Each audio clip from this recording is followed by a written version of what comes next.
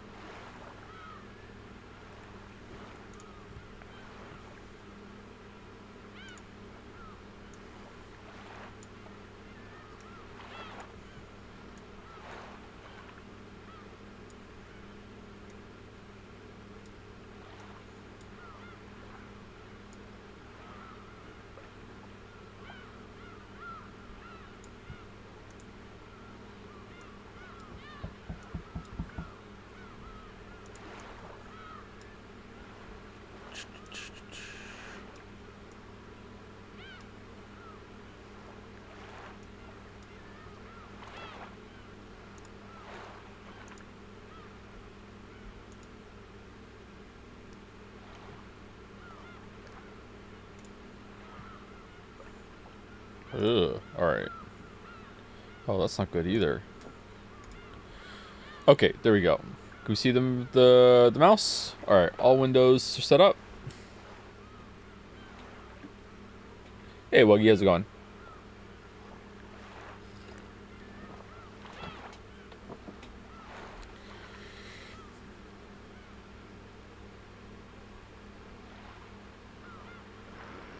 Oh, excuse me. Who do you hate more, Maria or Himiko? Oh, Himiko, easily. Maria's a kid. Himiko doesn't have an excuse.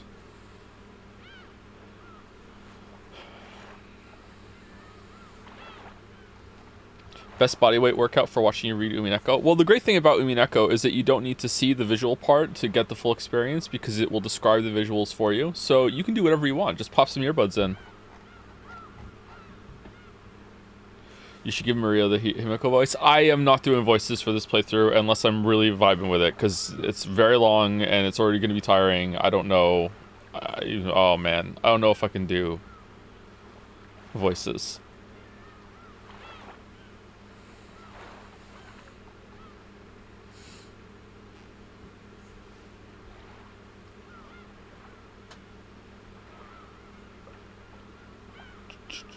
Hey Joe, I was mad about getting owned last Umineko stream, so I decided to rewatch the VOD at ×2 speed, and when I got to the part where you started to speak at ×2 speed, I kept the video at ×2 speed and was still able to understand you at ×2 speed because I could literally see the text you were reading at ×2 speed, and when you got back to normal speed when you were on ×2 speed before, you sounded pretty stupid trying to own me. Little did you know that you were getting owned yourself. Alright, thank you, Alligator. Thank you, Alligator. I got owned. Speaking of owned, there was a discussion between intellectuals upstairs before, while I was having breakfast. Leo was asking me, is it cheating to have a race with someone when you don't know you're in a race with them? And I said, what? And he said, Finn keeps saying we're having a digging race when he's already started digging, or we're gonna have a who can finish this drink race when he's already started the drink. And I was like, okay. And then they started bickering about it, And then I said to them, "Are you guys having a who's the stupidest competition right now?" And they just looked at me, and I said, "So who's winning?" And then Leo said, "Probably Finn, because he keeps cheating."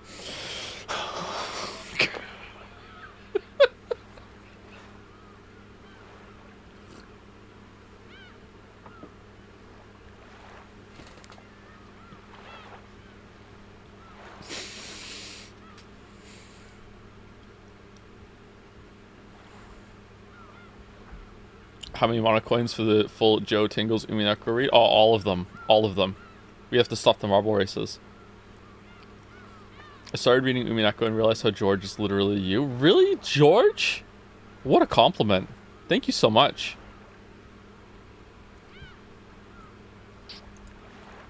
When George enters a room, everyone looks. When George starts talking, everyone shuts up and listens.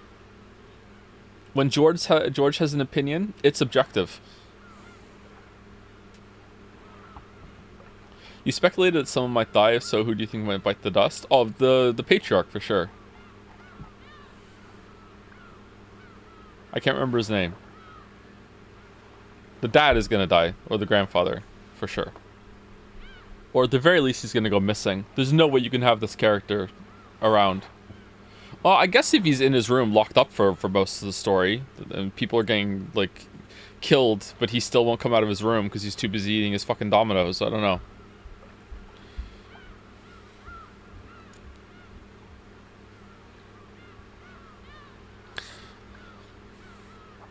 Anyway, in case you weren't here last week, let me do a recap. Previously on Umineko. Bitorichi! I am Battler. I am 5'11", a giant among my family. Hey, Aunt, what are these, boobs? Oh, there's my stepmom with my dad. Hey, stepmom, what are these, boobs? Oh, now we're on a boat. Oh, there's my cousin Jessica. Hey, Jessica, what are these, boobs? Oh, there's the maidservant that's really, really old. And she's going to come up to me and say, what are these, balls? All right, now we're on the island. Let's go talk to my other cousin who is super underage and make this really uncomfortable. When you're older, I'm going to come up to you and say, what are these, boobs? Oh, here's another maid. What are these, boobs? There you go. That was it. And then it got really good at the end. Oh, and then at one point, one of the girls turned around and said, do you think I just got boobs just so you could fondle them? I get it now, Umineko bros.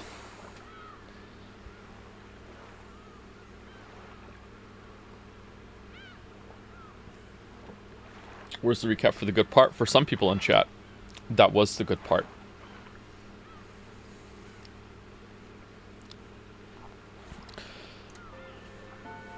Oh. Load. Load of.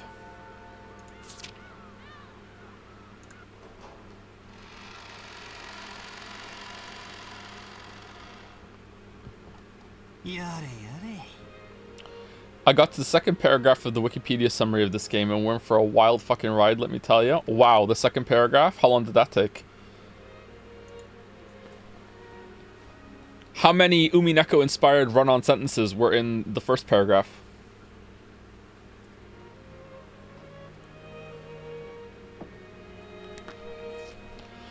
I would like to see the notes.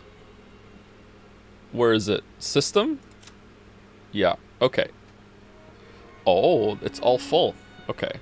There are 2 gaps, though.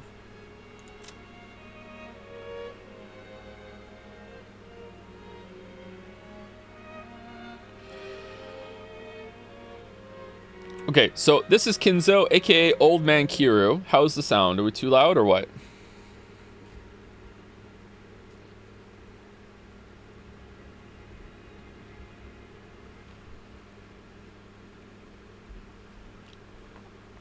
It's fine.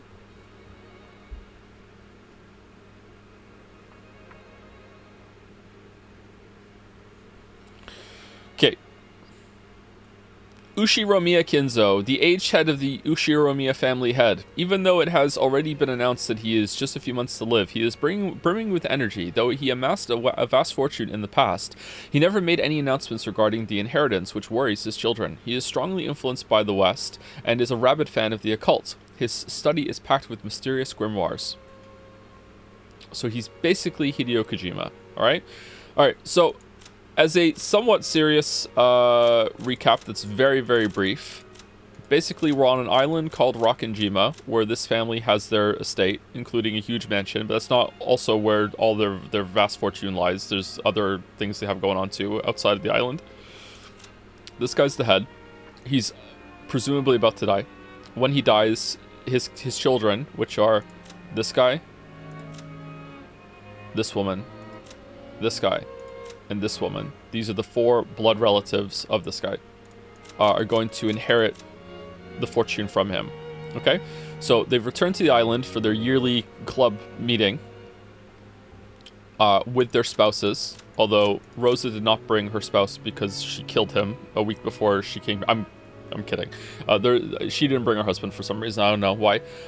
And they're come back to the island to have a yearly family meetup, but also this time to discuss the inheritance because he should have died already. And that's about it. That's all you really need to know. Except for maybe a couple of weird things with the servants. These two have said that they're oh, she has a tattoo.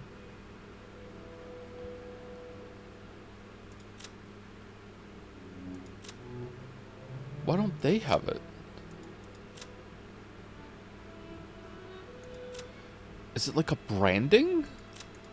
Anyway, these two have said some very disturbing things about how they're treated in here, but they're disturbing in a way that they don't even seem to really think that there's anything wrong with how they're being treated, although this guy seems pretty unhappy. They've referred to themselves as furniture. They've also... She was also completely willing to let Battler fondle her because he's an honored guest and she's just a maid. He didn't actually fondle her, though. He seemed actually really put off by it and really disturbed that he wasn't being called on his bullshit. So that's an interesting link so far. And also, at the end of the stream or the story, these 4... By the way, I'm doing this as much for me as for you guys, by the way, so I can, like, recap what happened last time, okay? And these 4 had a huge blowout fight at the end of the stream, because it seems like these two are this is the eldest son, and he lives on the island with her and their daughter, and it seems like they have already started spending the inheritance. It's not confirmed yet, but it seems like they've already started spending it even before he's dead. And these 3 are understandably very upset about that, even though they don't seem to be like the best people in the world. In fact, all 4 of them kind of fucking suck, to be honest. She is the best character so far, but she is the best character in a way that she's not like I love her, I want to hang out with her, I never want to hang out with this person ever, but she's awful. But she's the best character. She's the most interesting, she's the most entertaining. She absolutely hates her. Hates. Oh my god, she hates her. Okay?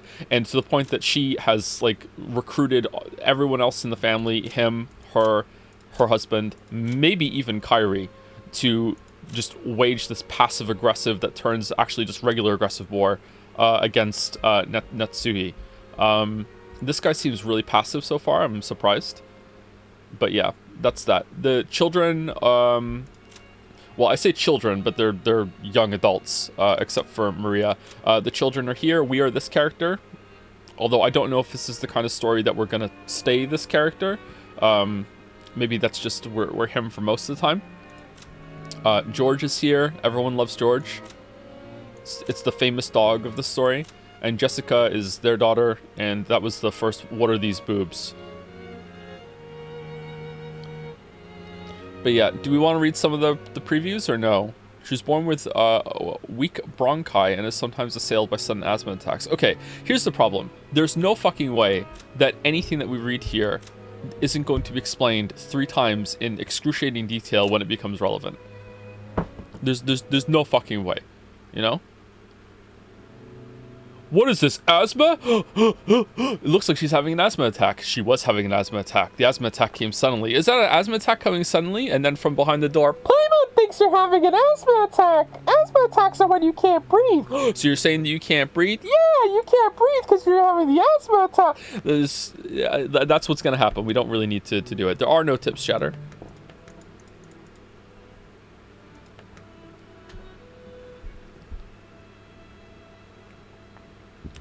Can we see the portrait of the not blonde girl? She's absolutely not blonde. Hey, she might be blonde when we see her, but this is clearly auburn. I don't know what the hell you guys are talking about.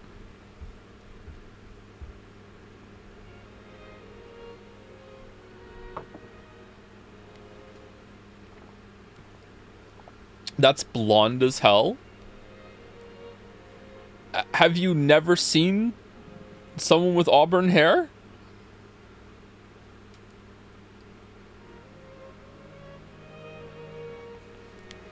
Objectively incorrect? Okay.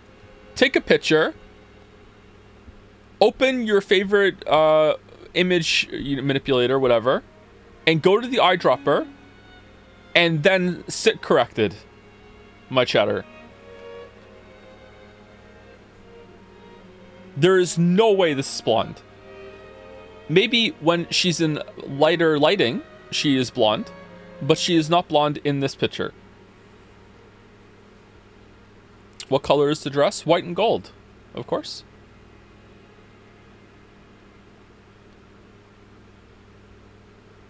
White and gold? Wrong. Okay, so we're about to get started for real. It's been 16 minutes, which is, par for the course around here. I'm going to say a quick thank you to any bits and subs that came in, but then today I think I'm going to take it a bit easy on reading chat, and we're just going to try and get through it, because otherwise we're never going to finish this not a game story. And I would like to move it along. So I might be a bit distant. We'll see. But if something catches my eye, I might want to start talking to chat. But we'll see how it goes. Also, I want to talk a little bit about IGUS because I think some people don't understand the point I was making yesterday, and I want to clarify because I just want to clarify. But I'll do that on Tuesday because that's not the Persona. This is not the Persona stream. Oh no, it's not going to be a fight. I just feel like I didn't make my point clear. It's not Chowder's fault. It's my fault.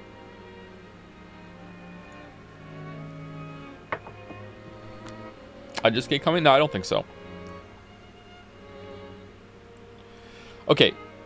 Who did I say thank you to at the end of last stream? I remember saying thank you to PSI Ness, Rhyme Scheme, and then Royal Flush right before the stream ended, I think. Or was it Rhyme Scheme was last? Just in case, thank you Royal Flush 9 for the resub. Thank you Jackie Hale for the giant jobs. Thank you Basic Lucky Fish. Ooh. Resay with hey, thank you very much. Welcome, welcome. Big Allen Gaming has resubscribed with a JPH point.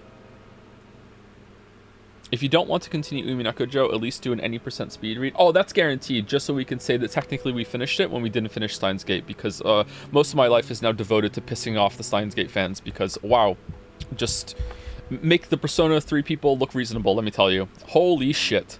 Thank you, Zydias guy, for the resub. Thank you, Dalmek, for the bits. Hope you enjoy yourself. Hope you enjoy yourself too, Dalmek. Thank you. Thank you for the bits, Mouse. Happy Umineko Day, everyone. Umineko. It's today. Thank you, Hoyle3 for the resub. Kolelex for the resub as well. To be honest, which streams are you looking forward to the most, Persona 3 or Umineko? I love all of my stream children equally. I enjoy whichever one I'm currently streaming the most. There you go. There you go. Thank you, Ironwrath, for the resub.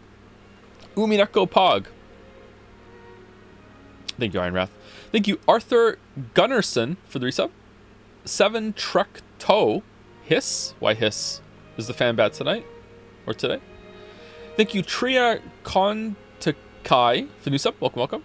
Thank you also to Durkashid, A Buff Baby, Ushiromiya Kinzo, with Bitorichi. Thank you, Da Balder, for the resub. Don't be confused. I'm not resubbing because of Umineko or anything. It just happened to fall on today. Baka. You don't like Umineko, Balder? I thought you might like this. Or is it, could have been Homestuck instead. Thank you for the bits, Pincerata. This stream has been my motivation to get through this week. So excited to see you play more of Chapter 2. Well, I hope it lives up to the hype. I'm excited to see new content. The genre is a bit too plain for me. Not enough weeby boob fondling. I get you. I get you. Okay. All right. Thank you, Finnick, for the resub. Thank you for going back to 5 days streaming. As mostly a VOD boy, I was starting to get overwhelmed. Yeah, 6 days I think is too much. If I want to pick up a game to perhaps speedrun, maybe I will do a 6th day and that will be the speedrun day. But if I do that, then I guess you're not really missing much if you're not interested in that, right? But we'll see. We'll see how it goes. Thank you, Gherkins, 10 for the resub. Thank you also to a Pepsi Addict for gifting out 5 subs. Thank you, Fatal Cutie, for the resub. Junie Day Dreamer has subscribed for the first time. June? Wikipedia Possum, thank you very much. Thank you, Lemon Dread, for the resub. Oh, people love the Beacharichi line. Thank you to Yankosek for the bits. Hey Joe, just popping in to say that I'm still stuck watching the first VOD, but I am enjoying it, and please continue streaming.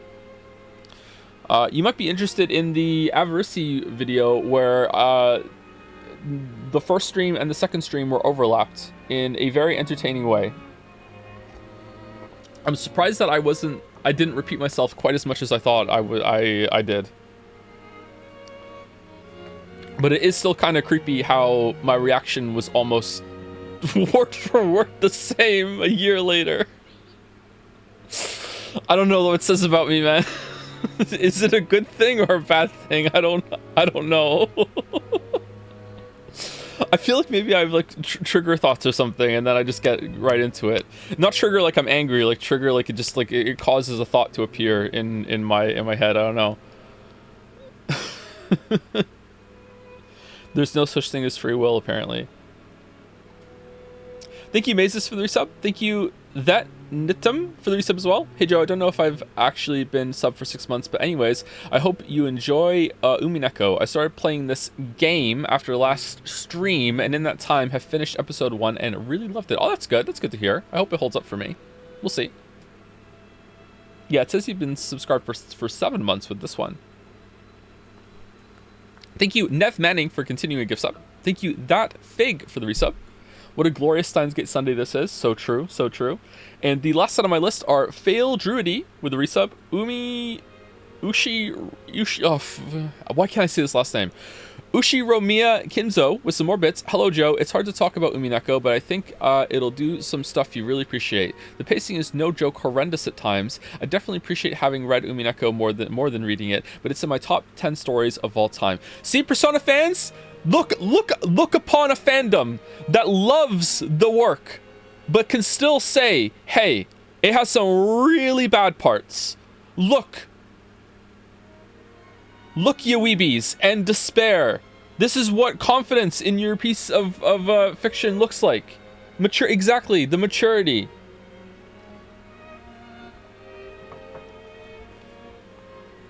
Amazing. To be fair, not just Persona fans, also Steins Gate fans, Xenoblade fans, Undertale fans, Steins Gate fans again, Persona 4 fans, Persona 5 fans, Danganronpa fans, 999 fans. What other weeb games have we played? Dinosaur King fans, yep. Subnautica fans. Yeah, Subnautica fans as well. 13 Sentinel. Actually, you know what? 13 Sentinel fans were pretty secure, but not as secure as the Umineko chads. Somnium, I don't remember Somnium fans being that bad. Ace Attorney 2 fans, I don't remember Ace Attorney fans being that bad either, but Ace Attorney is in the top 10 writing that we've streamed. Ace Attorney has really good writing, especially for a weeb thing, or weeb adjacent. Really? Yeah, Ace Attorney doesn't do the show then tell then show and tell again thing. It's pretty good in terms of like how it's written. Don't get me wrong, compared to a book it's still nothing. Sorry.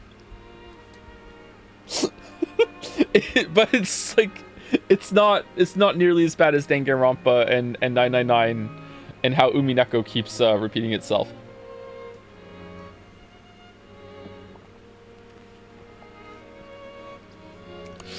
How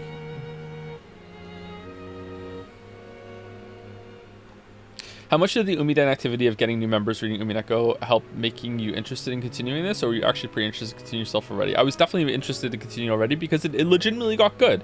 Remember, okay, I hope that this is a really good example going forward of look, I have a lot of flaws as a person, I have a lot of flaws as a streamer, whatever like that. However, I feel like I always engage in good faith. And I just hope that Umineko is like a basting example of this. How much relentless shitting on the joke VN did I do on February 29th last year? Just relentless shitting. I fucking hate it. Oh my god, it's so slow. Can something happen? Why is there boob fondling? Oh my god, how did it get good all of a sudden? And it's just like, wait, hold on.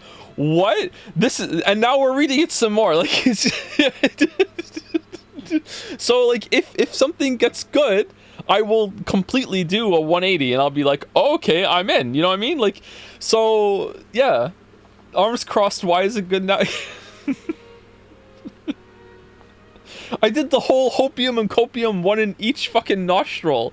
Like, do you know how owned I am? Do you know the size of the L I am taking just from continuing this, right? The gloating that Mouse got to do in Jadsea 2024 on Discord. Like, oh my god.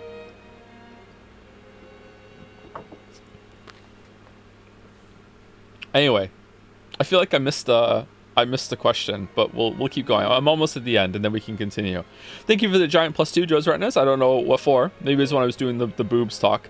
Thank you, Zorox, for the bits. Hey, Joe, do you know any spoilers? Plot twist you actually do. Many years ago, you replied to a comment on a VOD that contained a spoiler, but anything else? Probably best not to say on stream, but curious. Did I? I don't remember.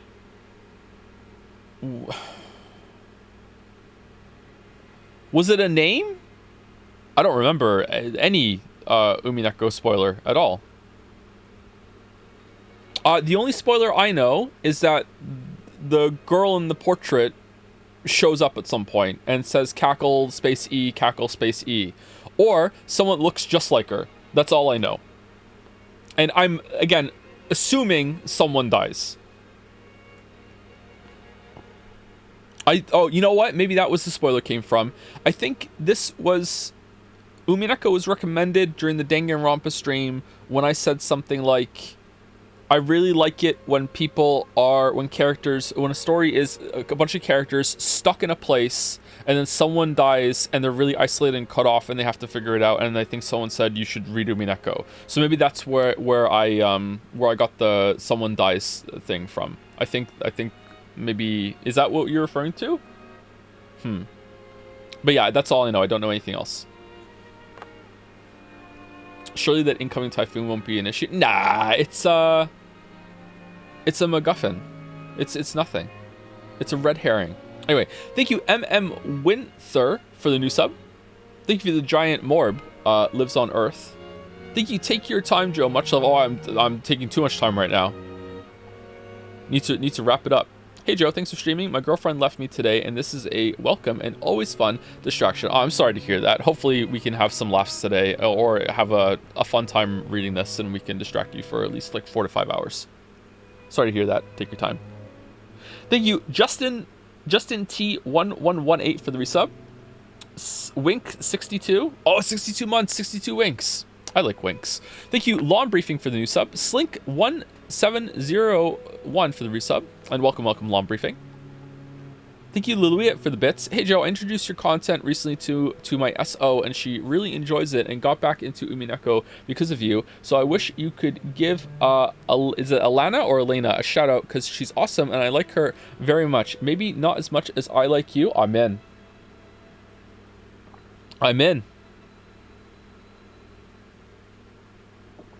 All right, shout out to Elena. I hate to be the one to break this to you, Elena, or some say Alana, but you're dating a weeb. You probably want to do a Google search to see. Read some weeb articles. Be careful you don't read too many, or lest you become a weeb yourself. But you might want to make an informed decision about, what you're doing. All right?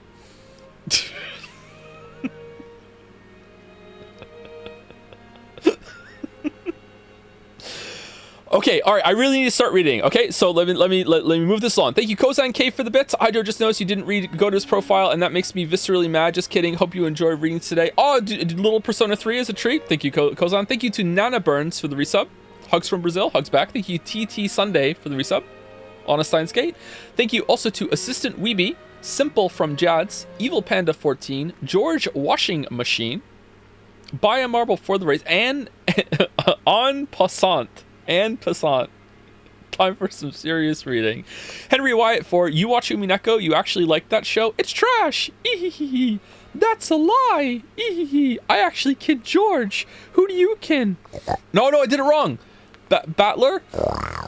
I did it wrong. I haven't done that in so long. How do I do it? I need to practice. I need to do it again another day. New spider noise. I still have it? Okay, good. I messed up the speech before it, though. Thank you, Some Mute, for the new sub. And, oh, a bunch of messages. Okay. Avarici is resubscribed with Joseph Anderson. I think we're on Joe at this point, right? I was watching your recent Persona 3 Reload streams, and I cannot help but notice that you are pronouncing the baby incorrectly in the Mass Destruction, originally Persona 3 OST song. It should be baby, not baby. You should say it like the B in bidet. No, the be in bidet instead of the B in Bikoi. Please correct yourself in the future so that you may fully enjoy the masterpiece that is Mass Destruction. Peace. Or pace. I guess that's why I'm not enjoying it. Yeah. If only we were playing the original with that syllable change back. Thank you, Eversy. Thank you, Mokai Sautome, for the resub. I began reading Umineko in 2008, and I'm still reading it when the game was still being translated. 17 years later, it still occupies a huge amount of my time, still a space in my mind and soul. Sorry, I'm just ad-libbing your message. I'm so rude. I'm sorry. Thank you for giving it an honest try, and I look forward to your adventure. I'm looking forward to it too. That maybe someday today in the stream we're going to be able to even continue. Just riff it over there. I'm sorry. A lot of people seem to hold this in high regard. Okay, and for real, I'm at the top of my list now. Okay, here we go. Thank you, Dorimart, for the resub. Hi, Joe. Unfortunately, I won't be able to watch your streams mostly live now because I can't stay up to 6 a.m. to finish it, so I can only watch Umineko streams live and VODs for Persona 3. Probably a good choice. Just letting you know that love your streams, by the way. Oh, thanks, Dorimart. Hopefully the VOD experience is it holds up. You don't have to be here for chat. Is it more exciting to watch live? I guess so. Anything could happen live. There could even be a huge argument. Thank you, Acer Sasha, for the resub. Thank you, Tastiest Apricot, for the bits. Thank you, Not Even Close 23 for the new sub. Welcome. Welcome to the Umineko Undercourt? I don't know. I don't know one that begins with a U. And thank you, Cold Ronald, with a cold French fry. And Joe's VOD Enjoyer. And Jelly with a raid. And that's it. Here we go. Thank you, Jelly. Here we go. All right. Oh, there's a marble? Not play it myself, but did you ever expect the witch girl in painting to not show up? I didn't even know there was a painting. Like, I redeemed a marble. Is Dinosaur King a valid choice? I mean, if you want me to sit down and deliberately watch all of Dinosaur King, I already have it on DVD. So, like, I guess so if you want to. I've seen some of the episodes of that already because Leo likes it. What the fuck is that? Dinosaur King is what you want to be. Yeah, make your move. Come on and make your move. Alright, here we go. Prehistoric dinosaurs aren't extinct anymore. See them fight, watch them roar. Watch out because they're right next door. Do. The past is in the present. Do. The time is twisted upside down. Do. These fossils are colossal. Do. Only one can wear the crown. Dinosaur King is what you want to be. Yeah. I love that show. Some episodes, huh? I mean, Leo's watched it, I think, all the way through twice, but I haven't sat down and watched it all with him. Are you really doing Dinosaur King?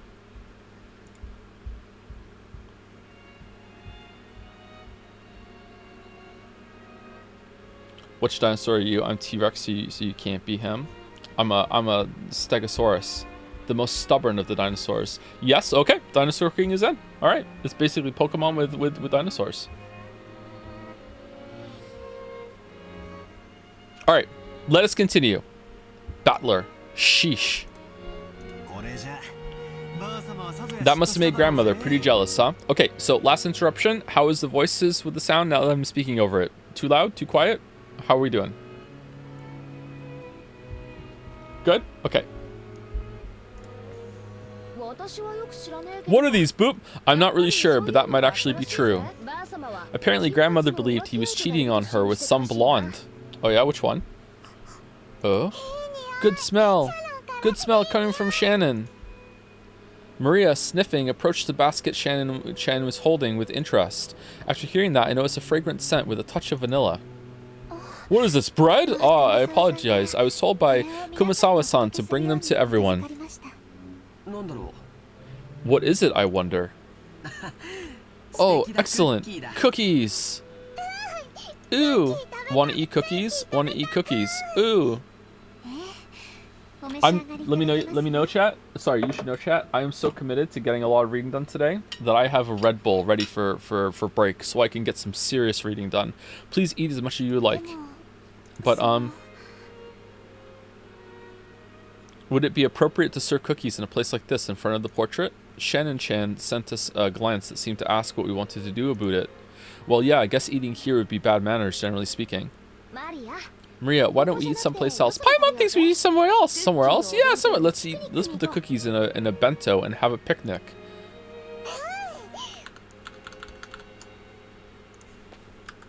Bento.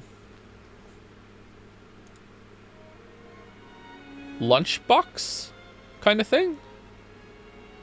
Oh, apparently this is a catch-all term for a bunch of different things. All right. Have a picnic, have a picnic. If we can eat cookies, let's go. How many cookies are there? Yeah, let's go get some fresh air. We shouldn't stuff ourselves right in front of the witch. That's right, didn't we say we wanted to go down to the beach in the first place? Let's go, let's go. Shannon-chan. Sorry, but could I ask you to get us a blanket to sit on and some flasks of tea? Right. Certainly. You're so thoughtful, George. Shannon-chan received her instructions and gracefully bowed before retracing her steps. We headed for the beach on our own. Everyone headed for the entrance in a group, going to the beach. Feeling as though that witch was staring down our backs, I turned around once more. Ooh. Battler, you still don't believe? Can I see the inscription? Nope, I believe. It'd be so much cooler that way. The golden witch Bitarichi gave grandfather 10 tons of gold. And that gold might be sleeping around here somewhere. Besides, didn't grandfather write that strange epitaph as though challenging us to find it if we can? I'd say that kind of adventurous story is way better. 20 billion yen worth of gold, huh? Even if we split it up between the four of us, that's still a ridiculous amount of money. Who's splitting it? 5 billion yen for each of us. Well, you get more, George, because, you know, you're George. Incredible. With that kind of money, you could probably make any sort of business prosper. In fact, we could live our whole lives fabulously without working at all. Okay, so you understand the importance of an inheritance, and yet you still think you can make it on your own. Okay. Ooh. I don't want 5 billion yen. I want cookies based. Wow. Maria would take cookies over money. So would I. Still, 5 billion yen. That's like a dream.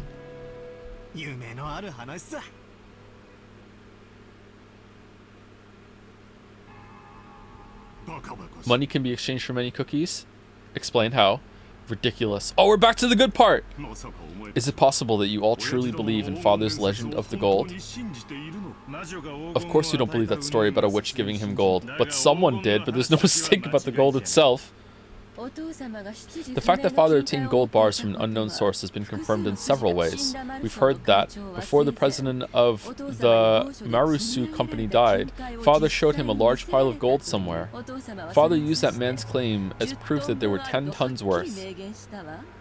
That's just nonsense of a senile old man. Along with Father, he was just fabricating a story. You can't take it seriously. If that gold didn't exist, he wouldn't have been able to gather so much funding.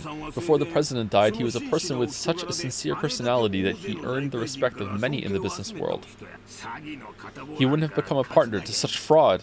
And speaking of fraud, and Aniki, the president of Marusu, definitely saw it.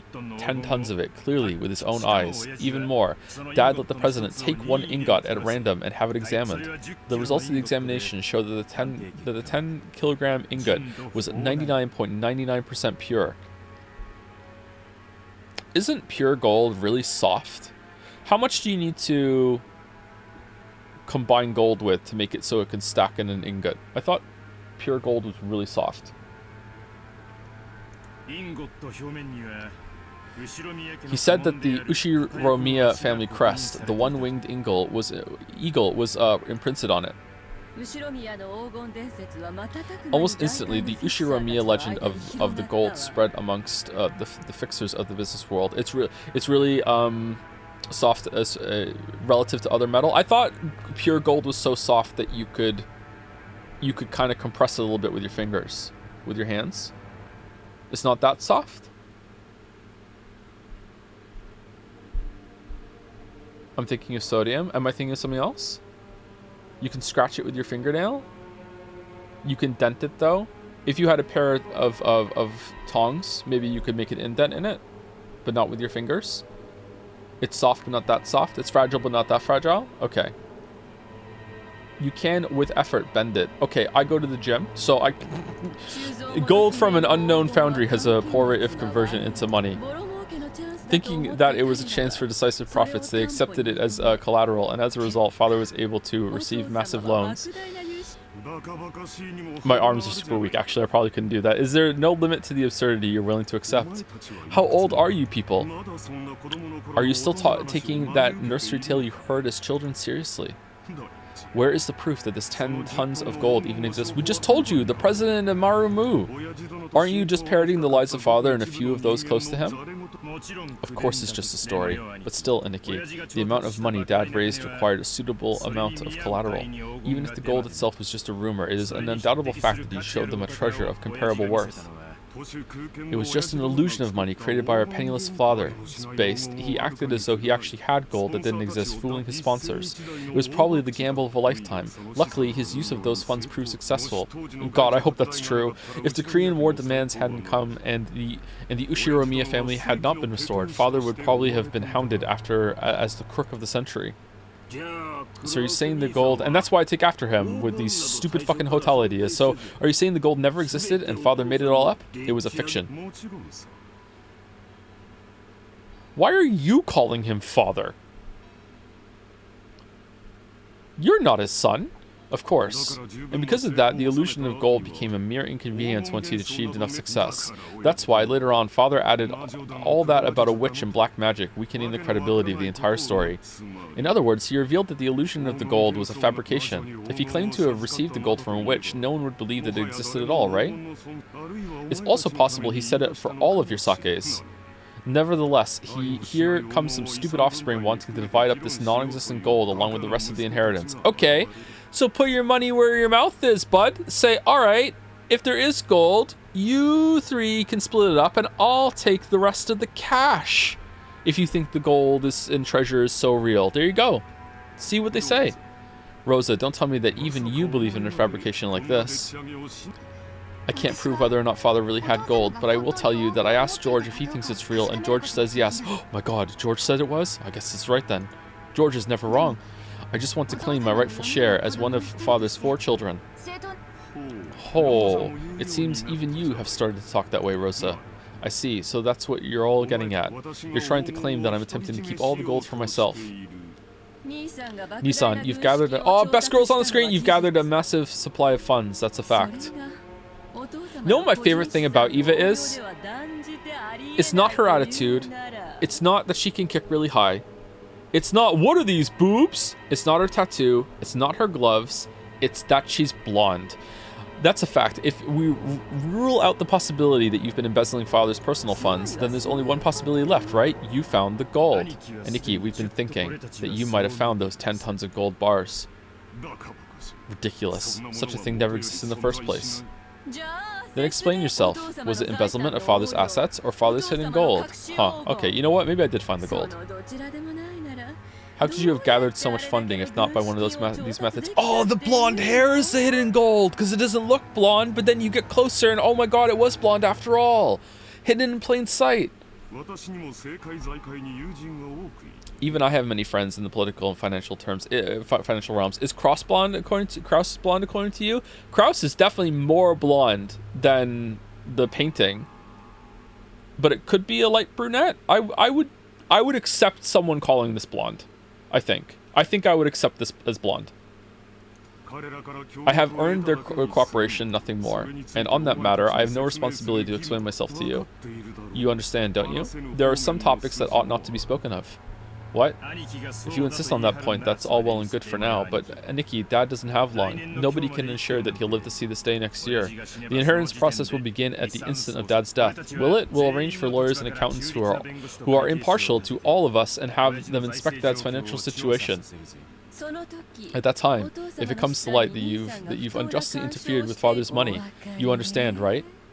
Will eat you. I don't have a clue what you're talking about. You're starting to make me feel as indignant as my wife was. Of course, Father's gold is a part of Father's fortune. Why are you calling him Father? We understand it's money you can't reveal openly. But the 4 siblings should have an equal right to it. Yoshi, make you like your name and hide. You shouldn't be talking. Only blood relatives talking. In other words, we're gonna have your financial situation investigated as well as Dad's to determine whether you're hoarding the gold or not. Isn't this a great opportunity? Right now, prove the existence of your so-called support from friends and acquaintances. That way, we can sportingly apologize for foolishly doubting you. Right, Rosa? That's right. Krasny-san, you are the one who's dodging the issue. If you were guiltless, wait, you could just prove that you were in the right, but you aren't even trying to do so. However, Nikki, we still have to consider your position here. As Dad's representative, you're probably bearing a larger share of the burden than we are. We've been living terribly relaxed lives until now, so it wouldn't be fair for the rest of us to complain without taking your efforts into account. Oh, it seems you cannot make up your mind whether to flatter me or slander me. Please get to the point.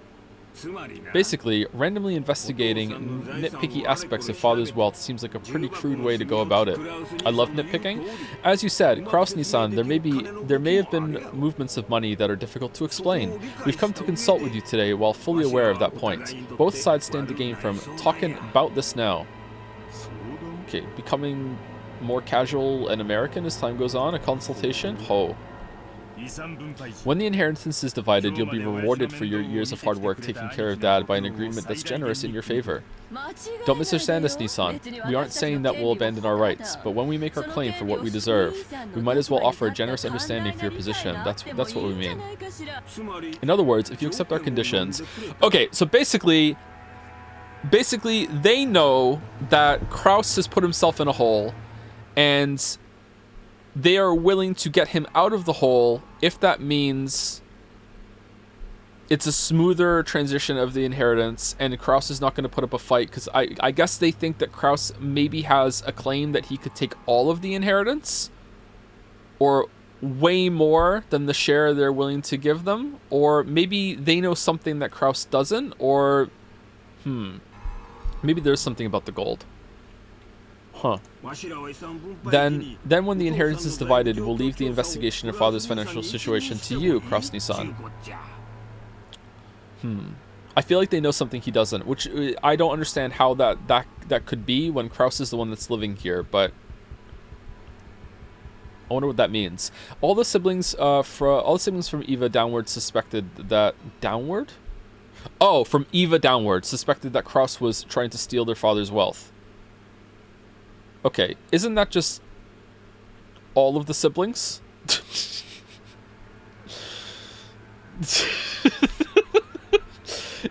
Couldn't we just take this away?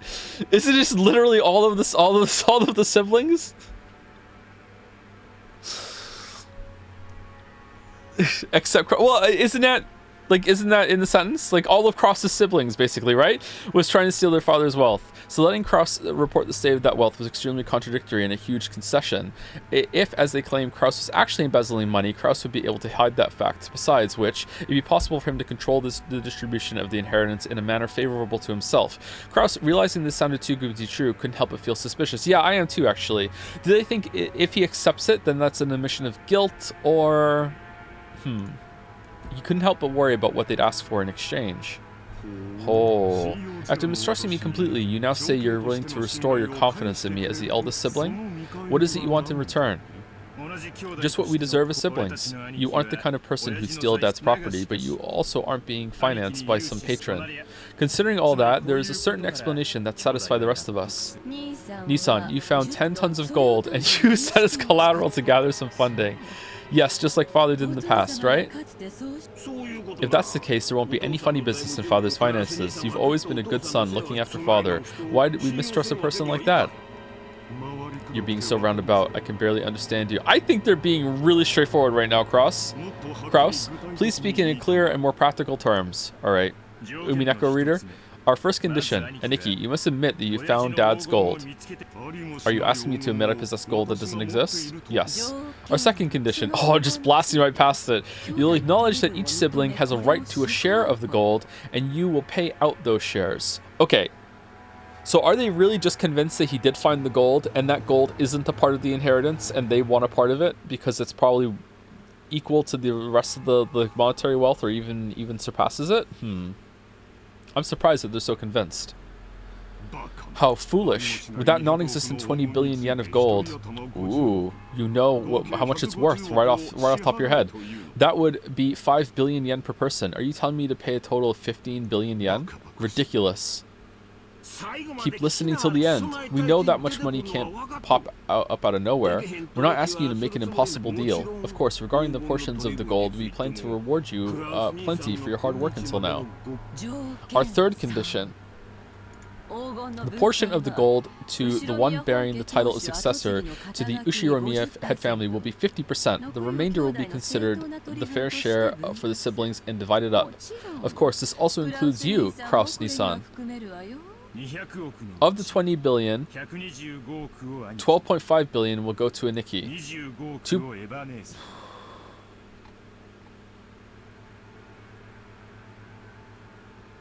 That's not... Am I dumb? 12.5 billion will go to Ava Nissan. Sorry, 2.5 billion will go to me, and 2.5 will go to Rosa.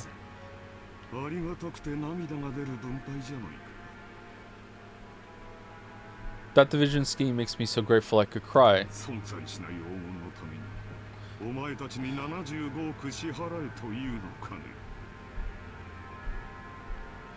50% plus another one? Okay, so as Ushiromiya head family, that is considered another entity than being a sibling. So he gets the Ushiromiya head family share and a sibling share. Okay.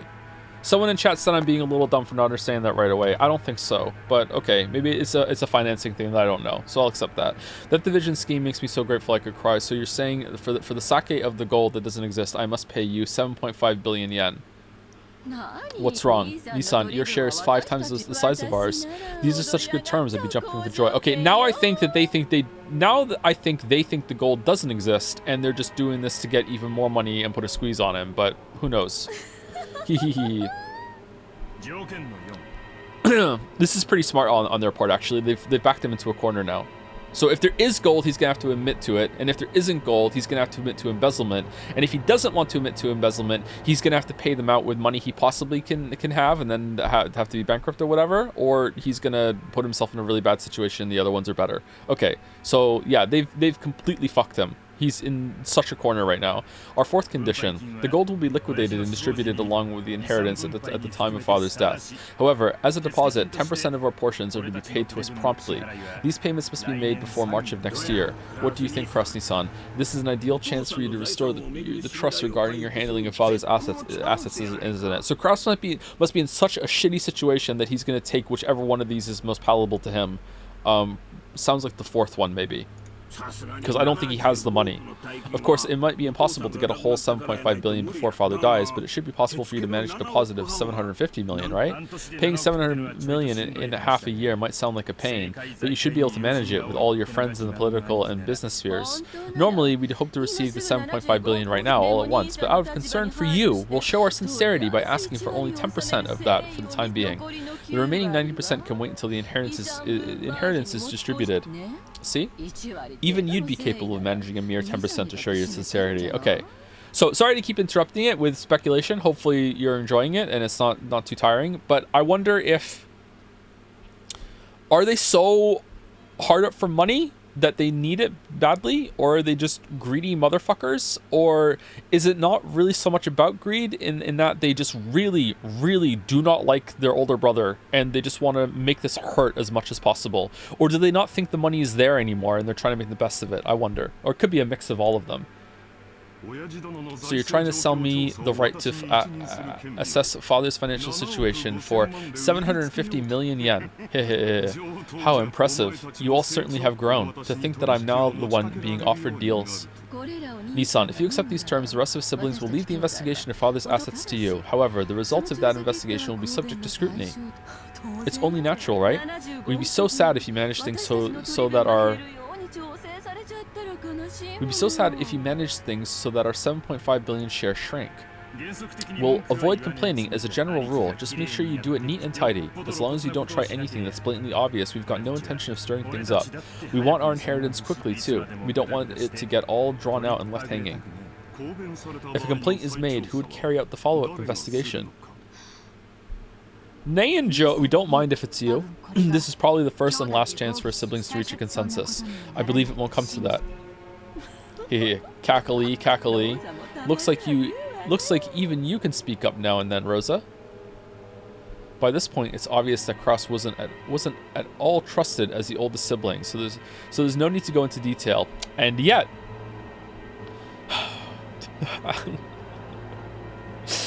the scene is so good, and then here's just a nugget of shit. I'm sorry, I know it's nitpicky when it like to be like, it's just one line, who cares? But at the same time, it's such an unnecessary line. God damn.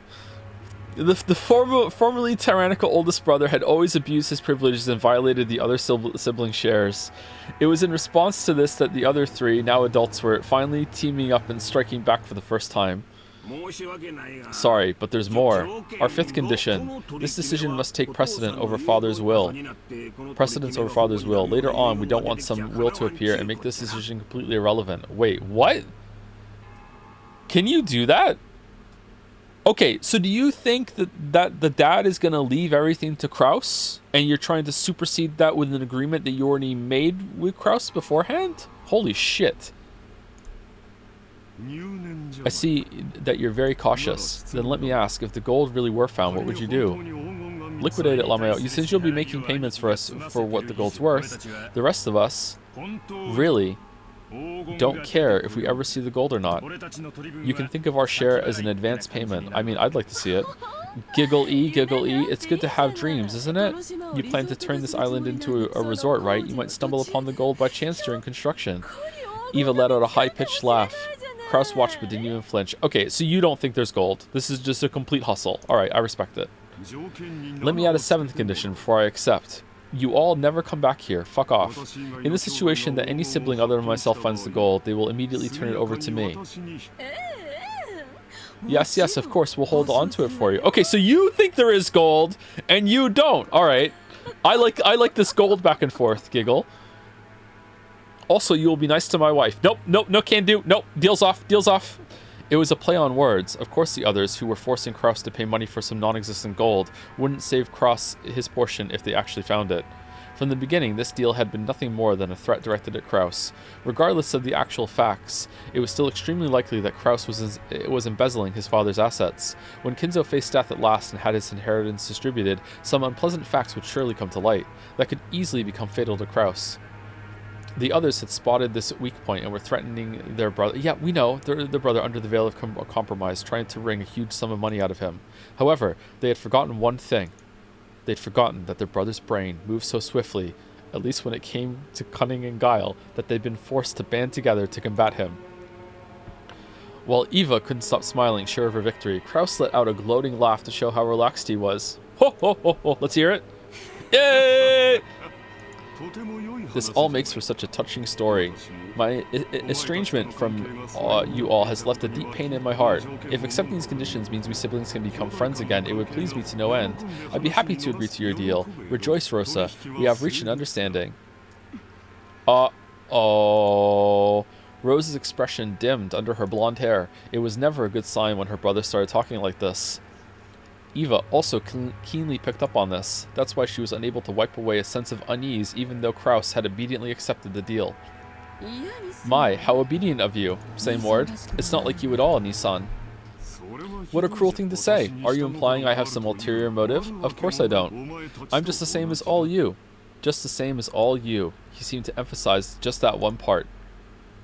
The color of Rudolph's face darkened. To him, it sounded as though Kraus was saying, I have a plan similar to yours. Yeah, okay. So Rudolph panicked. His nose started to glow. He rushed to bring this nearly resolved discussion to a conclusion. Then we're good. So, Aniki, would you mind signing here? This is a written contract summarizing the discussion we've just been having. There's one for each of us. Everyone will sign for the same contents. Rudolph took 4 written contracts out his breast pocket that had the details of their deal written on them. The 7th condition you propose will, of course, be added right now. Don't worry about that. Aniki, need a pen? Rudolph took a fountain pen out of his breast pocket and offered it to Kraus. What are these, boobs? Kraus made as if to accept it, but then, with a small laugh, he drew back his hand without taking it and spoke. Actually, in order to ensure that this agreement is properly executed, I'd like to propose an amendment on just one point.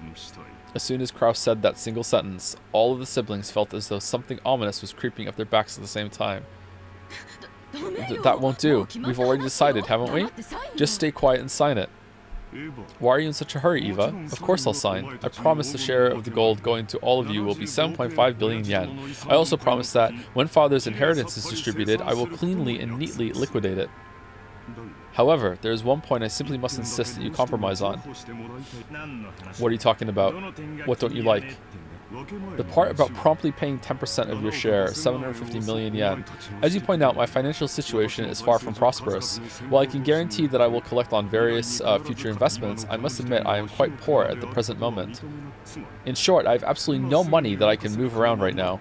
I am incompetent and my business sense is dull. Since I am the loser you all claim me to be, I don't have the power to move 750 million yen in just half a year. That can't be true. Are you trying to deceive us with such a half-baked trick? Hey, you're the one who said it. You're the one who said that I'm short-sighted and I was too early. Just your words. At the time of the division of the inheritance, I will liquidate everything at once. Remove the condition that I must pay you 10% in advance. That is the only condition under which I am willing to sign. Krasny-san, that 10% is nothing more than a number to measure your sincerity, isn't it? All things being equal, you shouldn't have any room to negotiate at all. We're doing you a huge favor by offering to let things slide for just 10% in good faith money. Now that we've explained that, you rejecting our offer would seriously damage our trust and relationship, right? Okay, what kind of argument is this? If he doesn't have the money, he doesn't have the money. Hideyoshi had a humble expression on his face and was rubbing his hands together, but his eyes weren't calm at all. Kraus had already seen through to the shadow in the depths of those eyes. Humph. Why are you all in such a rush? Or could it be that you're afraid of something? Rosa, won't you tell me alone? Secretly, so the rest of the siblings can't hear. Oh, it's not as though I... Quit it, Aniki. All we're asking is whether you're going to sign or not. Just forget about making any strange deals or any other suspicious moves. Oh, you say I have no room to negotiate? Are you trying to claim that I am in a weak position, which therefore puts us in an unequal relationship? Shivers began to crawl up Rudolph's back. He began to feel himself getting overwhelmed by the height of his brother's completely insurmountable wall. He was 5'10", and the long shadow that existed since they were children. If only Battler was here. Shouldn't deals be made between those on even footings? From my perspective, this deal will help restore a long-lost trust of my younger siblings and deepen the love between us. It's an old problem that's been eating at me, and one I would prefer to resolve as soon as possible. I would be overjoyed if we could resolve it today. However, it seems I'm not the only one who'd be quite glad to close this deal quickly, am I wrong? Kraus stared at each of his siblings. They avoided his gaze with animal-like instinct. Only Hideyoshi was slow in avoiding it, because he wasn't one of the siblings. So he was caught by Kraus's gaze. Hideyoshi-san, I hear your company has been doing extremely well lately. At a brisk pace, it went public, and both its track record and its stock prices have soared. I am truly jealous. We aren't here to talk about my husband. But your husband is here to talk. However, it is unfortunate you have neglected your stockholders. It's even more unfortunate that you were unable to solidify your base when you became stock listed. Before you realized it, some bad-natured colleagues of yours had bought up a huge share of your company's stock, right? I'm one of them. How could you know about that? The same way you knew about me. If it's possible to collect evidence proving that no one would offer a loan to me, then it's possible for me to collect evidence on you. Is it really so expected as that? Kraus grinned broadly. In contrast, Hideyoshi's face was rapidly turning pale. Hideyoshi's company was a restaurant chain management company that he'd started from nothing. Doubt? So doubt, thanks to Hideyoshi's management efforts, the company had achieved success repeatedly, expanding its range, and a petition to make it a stock-listed company had recently succeeded. The greatest advantage of being in the stock holding system is that you can sell stock certificates and gain a large amount of financing. That amount tends to be far greater than a business's normal profits. So this is an extremely effective way to gather massive funds to expand a business even further. However, in exchange for financing the company, the stockholders gain certain rights. They're given rights to allow them to observe and guide the company they've invested in, leading to profits even greater than their original investments. This kind of situation always seemed kind of fucked up to me. I guess it must really be worth it. This right is guaranteed to the stockholder. I know very little about business, by the way. This right is guaranteed to the stockholders, and they sometimes use it to dismiss ineffectual management. The right allows them to keep an eye on management and prevent the money they've invested in the company from going to waste. However, if they use it forcibly, they can eject the former management and take over the company. After all, dismissing management and nominating new management are powers held by the general body of all shareholders. That power is determined by the majority decision of the stockholders, and people who hold more stock get to cast more votes. In other words, if some person or group holds a majority of the stock, they can freely chase out the old management and make the president anyone they'd like. If they want, it's also possible for them to make themselves president. Most companies take various defensive measures to stop malicious people from buying up their stock and threatening their position, like ensuring that lots of stock is bought by those close to them, such as company employees. However, Hideyoshi's company had only recently become stock listed, and he hadn't had time to strengthen those defensive measures. Or maybe Hideyoshi was so engrossed in the management of his company that he couldn't properly understand the dangers of being stock listed. It's hard to say whether he should be viewed as a kind-hearted manager immersed in the work of management, or a foolish manager who had his feet swept out from under him. But either way, Kraus is now his boss. In other words, there existed some people who wouldn't let him get away with that naivety unscathed. They began repeatedly buying up stock in Hideyoshi's company, rapidly gaining such strength that they couldn't be ignored. They then sent anonymous documents to the shareholders in an attempt to gain control of a majority. The documents read, "The current management continues to make pointless investments and is ignoring the needs of the stockholders. Let us force the current management to retire, cut the current wasted investments, and let this company be born again as one that gives more back to the stockholders." That seems pretty fast. It's very difficult to make the actual state of a company's management known. The fruits of Hideyoshi's sleepless nights and constant concern for his company were cruelly distorted, and he lost the trust of his stockholders. Thanks to these efforts, this group had almost collected a majority of the company's stock. At that point, even Hideyoshi noticed and started to buy back the stock, but the stockholders really realized that the company was undergoing an acquisition maneuver, and each demanded a ridiculous price for the shares that Hideyoshi was trying to buy back. They continually tortured Hideyoshi, who had no leeway in the negotiation of the price. One of the certainties of capitalism is that the price will rise when two parties vie for the same thing. So true. And one of the certainties of democracy is that the majority controls everything. So in the end, whoever manages to buy up the most stock wins. Put another way, whoever has the most money wins. Unless Hideyoshi could obtain a large sum of money at this critical time, he could easily lose all he had built so far. Therefore, more than anything else, he wanted a lot of money right now. I want to go to Tatari. He couldn't wait for the division of Kinzo's inheritance since no one knew when he would die. And you, Rudolph, have been in quite a lot of trouble lately too, haven't you? You always hear people say it's terrifying overseas, but it seems it really is true. American trials are settled quite emotionally. They never hand down generous judgments to foreigners. Is Kairi still here, being quiet, or did she leave? Nanjo left. Is Kairi still here? Weren't you advised by your lawyer that making a settlement with the other party would be more economical in the long run? Oh, did. What's this?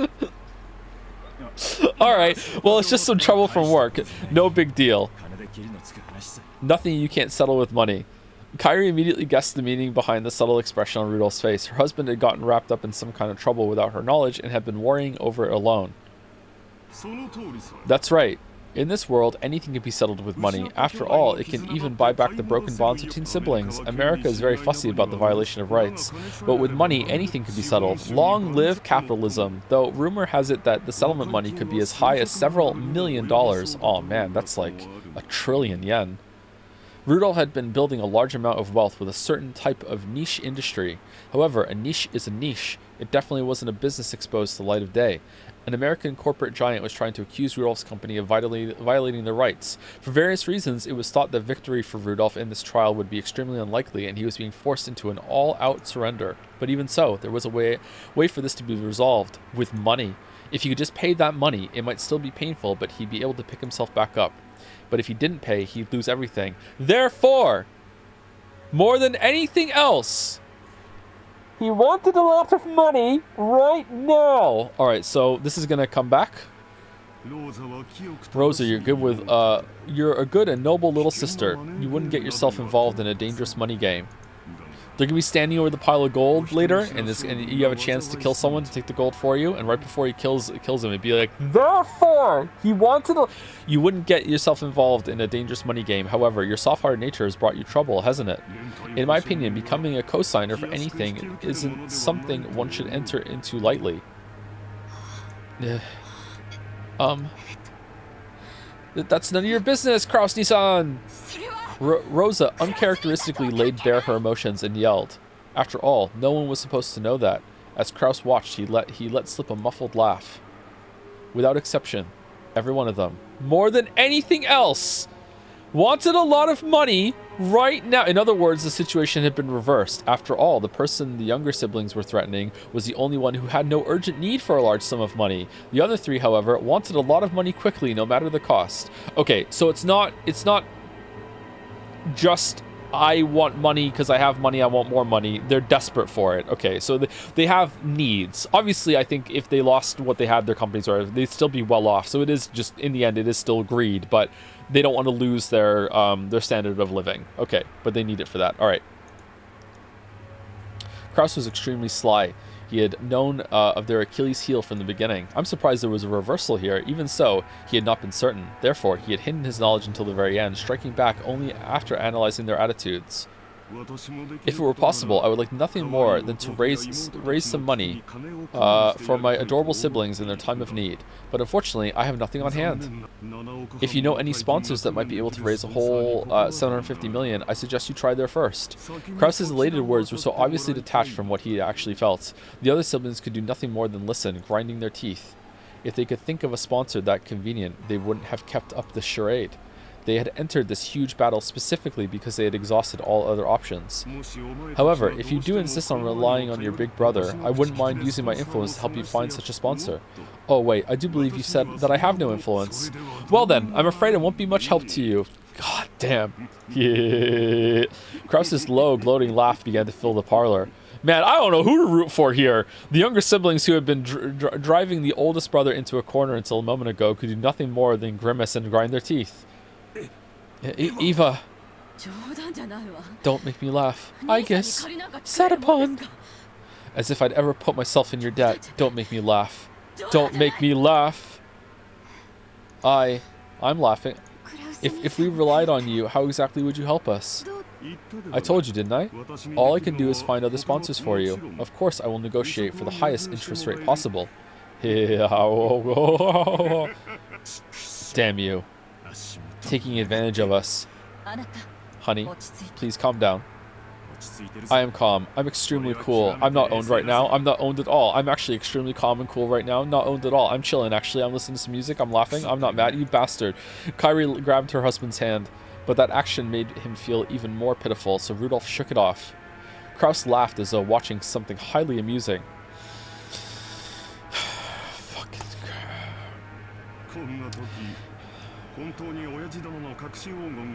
had a chance for a nice simile there, but nope. We're just gonna plain fucking boiled rice fucking language. Okay, in times like these, it certainly would be nice to find father's hidden gold. If you did, you could split up to 2.5 billion yen portions right now. How sad, how very sad, how extremely, totally, truly, hopelessly sad. Tonight, let us all drink together, as we solve the riddle of Beatrice's epitaph and discover the location of father's hidden gold. Tonight, let us... Oh, sorry. If we four friendly siblings work together, there is surely no puzzle we cannot solve.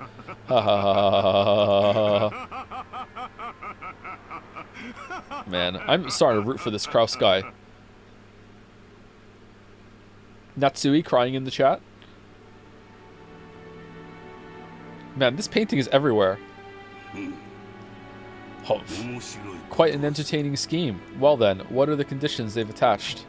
Well, whether or not Kraus-sama actually discovers the gold, he'll pay Iba-sama, Rudolph-sama, and Rose-sama a total of 7.5 billion yen for their shares. Okay, so they signed? Or what? Alright, so Canon is reporting to Kinzo? However, 10% of that will be paid before March.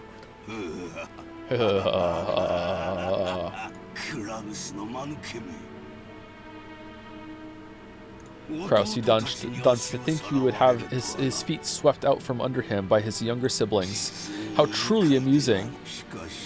It sounds as though they tripped when going in for the kill, yes? Pin? Oh, hey, Greg. Do you think Joe would let me guess and do voiceovers with him for this game? Oh, that would be fun.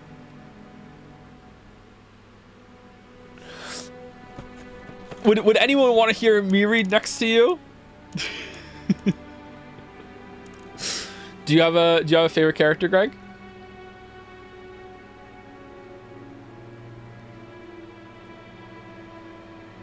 I want to watch Joe get outplayed.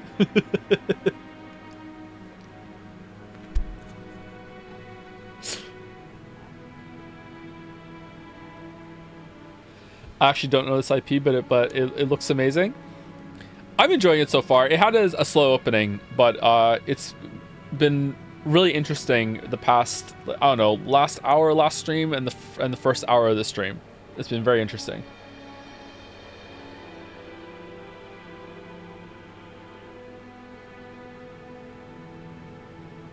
Don't worry, it'll be slow later too.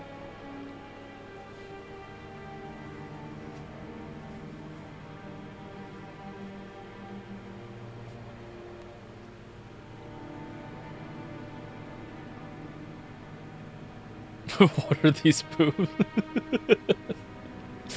What time is it actually? Where are we at? Alright, we've been live for an hour and 16 minutes. Yeah, so I think it's been about, we've been reading for a little under an hour, right?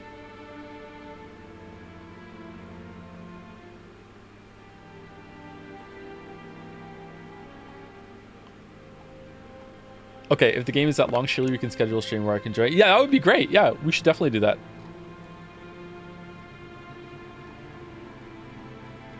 Are you on Discord, Greg?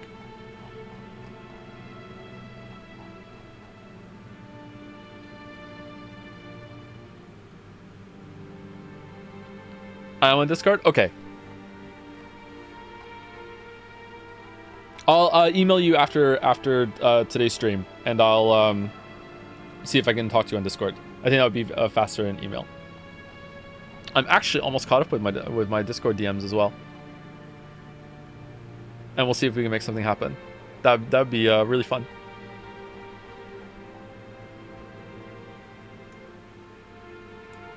I'll join your server. Oh, that'd be great. Oh, awesome. Thanks, Greg.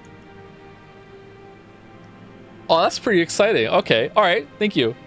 Okay. All right. All right. I'm a little stun locked. Okay.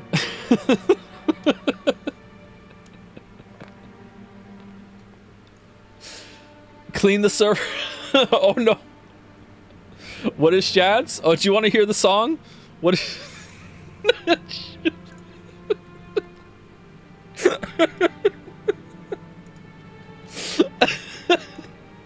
Can someone link the Dragon's Den real quick so I can play it? What is Jads?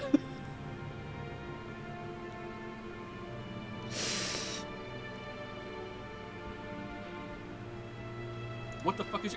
How are you... No, not that one. Not that one. The song.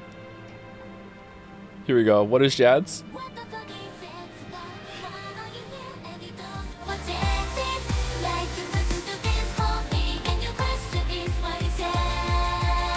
What do you mean, what is Jads?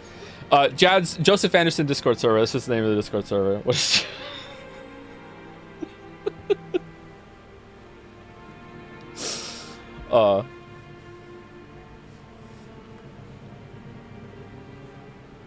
Okay, that's exciting. Anyway, let me continue. Let me continue. Hold on. Let me get my window. All right.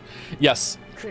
Kraus-sama exposed the fact that Iba-sama and the younger siblings all have an urgent need to get money. Humph. Is there even any need to expose such obvious facts? That irresolute, incompetent man? Irresolute. Am I saying that right? Irresolute. Irresolute. Irresolute, not irresolute. Irresolute. Irresolute. Irresolute. Okay. What are they doing now? That conversation has been put on hold for the time being. Now, Beatrice Sama's epitaph is being discussed. So they're trying to solve the riddle and find out where my gold is hidden. So there is gold. Yes. Okay, I wasn't expecting Kanon to report to Kinzo. Kinzo set down his spectacles and snorted. Will the miracle be fulfilled first, or will those fools expose the gold first? What a show this will be. At the very moment those fools solve my puzzle, I will suffer utter defeat. They can suck my corpse down to the last fragment of bone. The greed of fools can allow great magic to bring forth a miracle, and yet, if the fulfillment of the miracle comes first,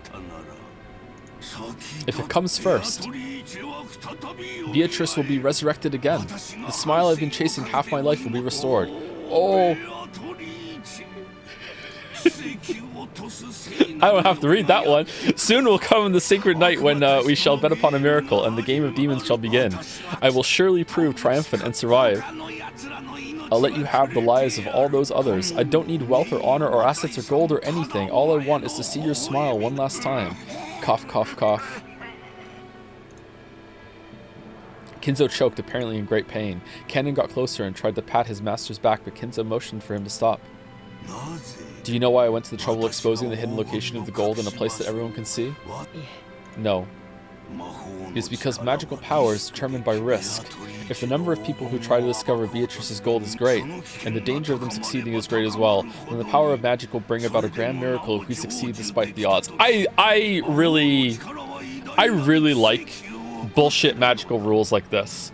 Like, there was an idea for a magic system that I had for a story that I want to be a game, actually, which was that one of the laws of a magic spell is that no matter how powerful it is, there must always be a way to undo it or circumvent it, you know? And like whoever's casting the spell can also take a lot of pains to make that as difficult as possible, but there must always be, no matter what the spell is, there must always be a way to like fight against it, no matter like how unlikely it may seem. I love shit like that. In other words, magic is a game. It is not the case that the one who performs the best becomes the victor. The victor performs the best because he has been granted magic. Do you see? It is similar to how the miracle of life can be granted only after winning against the divine odds of several 100 million to 1. Is this a little difficult for you? My apologies. That's fine. It all comes down to this. I will give all that I have built up to the one who solves the mystery of Beatrice's epitaph. Man, they love showing chandeliers in this. Wealth, honor, gold, and the inheritance of the Ushiromiya family, everything that I have established. My children certainly aren't the only ones with the right to attempt to solve this riddle. Anyone who solves the riddle will have the right to gain everything, even you. Yes, however, I couldn't possibly understand such a difficult riddle. Of course, I made it difficult, but you must try to solve it as well. That will form the seed that summons the miracle of my magic. If everyone attempts it and everyone fails, that will be that. However, if the miracles come together and give birth to magical power, it will happen. Beatrice will revive. That is why you must attempt it too. Everyone must attempt it, and in doing so, they will give strength to my magic. Do you understand? Yes, I will try. You know what? I believe him. For a long while, Kinzo repeatedly muttered to himself, agitated and clutching at his head. Kanon stayed where he was, alert and unmoving, until he was given the next order from his master. Kinzo eventually realized this. Very well. Leave me. There is a bag of sweets on the liquor cabinet. You can take some with you as a reward. I'm fine. Okay, so has the insignia. Not every servant has the insignia. Is this a bastard child or bastard grandchild? And Shannon is as well? Or, like, I'm surprised you let him in. So because you let him in, is it, like, trusted servants get the insignia? Or is Kanon and Shannon, they're definitely related. Or is Kanon and Shannon, are they Genji's kids and you consider Genji family? After all, I am furniture. Yeah, there's the creepy furniture line again. So furniture doesn't eat sweets? Well, I suppose it stands to reason. In that case, leave me. Yes, excuse me. Furniture does eat sweets. The little candies can fall behind cushions all the time. Canon bowed and left the study. As the door closed, a heavy locking noise sounded out.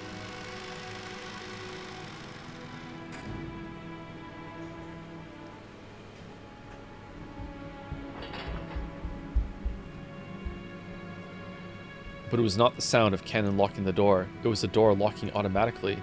No one could enter without Kinzo's permission, and once they left, they could not enter again. Okay, definitely setting up a locked room mystery. It was a mechanism that Kinzo, unable to trust his blood relatives, had created to seal himself up in his own study and isolate himself from the outside world. Does he have a bathroom in there? He was already unable, or at least a sink. He was already unable to trust anyone accepting. He was already unable to trust anyone accepting. Not the children who shared his blood, but those... Okay, but those servants who called themselves furniture.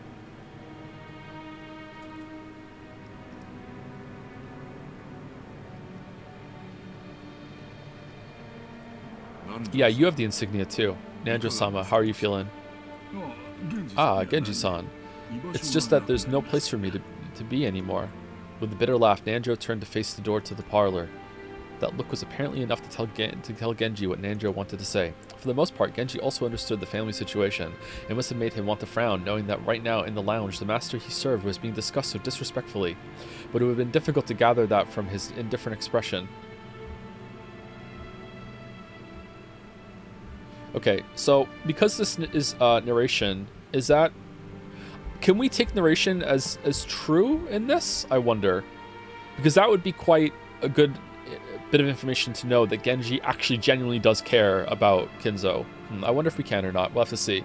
But it would have been very difficult to gather that from his indifferent expression. Still.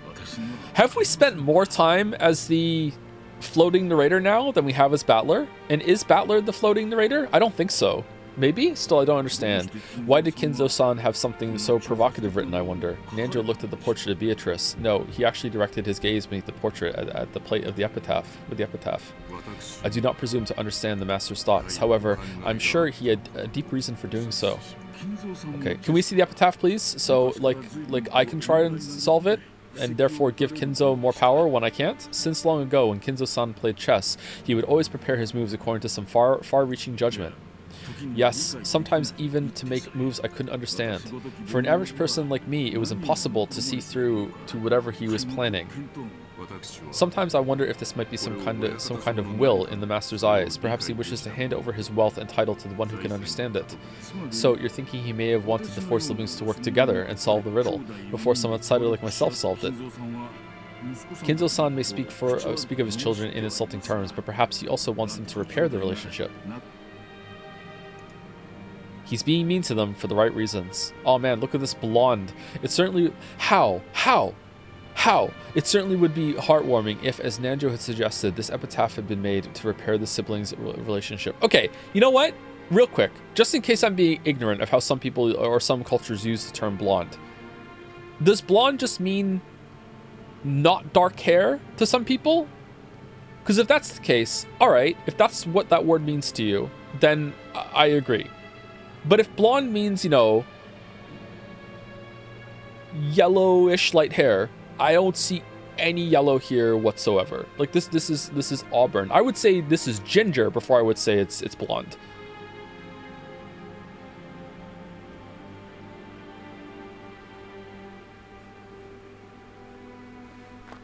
You're colorblind, Joe? Really?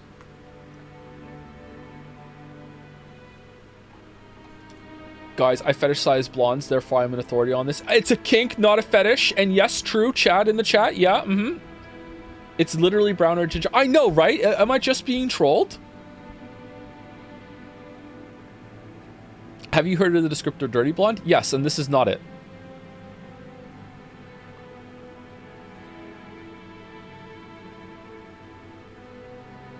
It certainly would have been heartwarming if Nanjo had suggested this epitaph had been made to repair siblings' relationship. I really want to read it. However, both Nanjo and Genji knew that nothing could be more impossible than this. They'd known Kinzo longer than anyone, and Kinzo trusted them more than his own relatives, but even they could not guess at his true motives. The master always says that everyone has the right to try and solve the riddle, even if they aren't a member of his family. What about you, Dr. Nanjo? No, it's a little too difficult a puzzle for this senile old man. Actually, I once wrote this epitaph down on my notebook. Night after night, I would try to solve it before going to sleep. But it really is hard. He was pretending not to care for a second there, and he's like, nah, whatever, I'll just say it. It looks like we might have some free time to relax and consider it before someone comes to get us. What do you say, Genji-san? I am nothing more than furniture in service to the master. Oh, even you say it! Gold and assets are necessary to me. Ma, you're very modest. I imagine that's why Kinzo-san trusts you so much. If so, I am honored. As Nanjo lightly laughed in response, he once again looked at the epitaph. How did the furniture line get established if even Kinzo is nicer to them? Maybe he's nicer in his older age or something, or maybe taking the sweets was a trick for Canon and he knows better? Huh. Behold the sweet fish. Oh, is this the epitaph? Behold the sweet fish river running through my beloved hometown. You who seek the golden land, follow its path downstream in search of the key. The epitaph on the portrait called My Beloved Witch Beatrice goes as follows. Behold the sweet fish river running through my beloved hometown. You who seek the golden land, follow its path downstream in search of the key.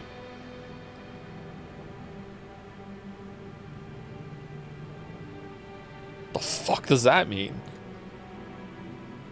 As you travel down it, you will see a village. In that village, look for the shore the two will tell you of. There sleeps the key to the Golden Land. The one who obtains the key must then travel to the Golden Land in accordance with these rules. On the first twilight, offer the 6 chosen by the key as sacrifices. On the second twilight, those who... How big is this epitaph? On the second twilight, those who remain shall tear apart the 2 who are close. On the third twilight, those who remain shall praise my noble name. On the fourth twilight, gouge the head and kill. On the fifth twilight, gouge the chest and kill. What are these, boobs? On the 6th twilight, gouge the stomach and kill. On the 7th twilight, gouge the knee and kill. Skyrim. On the 8th twilight, gouge the leg and kill. On the 9th twilight, the witch shall revive, and none shall be left alive. On the 10th twilight, at journey's end, you shall attain the power of the Golden Land's treasures once and for the last time. The witch shall praise the wise and bestow 4 treasures. One shall be all the gold from the Golden Land. One shall be the resurrection of all the dead souls. One shall be the resurrection of the love that was lost. One shall be to put the witch to sleep for all time.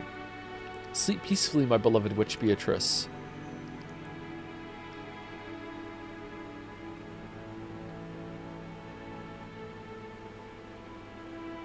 Okay. That was a lot. I was expecting maybe a sentence.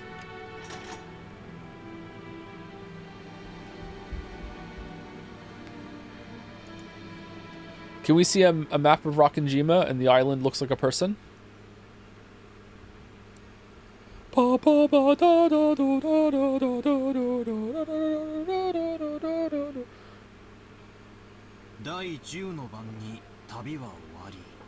So, on the 12th twilight, the journey ends, and you reach the Golden Land. You really are diligent, Maria. You did a good job writing this all down. Ooh, I forget a lot, so I always write things down. Mama told me to. There was a notebook inside the handbag Maria was always carrying around. Okay, so you can write. So you're not stupid. You're just odd? Sorry, if you weren't here for last stream, that might have been rude.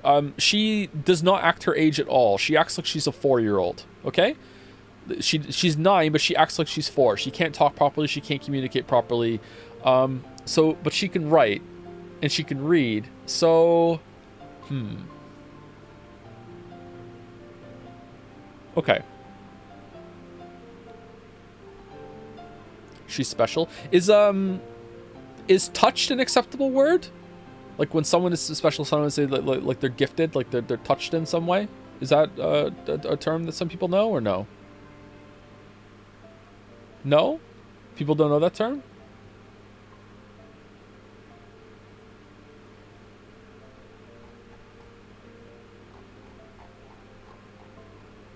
No, that's fine. Really? never heard that? Like it's meant to be like touched by an angel or a spirit or something like that. People have never heard of that?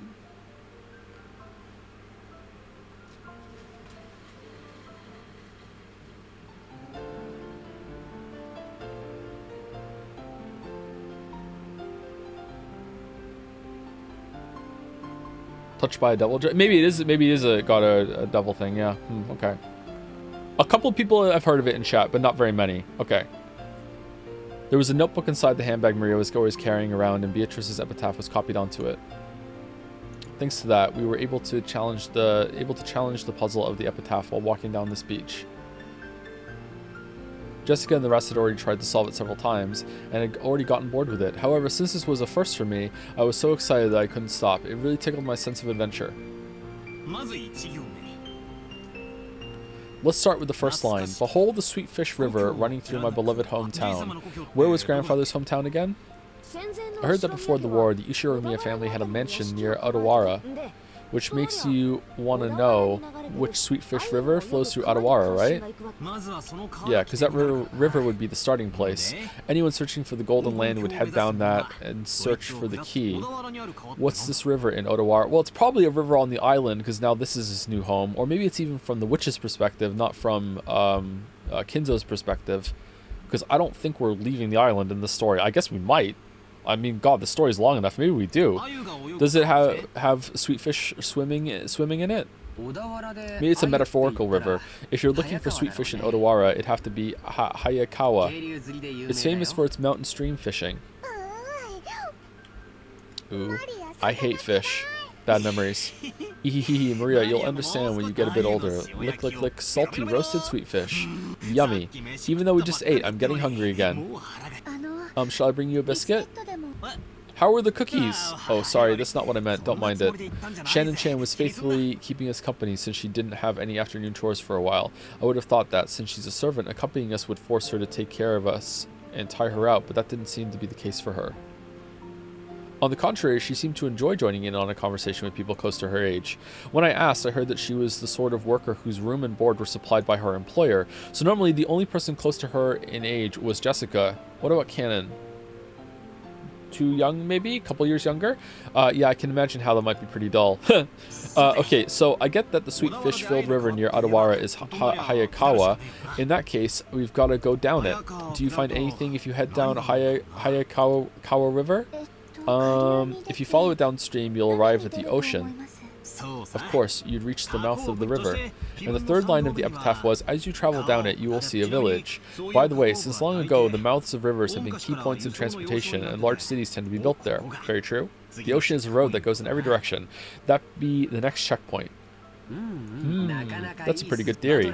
Just like you guessed, there's an old city there that was very prosperous in ancient times. That's where Odawara Castle is. A castle? I think I might have gone to Odawara Castle on a field trip once. It really was a wonderful castle. In fact, it was so wonderful that they made a replica of the castle on the other side of the island, but no one lives there. Let's not go there. Yeah, I also went there. Even though I live in a Western-style house, it's true that Japanese people feel calmer with the Japanese layout.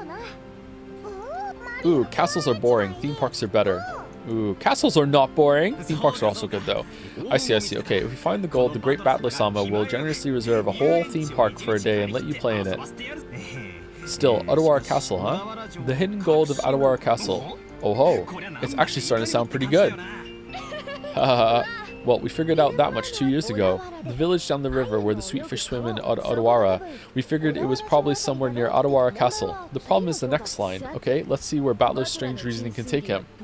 Jessica grinned broadly. She seemed to be implying that she would have solved the puzzle long ago if it was that easy. Look at characters getting new information and then actually discussing the new information they just received, having fun, like enjoying themselves, showing a little bit of their character while they're discussing and theorizing, instead of being introduced to a fucking robot or a talking dog and then having one line and then right back to school. Who cares? Not going to discuss it. Whoa, robots on the team now? Who cares? It's fine. Just keep going. We don't need to have a talk about this. We don't need to theorize why there's a robot, how they have the robot tech, what Ikutsuki even meant by that. You know why? She can talk to dogs? Could you talk to anyone else? Look at this, man. Look at it. Damn it. I'll definitely find it and keep it for myself. The fourth line, in that village, look for the shore the two will tell you of. I don't know what it means by the two, but anyway, the shore. Okay, gotta be like a rock formation or something, or a landmark. What does it mean by the shore? No, wait. Or 2 towers? Is there any place near the shore, or with shore or Kishi in its name? I've heard there's a place called Soga Kishi in Adawara. Huh? Wow, you sure know a lot about it. Yeah, that's kind of suspicious, actually. What could that mean? Shan-chan, are you trying to solve the riddle and get the gold too? That makes us rivals. It's not like I'm interested in gold. It's just that George-sama told me about it before. And I love George. That's because George's been pretty quiet, actually. That's because we reached the same conclusion 2 years ago. Oh, sorry. George is being quiet because George has already solved the puzzle. And wants to let his cousins have the enjoyment of figuring it out too without spoiling. What a Chad. We even went to the trouble of laying out a map and looking it up. It was about 5 kilometers to the north of Odawara. We definitely found a place called Sogakishi there. However, after that we get stuck. The 5th line doesn't say where the key is hidden in that place. Maria-chan, could you read it for us? Ooh, there sleeps the key to the Golden Land. Ooh, I could read it. Sogakishi is probably large, and there wasn't ever any house built there by the Ushiromiya family. Not much we can do to find a key in such a vast area without any hints. Huh. You're right. And without the key, we can't advance to the next line. George and Nikki, what kind of place is Sogakishi? Let's see. I've never been there, so I don't really know, but according to the map, it's in the mountains. Alright, Sodakishi. So you look at the map, and where Sodakishi is written on the map, you go and stand where the key is in writing, and then you dig, and that's where the key is. It's under the key. I'm pretty sure it was at the base of Mount Asama. Something doesn't feel right. You'd expect the riddle pointing the way to hidden gold to be a bit more exact. I get the feeling that even the part about Sodakishi was a mistake. Well, I think it could be Sodakishi. It could be talking about some house the grandfather lived in when he was a kid that we don't know about. After all, the first line mentioned his beloved hometown. Shannon, you've served grandfather alcohol and stuff lots of times, right?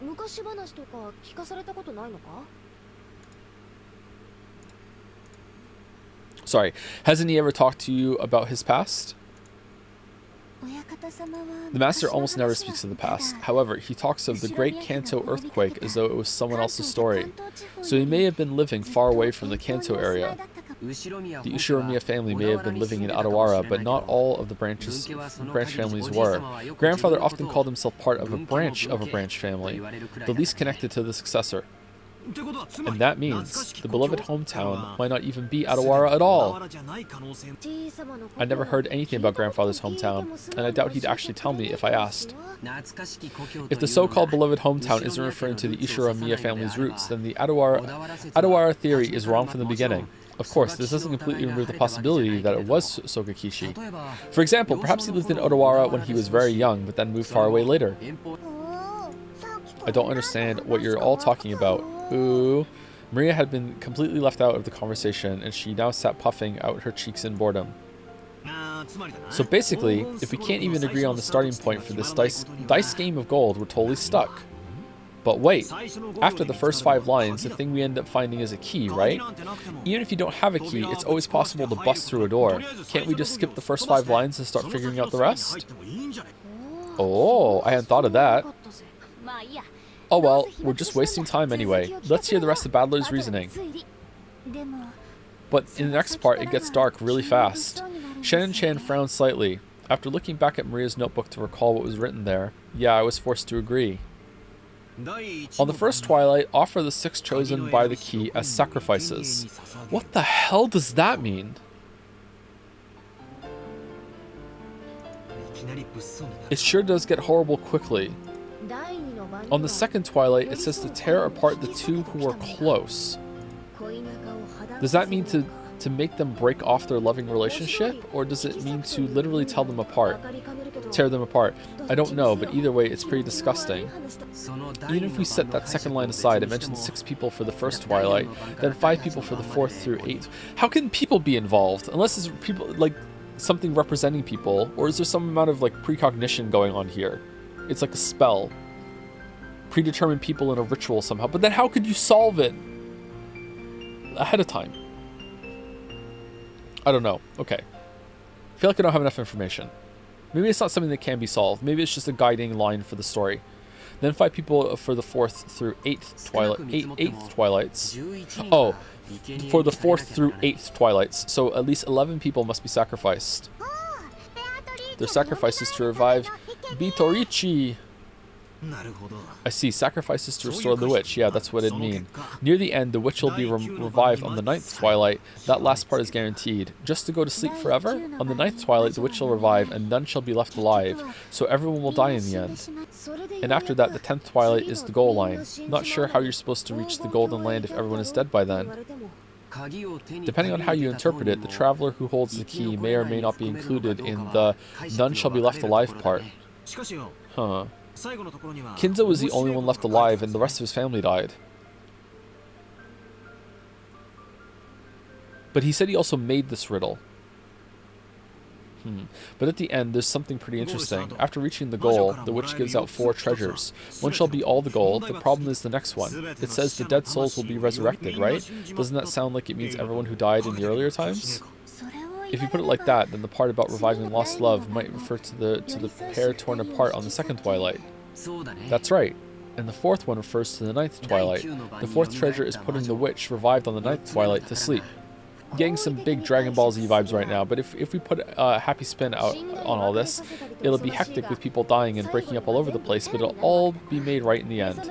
The awakened witch will sleep again, and everything will be like it was at the start, except with a huge pile of gold. The witch must be pretty busy with all that killing, reviving, breaking up, and reuniting people. She must need a cookie. Not to mention waking up and sleeping. Sheesh, just when the tale of the hidden gold was getting interesting. Sorry, just when the tale of the hidden gold is getting interesting, it all gets pretty dubious once the witch starts showing up. Too true, Kakali. I laughed along with Jessica. After all, the idea of a witch was just too ridiculous. Of course, once we started laughing like that, Maria, who believed in the witch, got angry. Ooh, the witch is incredible. She can do anything with magic. Even kill, even bring back to life, even give love, even take it. She can fly in the sky, can become invisible, can even make gold and bread out of nothing. Ooh, ooh, ooh, ooh, ooh. Irk. Dang. My bad, we were just joking. Jessica apologized, sticking out her tongue, but Maria didn't accept it. Loves the witch. She grabbed her notebook back out of my hands and, opening to some other pages, tried to prove that the witch existed. Those pages had colorful drawings of witches on them, and well conveyed the fantastical image Maria had of witches. It wasn't the normal sinister image of a crooked-nosed hag flying around on a broom, but a dreamlike person with unnatural powers who could do anything and wore a beautiful dress. It was just what you'd expect from an imaginative young girl that's played the Witcher series. Flitting through the sky, crossing a rainbow, dancing around all night with a teacup and a teapot that would never get empty no matter how much she poured out of it. With a flourish of her staff, the stars in the sky would become candy and pour down, and flowers that produce sweets would bud by the roadside. That sounds nice. To Maria, witches were the only concept that could embody the magical dream that so captivated her. As she grew older, it was the last remaining thing that could give richness to her dull and plain everyday life. That's why Maria believed in witches. She didn't want that dream of hers to be tarnished. That's why she didn't want anyone to tarnish the epitaph which affirmed the existence of witches. Because the witch name Beatiatri is Maria's dream. I'm just gonna say Beatrice. I can't say it like Kinzo can. To Maria-chan, the epitaph isn't a guide to the hidden god, but magic to revive the witch. So it was the single link between Maria and the witch. Maria was very angry and clung to George and Nikki. Jessica and I scratched our heads and apologized. It might not be possible to smooth things over again like the time she got mad in front of the portrait. Can I have a flashback, please? Maria didn't seem willing to be so easily consoled. If this was Persona, I would have gotten one. Unlike Jessica and I, who hung our heads wondering what to do, Shannon-chan timidly opened her mouth. Maria-sama, did you know? There's a ghost story about Beatrice that has been passed down amongst the servants. Yeah, that's right. Shannon, tell us about it. I don't really know, but it's apparently pretty famous among the servants. What is this? A ghost story? Yes, it seems it's a story from before we were born. I also heard about it from my mother. Yes, it has been passed down since the time of the mansion's construction. George's mother is Eva, right? I'm just trying to make sure I'm solidifying all these facts. George's mother is Eva, right? Yeah, for sure. Okay, George is really nice, coming from Eva, and Hideyoshi seems kind of a little twisted as well. Is George gonna go sicko mode later on? Maybe. Maybe George is not as nice as he's fronting right now.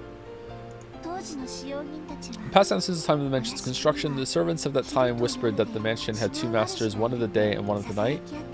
Or maybe none of the kids are like the parents, because Jessica seems not like her parents either, and we're not definitely like, God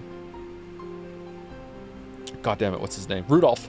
Battler's not really like Rudolph. Well, he is in one way, but in the other ways he's not. The tale that Shannon told was just like a typical campfire ghost story. If there was a forest with a witch living inside it, then of course the witch would come pay the mansion a visit from time to time. At some point, this ghost story naturally sprouted up between the servants. When people do the rounds a second time to check doors, windows, and locks that were supposedly closed, they find some of them left open. Lights that were supposed to be off were turned on, and lights that were supposed to be on went out. Things left lying around would disappear, and things would appear when no one had any memory of putting them there. When any of these things happened, the old servants would say that the witch had visited the mansion invisible and was playing pranks. If you lived in an estate on an island, and that was the only estate on there, would you even lock the front door? Maybe just out of habit? I wonder if you would. I mean, you would if there was a witch. See? She exists. Beatrice exists. Yeah, she exists. Long ago, it was always right before leaving for school that I wasn't able to find my bag and stuff. Okay, again, school. Is there a village on the island that I don't know about? Where's school? Are you going on a boat every day to go to school? Or are you homeschooled? I don't think so. I think you go to school. Maria puffed out her chest with an ooh. Or do you only live here sometimes and the rest of the time you live off the island boarding school or whatever? I wonder what that is. Maria puffed out her chest with an ooh as though this was final proof of the witch's existence. If I open my mouth, sorry, that's not criticism. That's not criticism, by the way. I'm not saying it's a plot hole. How could you get to school on the island? Oh wait, hold on. I don't need to explain that. This isn't a Persona game. My bad. Sorry. Everyone understands what I'm doing. Okay, never mind. My bad. Sorry. If I opened my mouth, Maria would probably be hurt again, so I didn't. I mean, you hear this kind of story everywhere. Depending on the place, they might blame it on a dwarf or an elf.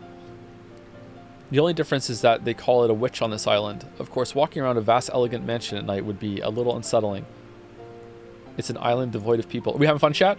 Since the mansion is so drafty, walking around on the night of a thunderstorm would certainly be eerie. In addition, some servants have also seen will-o'-the-wisps and glittering butterflies dancing around. All right, will-o'-the-wisps to me looks like kind of like a floating ball of fire. It might not be hot. Sometimes they're like white. They're usually pretty small, right? I think that's what they are. I wonder if that's what they mean when they're talking about it right now. All right, glittering butterflies dancing around. Canon-kun also saw something like that when he went patrolling one night. And recently, you often hear servants talking about strange footsteps heard inside the mansion near midnight. We've whispered together that Beatrice-sama in the portrait sometimes makes herself invisible and walks through the mansion. Nah, it's Kinzo going through his secret passages. It happened a while ago, but even I have heard footsteps while patrolling at night that resembled these stories. If I had a big mansion, I would definitely have secret passages all over the place. I would love a secret passage. Phew, that's scary. It's a dream of mine to live on a house on the ocean that's big enough to have secret passages. But there's nothing to be afraid of. Beatrice-sama is another ruler of this mansion separated from the master. So there's no need to be unnaturally afraid. If you respect her, I hear she won't do anything bad. However, she can be quite terrifying if you don't disrespect her, right? Correct. I've heard that just before I began working here, someone who spoke badly about Beatrice-sama fell down the stairs and quit after receiving a large injury to their back. Oh no. Because of that, there was a rumor between the servants that Beatrice-sama's anger had been brought down upon this person. Anger will definitely be brought down on Battler and Jessica. Ooh, oh no. I'm sorry. I don't want her anger brought down upon me. I apologize, Maria. Of course I apologize to the witch. I'm sorry, Beatrice-sama. Please forgive an outsider's nonsense. I'll apologize as well. I'm sorry, Beatrice-sama. Will the witch be able to forgive us now? George, the Chad, didn't have anything to apologize for, so he didn't. Ooh, don't know. Witches are fickle, so they forgive when they want to, and don't when they don't. Just like streamers. That's no good. Maria-chan, isn't there some kind of good luck charm that could prevent Battler-kun and Jessica-chan from suffering Beatrice-sama's wrath? Maybe something that can block against magic. By relying on Maria, who was proud of knowing the most about witches, George was trying to revive her self-esteem. Once again, I've got to admire his ability to calm kids down. After taking a moment to cross her arms and seriously ponder whether there might be a charm that could save us, she started flipping through the pages in her notebook. I thought it was just a scribbled diary, but there also seemed to be quite a few pages that looked like they'd come from a book on black magic. Maria solemnly considered a group of these pages, which contained things that looked like magic circles. Apparently, grandfather wasn't the only one with a black magic hobby. When Maria finally found what she was looking for, she snapped the notebook shut and threw it into her handbag. She then began fishing through that bag's contents. There seemed to be various jumbled up things in there. After a while, she took out various pieces of junk, although they were probably important magical items to Maria, and repeatedly threw them back in, saying they were wrong. It was all a little humorous, just like when Doraemon took out the wrong tool.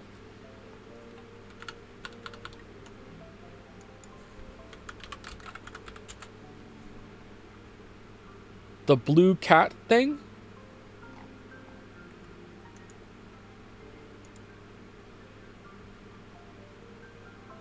I think I've seen this once before. Just a still image. Is it a dog?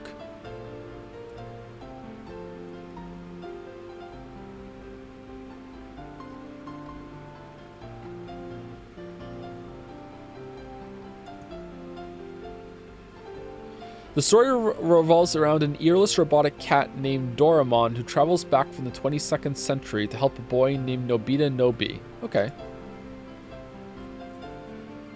Is it a kid show? It looks like it's a kid show. Yeah? Okay. Super popular kid show? Alright. Finally, she seemed to discover what she was looking for. With a face that was unimaginably cheery when compared to the intense expression she had worn until now, she held those out to Jessica and me. Ooh. I grabbed it and saw that it was a very cheap-looking charm. It looked like a bracelet made from a plastic rosary with a scorpion-themed medal attached. Aw, metal! Have you ever seen those cheap Zodiac-themed accessories? The kind you might win in a Crane game at an arcade. Oh, Crane? It really looked like something like that. There were two of them. Probably one for me and one for Jessica. Oh, if Umineko disparages the crane, we can have another great vegetables moment. We do not tolerate disparaging the crane here. However, the very fact that there were two of them made them feel even more like cheap manufactured goods, making them pretty hard to think of them as magical items. That was hard to read. I'm sorry. You're giving these to me and Battler? Ooh, with these charms, you don't even need to worry about Beatrice, because scorpions have the power to ward off magic. It's true. Huh, really? Didn't know scorpions could do that. Battler doesn't believe. Ooh. I'd said too much and angered Maria again. Maria took out her notebook again, pointing out various pages as she went on and on about how the scorpion had such incredible holy power and that had been used in magic repelling magical circles since ancient times again. I've heard about that from some of the other young servants. Something about how the scorpion is drawn as a magic repelling symbol in sorcery. Huh, really? The scorpion protects against bad magic and calamity, and emerald brings peace to the heart. Therefore, its effects are twofold. Ooh. Alright, you really know a lot about this. Okay. It's true. The scorpion wraps around the emerald and protects it. Yes, that certainly does sound like it'd work well. I really wanted to make fun of those worthless-looking charms, but as I watched Maria explaining with all her heart and realized that she'd found them for our sakes. With all her heart and realized that... Okay. I started to feel like it might actually work, even if it was just a prize from some game center. The material quality of the charm didn't matter. Well, that's more interesting than like a child psychic that can see ghosts or whatever and doesn't really have any interest in understanding like what's going on. Just can, Lamayo. It's like a hobby instead of just the power. What mattered was the strength of her feelings. Even I don't think of myself as the sort of loser who'd laugh at something like that. Okay, thank you. I apologize to Beatrice-sama, and even if I do end up getting cursed, I'll be safe now thanks to Maria's charm. Right, Jessica? Yes, that's right. But Maria, wouldn't the witch be upset that you gave us a charm to ward off the witch's power? You're right, give them back. I don't want to make the witch mad at me. Unless you got a charm too. Thanks, Maria. Ooh, wear it on your arm when you want your heart to be at peace. Put it in your wallet and your money won't decrease. If you hang it from a doorknob, bad things can't get in. It's a really convenient charm. What an incredible effect. If Maria-sama gives it her confident seal of approval, then it surely must be reliable. Shannon-chan clapped her hands together and Maria stuck out her chest. She was totally in a good mood again. It's probably best if we let her lead the conversation a bit longer if it'll keep her in such a good mood. Come to think of it, she looked a bit bored when we were getting excited about the hidden gold, probably because she couldn't keep up. While eating the cookies Kumasawa-san had baked. Kumasawa-san is the lady, right? Yes, okay. Jessica and I asked Maria this and that about black magic. Maria happily chatted away in response to our questions. Each time, George and Nikki and Shannon-chan would act surprised or chime in. The clouds in the sky grew darker and darker, but we cousins really enjoyed communicating freely after a year of separation. Aw, nice juxtaposition with the parents bickering inside. Hmm? Did I just feel a drop on my forehead? Oh no, the typhoon! I wonder. As George and Nikki rubbed his forehead, he looked up at the sky. Considering the color of the sky and the dampness of the air, it wouldn't have been odd for a raindrop to hit him. The sky is gray, and so am I. The wind also seemed to have grown a bit stronger. Ooh? I didn't feel a drop. Only I didn't.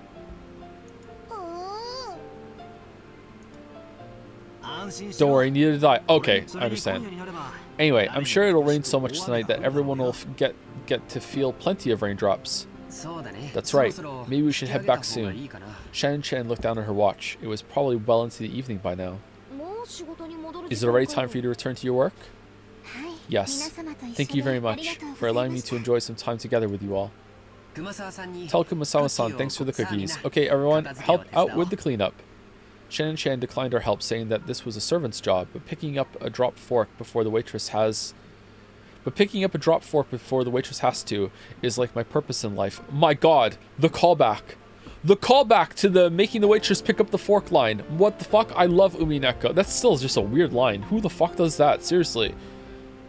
We folded up the blanket, gathered up the trash, and helped clean everything up. Ooh, the trash is getting away. If this was a Persona game, there would have been a flashback to when he said about the waitress with the fork line earlier. I won't let it escape. I'll grab it before Maria does. I'll grab it. Ooh. Maria, don't get your shoes wet. You'll get in trouble. To Maria, chasing after some trash sent flying by the powerful winds was just another game. By the time we finished, the wind was blowing pretty strongly. Probably a good time to head back. You've all helped me out a lot. Thank you very much. It looks like you're really out of time. It's okay if you head back first. George and Nikki perceived from her hurried appearance that very little of her free time was left. This doesn't have to be free time, though. It could be, hey, we wanted a servant here to serve us cookies or something, right? We could do that. Genji-san's very strict about time. If you don't show up where you're supposed to be at the right time, I bet he'll be pissed. We'll see you later. Do your best with your work. Yes, then if you will excuse me. Alright, this scene seems like it's coming to an end and we're due for break. I think we could probably get to the scene transition. Let's see. After making a respectful bow, Shannon-chan ran toward the rose garden. Okay, let's head back to the guest house. We can watch TV or something and relax a little. Ooh. Wanna watch TV? Wanna watch TV? Ooh. Then it's decided. How do you have TV? Okay, definitely can't have cable on the island. Satellite? Was there satellite TV in 1986? Probably? I don't know, actually. Would broadcast TV make it to an island from the mainland? How far away are we from the mainland?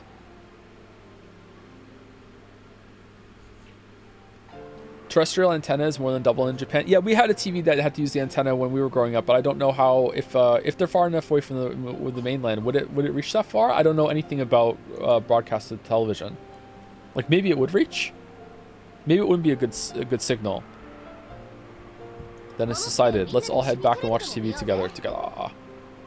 Maria, who wasn't done having fun, agreed once a television was mentioned. We climbed up the gentle stairs and returned to the rose garden. True, but they are hella rich. Does I don't think Hello Rich is gonna outdo the technology here. It's not like putting a face on a robot or anything. I think there was satellite TV back then, so satellite was probably an option. The wind had grown very strong, and roses shook throughout the garden like ripples on the water. This might be our last chance to see these beautiful roses. Yeah, okay, you're right. Someone in chat said they might just have a really large antenna. That's for the whole island. Yeah, that's true. And that might be able to be hooked up to a TV system instead of all of them having their own individual antennas, or the big antenna rebroadcasts it somehow. I don't know how that technology would work, but it's definitely plausible. This might be our last chance to see these beautiful roses. I'll bet Typhoon ruins them. Oh no. These roses might be done in by tonight's winds. You're right. Still, I think the roses were pretty lucky. You know what?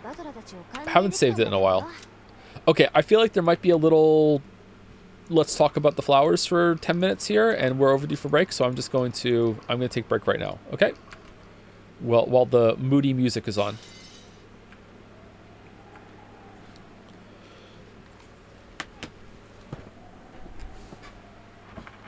Anyway, I'll be back in 5 minutes. If you've been sitting the whole time, get up, walk around. Get a drink, brush your teeth. Do what you need to do. I'll be right back.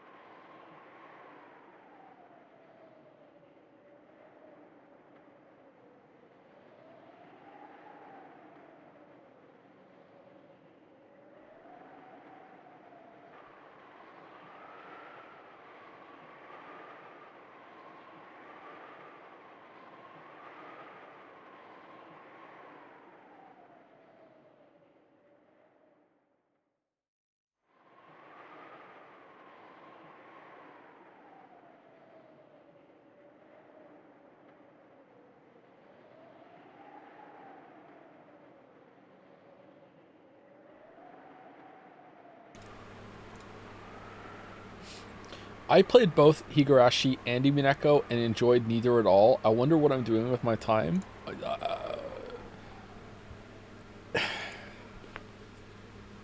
My brother in chat, you read one, didn't like it, read another one. Okay, you know what? Chad-like behavior for being like, okay, one isn't enough to judge something. All right, based. But now you're here watching a streamer read something that you already read and didn't like? What?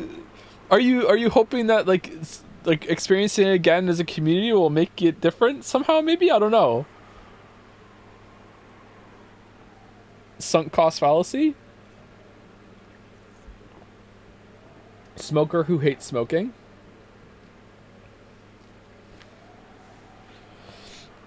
I went to the gas station last night to get some chocolate bars for the kids and also to get some Coke Zero because we're out of Coke Zero.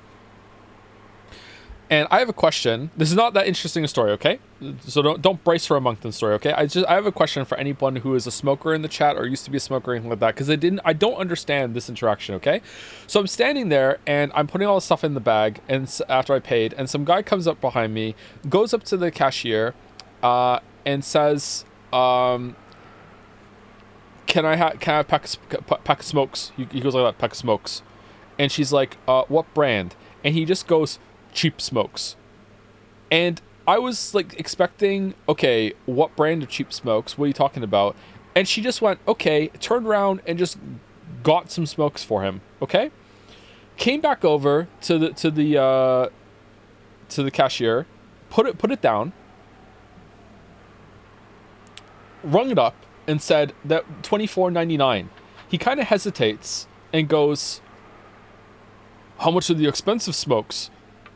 And I left after that and didn't hear the rest of it, okay? Is that standard to just say cheap smokes? To just get the cheapest one? Because that seems like a weird interaction to me.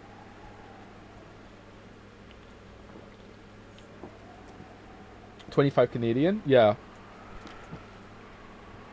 Former smoker? No, this actually was a Moncton story. Oh, was it really? I love the Maritimes. All right. I think she just handled that very well. Okay, good for her, I guess. I don't know. Maybe she's so sick of people's shit that when they just don't give her an answer to a question, she just randomly picks. You don't tell me the brand, I'm just gonna give you whatever brand I feel like looks the best right now. Maybe. My dad buys smokes like that. Oh, does he? Okay. Cheap smokes. Current smoker. Some smokers don't really care about the quality of the cigarettes or their tobacco. I've especially observed it in people that have been smoking for like the past 27 years. All right.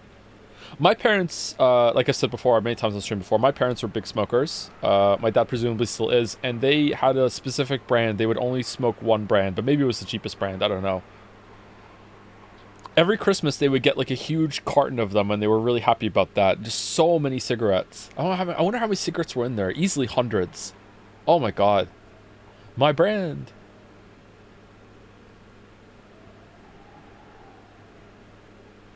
Five 500 cigarettes. I don't know why, but Jads loves that gif. Anyway, that was the intermission for Umineko. I feel like we're reading at a decent pace today. I feel like I'm reading better than I was last week as well. I'm more engaged. I'm enjoying it quite a lot, actually. There hasn't been any part of it today that I felt has been slow. There have been a couple lines that I think could have been cut, but only a couple lines. So I feel like today's going quite well. It's interesting.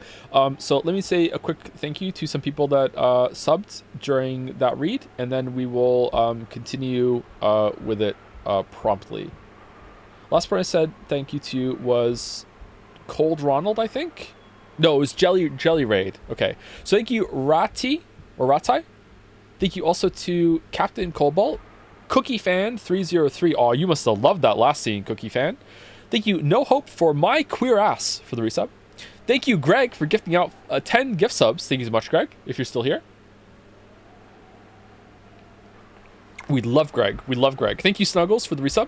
Thank you, Daniel Lock 123 for the new sub. Thank you, Tanker358 for the resub as well. I can Joms now. We can Joms now.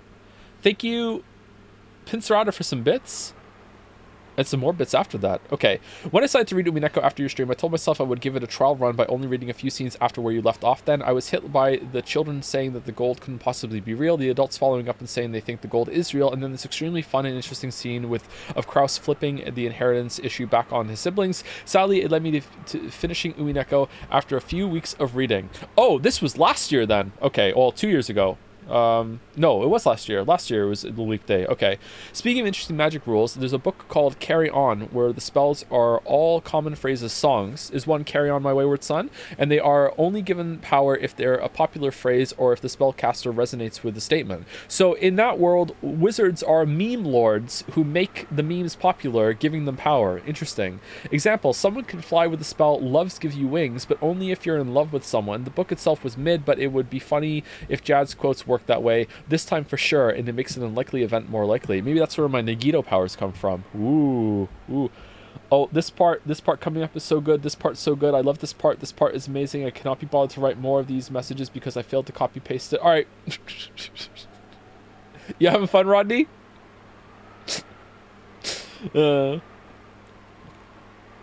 Terraflop gave out 5 gift subs. Thank you, Rush Terraflop, for the gift subs. I think Rodney said at one point in chat, or maybe it was on Jad's, I can't remember. Rodney said something like his goal is to say something so unhinged in chat that it gets pasted in Dragon's Den. Have you achieved that yet, Rodney? Thank you, Fu Bubaba for the bits. Thank you, The Last Curry Rice, for continuing their sub. Don't give away my secrets. Oh no, I'm sorry. In 5 minutes, on bet close, the 9th letter on the first sentence. What are you guys doing? What the hell? Thank you, Try Givey 1234 for the resub. Don't know what to say, but I'll know what to say next month for sure. All right, we'll hold you to it. Let's remember. Try Givey is going to have a message next month. Thank you, Ethan Magic Brown for the resub. The Sly Artist for the resub. Cash but available. Really respect the way you don't shy away from discussions and arguments with chat. Really? Unironically improves the vibes a lot, I think. Really? Happy to have you back. Also, the A in Blaha sounds similar to the O in Or. O. Bloha? Blowhaj? I can't remember what it was now. Or. Blow. That's. Oh, man. I hate reading. Good thing we're reading Umineko, and the ha in is like high. So, blowhai, or blowhai. I feel like I'm becoming Scottish as it goes on. Wanted to say that yesterday when it was relevant, but I was driving and that felt irresponsible. Well, good job being responsible for real. Okay. Well, I'm glad you like the arguments. I like them sometimes too, but sometimes they go on a little bit too long. Thank you, White Dalek 13. It's a Dalek for continuing this up. Giant Joms from Macedo. Giant Nya from Electron Active Area, I think. And the last bunch on my list are Clover Chanwa for the resub. Umineko fundamentally changed my life. Thank you so much for reading it, Joe. Oh, did you not like certain games after this? It was hard to go back. Thank you, Zero T Tempest for the new sub. Welcome. Thank you, Alex the Wizard for the resub. By Tenka also for the resub. And the last two, Hogtus for the resub. And Bloody Rose. Oh no, with roses on the screen for the new sub as well. Oh no. Welcome, Bloody Rose. Alright, let me take a sip. Hello from Furcon. Biggest regret is missing the stream. Fuck Persona. Umineko for forever. Yif in peace by Scaly Brother. Okay, very nice. Very nice, Nagast.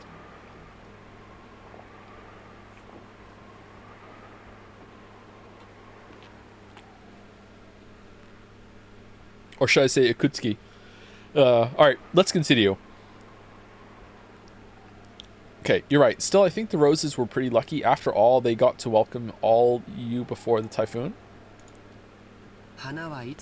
All flowers lose their petals eventually. Alright, George, that's kind of creepy. But that means we can admire them even more when they're in bloom. That's right. Maria, burn this image into your eyes. At this moment, they're the best roses of the year. They're the bow burned into eyes. Right then, Maria suddenly clapped her hands. It looked like she'd remembered something. My rose. The typhoon will send it flying. Ooh. Oh, you mean that sad-looking rose George and Nikki marked with a ribbon? Maria apparently remembered where the rose was. She ran at full speed. What if that's the only rose that does survive? The rest of us followed her. Ooh, ooh. Where was that again? I'm sure it was somewhere around here. We searched everywhere around that area, but it was only a single flower among all these roses after all. Even though we knew it was somewhere close by, we weren't able to find it. The winds making up the typhoon's front lines made roses throughout the garden undulate. It was almost like it was teasing us by making the location of Maria's rose impossible to find. Maybe it wasn't here. Let's try. That's a pretty good image, actually. Let's try spreading out a bit in our search. Sounds good. Let's go for strength in numbers. Huh? What's up, Maria? As we made the split up and search, Maria tugged on my jacket with an unhappy face. You could tell that she didn't want us to leave that spot. What is it? What's wrong? Ooh, my rose is here. It's here. But it's actually not, right? Maybe it was on the other side of the flower bed?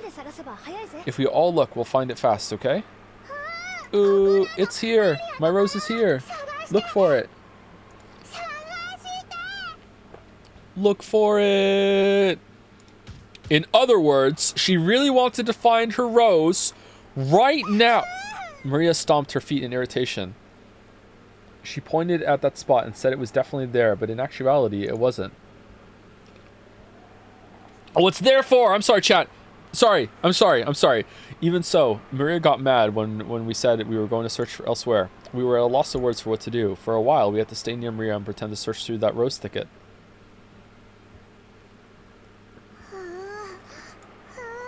Ooh, ooh, not here, not here, not here, ooh. Maybe she's saying that it should be here, but isn't. Maria became increasingly irritated. Can you change to American dub, please? This is an American site. My weeb, I am the American dub. I am providing the American dub. You're hearing it. Oh man, Maria's really losing her temper. There's going to be the Joseph Anderson VA patch after this. People who want to listen to it can have my voice reading the whole thing to you. It's going to be hell to clean up and cut out all the interjections with chat. Or you know what? They'll just leave them in. Sometimes Maria starts to really care about pointless stuff. Editor's note. Joe is laughing right now because there was an interaction he just had with chat about the possibility of him being the VA in a future mod for this game, but we cut that interaction out because you can't see it. I guess she gets what she wants. That's okay. Editor's note. The laugh continued for here. Sometimes he laughs for no reason, but yet you just laugh anyway because his laugh is infectious, even though you don't know why he's laughing. You can't find something that isn't there. That's not good. Just when we were at a loss of what to do, Maria called out in a loud voice. Mama, ooh, ooh, ooh. We could see Aunt Rosa in the direction Maria was waving her hand. I gotta say, sorry to interrupt. This will be the last interruption.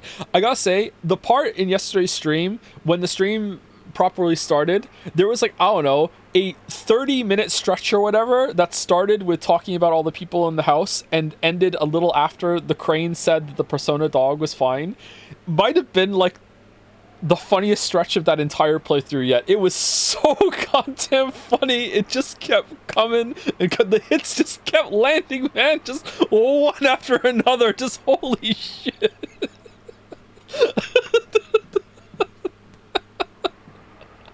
And then when you sit down with, I don't know if anyone else found this as funny as I did. When we sit down and I watched the video with the Akihiko, and he's like, and in one corner was Akihiko, and in the other corner, and I just went, a dog. I just lost my shit.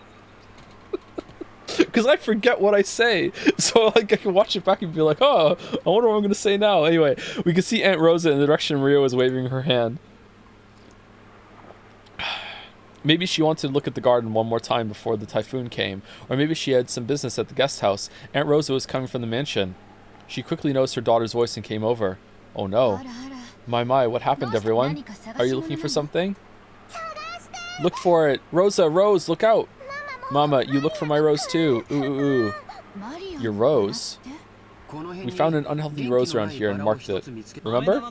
We tied a candy wrapper around it. Rosa, you were there, but Maria, if I remember correctly, was growing It was, sorry, it was growing right in front and really stood out, didn't it?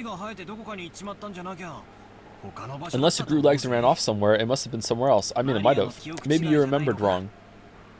Ooh, it is here. It is here. Did we morph?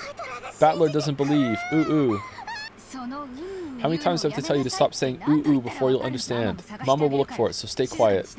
I'd never seen Aunt Rosa be anything other than kind and gentle, so her anger surprised me a bit. Aunt Rosa began searching as well, so we went along with her for the time being, but we were already more than sure it wasn't around here. So it didn't take long for Aunt Rosa to realize that too. The rose isn't here. Did you mistake this place for somewhere else? There are so many roses around. Ooh, ooh, that's wrong. It is here. Mama doesn't believe. Ooh, ooh, ooh. I already believed you and looked hard for it, didn't I? But it isn't here. Ooh, ooh, but it is here. It is here, but it isn't. Ooh, ooh, ooh. Then someone must have ripped it out. Anyway, stop saying ooh, ooh. Ooh, ooh, ooh. Okay, technically it was 3. Who ripped up my rose? Who did? Give it back, give it back. Ooh, ooh, ooh, ooh. How should I know? Stop it, stop it, stop saying ooh, ooh. Aunt Rosa slapped Maria's left cheek with her palm. Whoa, in that instant, Maria was shocked into silence. Of course, it was only an instant. When Maria realized that her wish was being rejected, she started yelling even louder. Ooh, ooh, ooh, ooh, my rose, my rose. Ooh, ooh, ooh. Didn't I tell you to stop that weird habit? That's why all the kids in your class make fun of you. Cut it out. Once again, her palm slapped Maria's cheek. Is this typical, or are you really angry about what just happened in the house? Like, what? This time she didn't go silent. She choked as she started crying and began to bawl in an increasingly loud voice. Aunt Rosa was clearly irritated and lifted her hand once more to try and shut her daughter up. Aunt Rosa? No, she's just a little kid, so there's no reason to get so serious. Hee. I tried to cut in with a bitter smile, rubbing my hands together. Okay, you know what? Good job, actually. Like, this might be the first time I've liked you. Good job. This takes guts. This takes guts to stand up to your aunt. Aunt Rosa glared at me with a serious face, and I realized I should have stayed out of this. I'm sorry, but could the rest of you go back to your room for a bit? I need to have a little talk with Maria. Ooh, ooh, ooh. Nobody believes in my rose, even though it was here. Ooh, ooh, ooh. Look for it. Look for it. Here, it was here. Ooh, ooh, ooh. But it's not here, so you must have confused this place with somewhere else, right? Ooh, ooh, ooh. It is here. It's definitely here. I'm gonna stop saying the ooh, oohs, okay? Then it disappeared. Give it up. Why? Why did it disappear? Why? Why? I don't know that. So stop saying. Ooh, ooh. Aunt Rosa once again raised her hand, overcome by emotion, and slapped Maria's cheek. It was strong enough to knock Maria over. Hey, Aunt Rosa, even if she is your daughter, violence isn't the answer. I stepped between them to protect Maria, who was still on the ground crying. I knew that as an outsider, problems between parent and child were none of my business, but I wasn't brought up to just silently observe someone like this. Don't you think it's weird, Battler-kun? Are there any girls at your school who mutter ooh ooh? Well, I am in high school, but for an elementary schooler, I think saying ooh ooh is pretty cute. Cute? Saying ooh ooh is cute? Cute? My careless words seemed to have earned me Aunt Rosa's wrath. She grabbed my collar with a terrifying expression.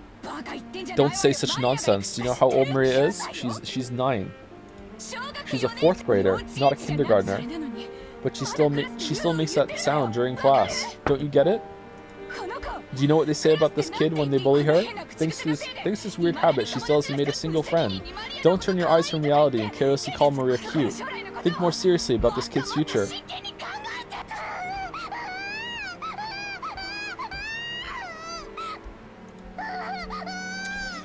Okay,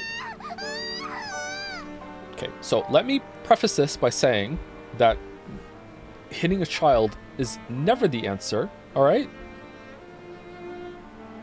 Rosa does have a little bit of a point, okay? This is kind of weird, and the kid is very irritating. She absolutely should not be hitting her, and there should be a better way to go around this, okay? Battler is 100% right to stand up to Rosa right now, okay? But, yeah, it is like, imagine how many. Let's say Rosa is being 100% what do you call it? Fuck. Truthful, honest. Okay, genuine right now. Okay. This might be a situation that's a problem that's been there for like years in the making at this point. You know what I mean? Like no friends, constantly have a problem in school, won't stop making the noise. Like, obviously it's not Maria's fault, and Rosa is not handling it well whatsoever. But I can kind of understand Rosa's frustration a bit. She's taking it way too far. But yeah, Battler is right here, mostly. I told you, stop making that sound. Did I tell you to stop it? Yeah, this is fucked up. Yeah, this is absolutely fucked up. This is not handling it well at all. Aunt Rosa struck Maria's quivering head, from which an increasingly unhappy voice was rising. I wonder if this is typical. Is this just because of she came out of that room? I kind of feel like it might be typical, which is really messed up. I tried to stop it, but Aunt Rosa pushed me away. My back hit George and Nikki. A long time ago, Aunt Rosa also thought of it as nothing more than one of Maria Chan's baby words, but now that it hasn't been fixed even midway through elementary school, she's been worrying about it a lot. Oh my god, I'm agreeing with George. How she talks isn't really that big of a deal, right? She'll never make it as an adult if she's like that. So even though it isn't fun to watch, this is a problem between parent and child. No. Sorry, George. Disagree with George. You hate to see it? Well, even I get chewed up by mom all the time because of how I talk. When they put it that way, maybe even a scene as painful as this isn't something an outsider like me should butt in on. You should. Battler-kun, when you were a kid...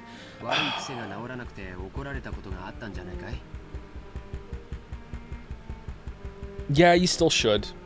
It might cause a lot of trouble for you, but you still should. Didn't you have any bad habits that you couldn't fix that got you into trouble?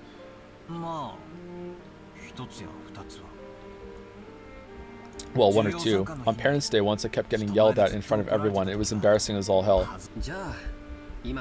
Well then, you can understand how the two of them must feel right now. I'm sure they don't want us to be here now. You understand too, don't you, Jessica-chan? I don't think anyone likes to be seen when they're being scolded. Let's go.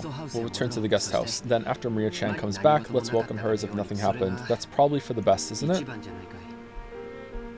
We thought George and Nikki's point was probably a reasonable one, and we may have been eager to use that reasonable-sounding argument as a justification to retreat from this heart-rending scene. Jessica and I nodded at George and Nikki, and we all left. Excuse me, we called toward Maria, telling her that we were going to head to the guest house, but she didn't seem to hear, and we felt sort of guilty and shameless. Shameless? After saying it? In that case, look by yourself as much as you want. Mama doesn't care.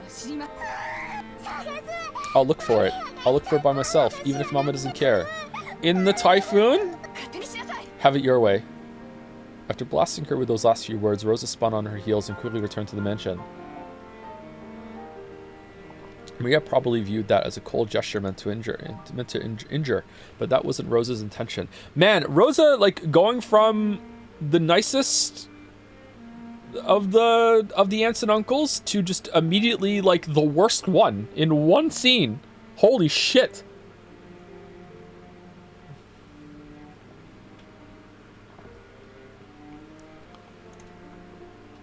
It was because the hand with which she had so emotionally struck Maria's cheek was still numb. It was because if she stayed there screaming, she might again be taken over by her emotions and continue slapping her daughter's cheek over and over. After Rosa left, Maria was left alone in the rose garden. The wind began to blow stronger and stronger, and every once in a while a raindrop would fall on her forehead. However, Maria couldn't leave that place, not until she found that poor wilting rose. It had definitely been there. Even so, it wasn't. Even though she knew the place, and even though it had been there, it wasn't. Yeah, it wasn't. Maria bitterly stared at the place it was supposed to be and thought frantically, maybe the angle I'm looking for is wrong. I'm sorry, looking from is wrong. Maybe the height I'm looking from is wrong. While gazing at a single point, Maria repeatedly stood up, changed her position, and continued to stare. The wind was getting stronger and stronger, but Maria kept on looking for that rose in front of the flower bed. Man, if you're just gonna leave, we could have stayed with her. What the hell? I wonder who's talking during this. Is it a detached thing from Battler? I'm really curious about that. I love thinking about perspectives in fiction. Talk about it in the Witcher 3 video.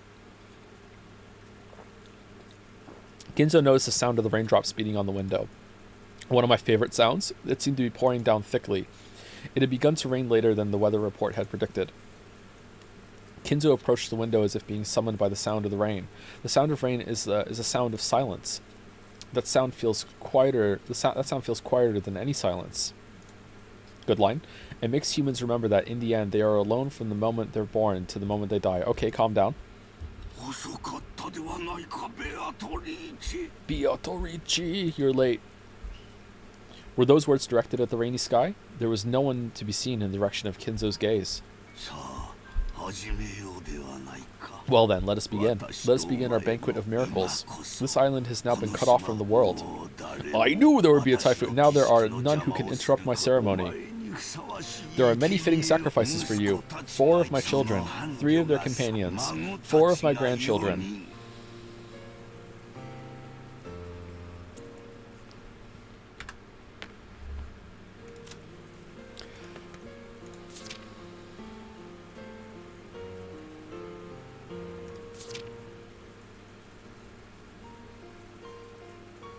Wonder if those numbers match to that.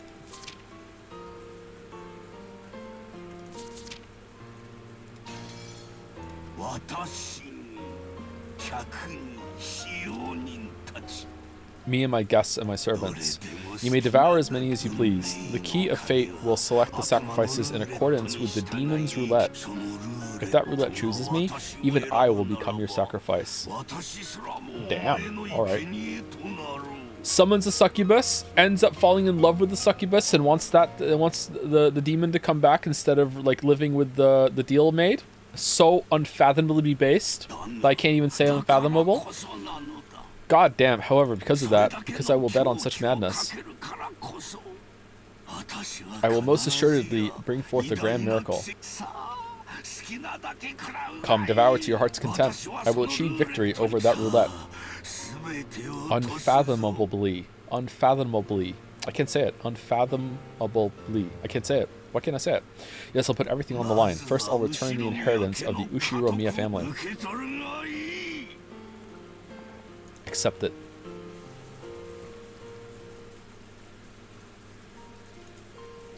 Kinzo tore the window open, ripped the golden ring off his finger, and forcefully threw it away.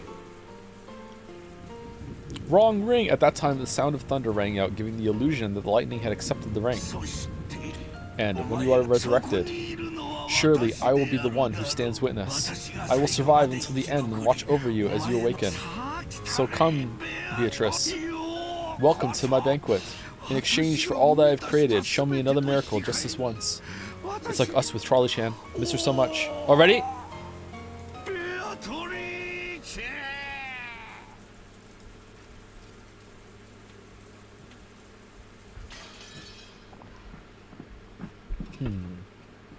What's with all the glass shattering?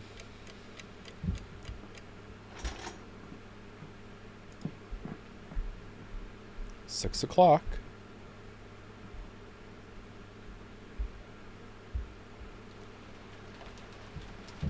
We're on chapter 2 now, right? Hell no!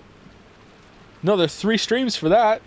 A news ticker. I'm not even kidding, I think. Then a news ticker popped up on the TV, on top of the TV program we were watching. The disaster report told how municipalities all over were continually sending out rain, flood, and wave warnings.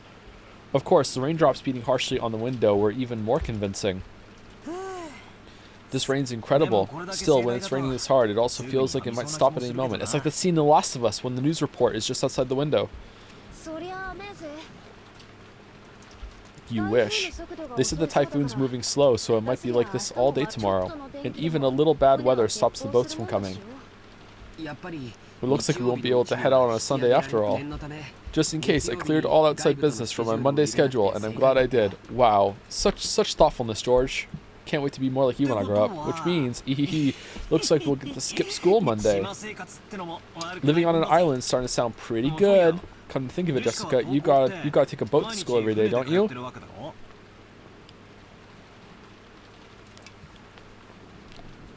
Had a thought, and they're addressing it.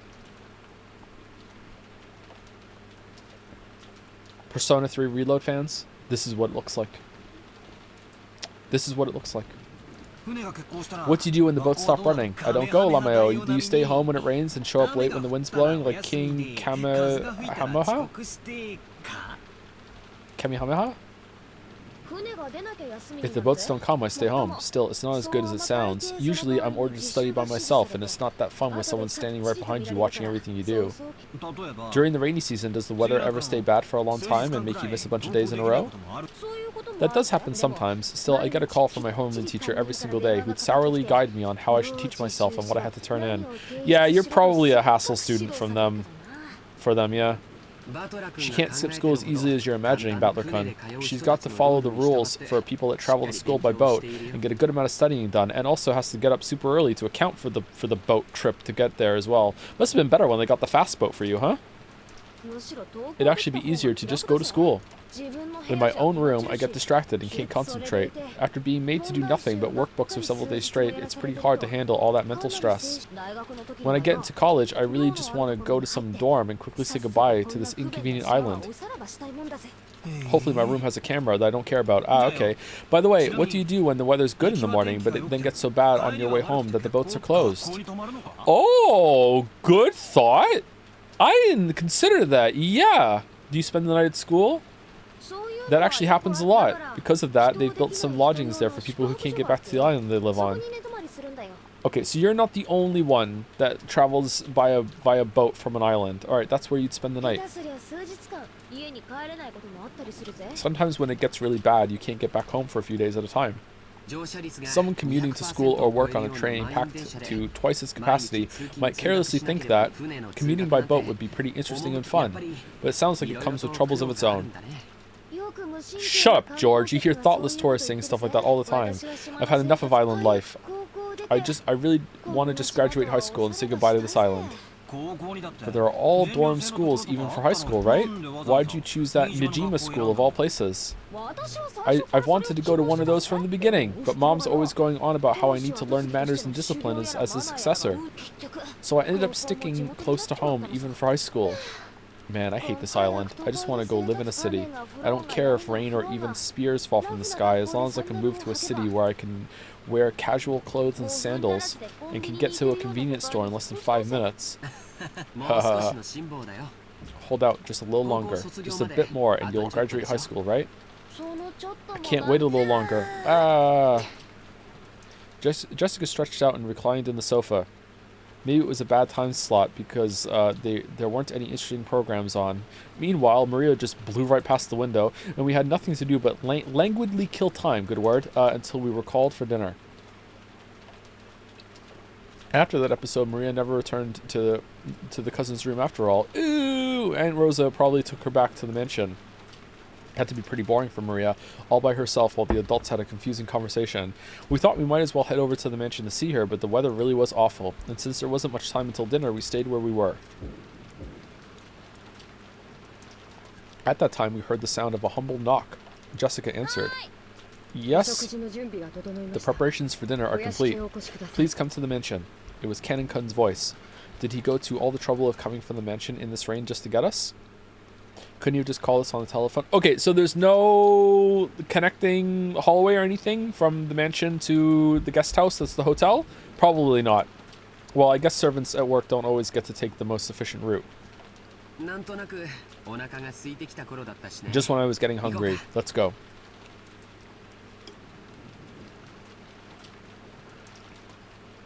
Not even an underground one? If it gets a lot of rain here, they should have included that. George and Nikki turned off the television and stood up. My stomach's been growling for a while. I've always been a huge fan of the main family's dinners. And didn't Goda-san say it was calf steak or something? Oh, I can't wait. Our dinners are always even more fabulous than usual when the family conference comes around. Even I'm looking forward to it. Let's go, let's go. As we left the room, Canon-kun bowed silently and respectfully. Okay, let's go. Is the rain pretty nasty out there? Yes. Take care not to get your garments wet. After seeing the three of us out, Canon-kun appeared into the empty room. Wasn't Maria-sama with you? No, she's not. Wasn't she with Aunt Rosa? Uh-oh. Live chandelier reaction? Rosa was lying on a sofa in the empty parlor, having fallen asleep before she knew it. What an awful person! What, she was bearing a burden that the children couldn't even imagine. That's why she only needed to let her guard down a little before the weariness immediately dragged her into the world of sleep. Realizing this, Genji brought a blanket over to her. When he tried to spread it over her, her eyes snapped open as though she'd been shocked with electricity. Ah. Thank you, Genji-san. When she realized that the thing that had touched her was just a blanket and that Genji had been considerately giving it to her. Sorry, had been considerately... No, I did read it right. Had been considerately giving it to her, she let out a sigh of relief. Did I wake you? What's with the hypervigilance? My sincere apologies. No, it's okay. I hadn't planned on sleeping in the first place. What time is it now? When he was asked for the time, Genji checked the pocket watch that he took out of his chest pocket. It is slightly after 6. Rosa gave her head a little shake when she realized that... Okay, the reading is getting a little worse, so let's see how it goes. Hold on. Rosa gave her head a little shake when she realized that not much time had actually passed, even though it felt like she had slept for ages. Even though she didn't feel rested at all, the drowsiness that had enveloped her must have been pretty deep. Thank you. I'll be fine without the blanket. I mustn't sleep at such a strange time. My sense of time has been completely thrown off. The rain has finally started pouring down in earnest, hasn't it? Rosa finally realized that the peaceful sound that had put her to sleep was actually the rain. The wind's blowing hard too. I wonder if the typhoon's finally here. That's what they said on TV. The typhoon is moving slowly, so they think it will be like this all day tomorrow. Really? So our last chance to see that wonderful rose garden must have already passed by. The rose garden! Maria! From the window, what she could see of the rose garden was completely blurred by the wind and the rain. Maria. That's right, what about Maria? I have not seen her. Did she not return to the guest house? Rosa knew her daughter's nature well, so a chill ran down her spine. Maria was stubbornly honest, and if she was ordered to find something that didn't exist, she would look forever and ever, even in the pouring rain. No! The cousins left before I did, so Maria was alone. Unless someone told her to stop, she'd stay there even if it started raining spheres, without even opening an umbrella. How could I have lost control of my emotions and done such a thing? Okay, good thing that you're blaming yourself, but still, like, what a fuck up. Even though she'd known about Maria's simple honesty better than anyone, she once again lost control of her emotions and done something terrible.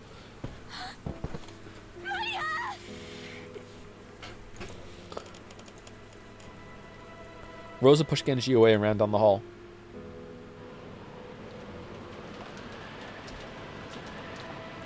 The outside really looked like a typhoon, and the rain was pouring down spectacularly. Maybe because of some aspect of the terrain, the winds weren't typhoon class, so an umbrella wouldn't be torn out of one's hands. What? Even so, it certainly was a windy rain. There was no time to admire the roses being drenched. Anyway, I'm getting pretty worried about Maria. You don't think she's still rebelliously searching for that rose alone, do you? I wonder. Surely she wouldn't do it in this rain. Chat, is it... Sorry if this is wrong. Isn't a typhoon just another word for a hurricane, and the name is determined by what part of the world it is? Is that true, or are there some differences at the same time between that? Typhoons or hurricanes in the Pacific Ocean? Okay. I wonder, surely she wouldn't do this in the rain, or at least I wish I could believe that, but Maria-chan sometimes gets really stubborn and intensely straightforward. We hadn't worried much, thinking that Aunt Rosa had taken her back to the mansion. However, when Kennen-kun had come from the mansion to call us and thought Maria was here, we got a little worried. I did not see her in the mansion, so I was sure she was here. After all, Rosa-sama was taking a nap. You didn't see her on your way over here?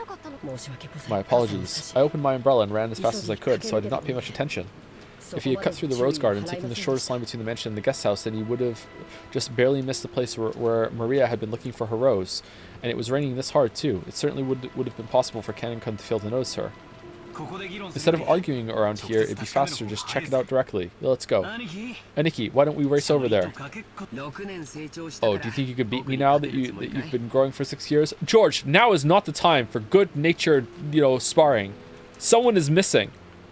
Although, considering what Rosa said, she should still just be out in the rose garden, but she's not going to be. That's too simple.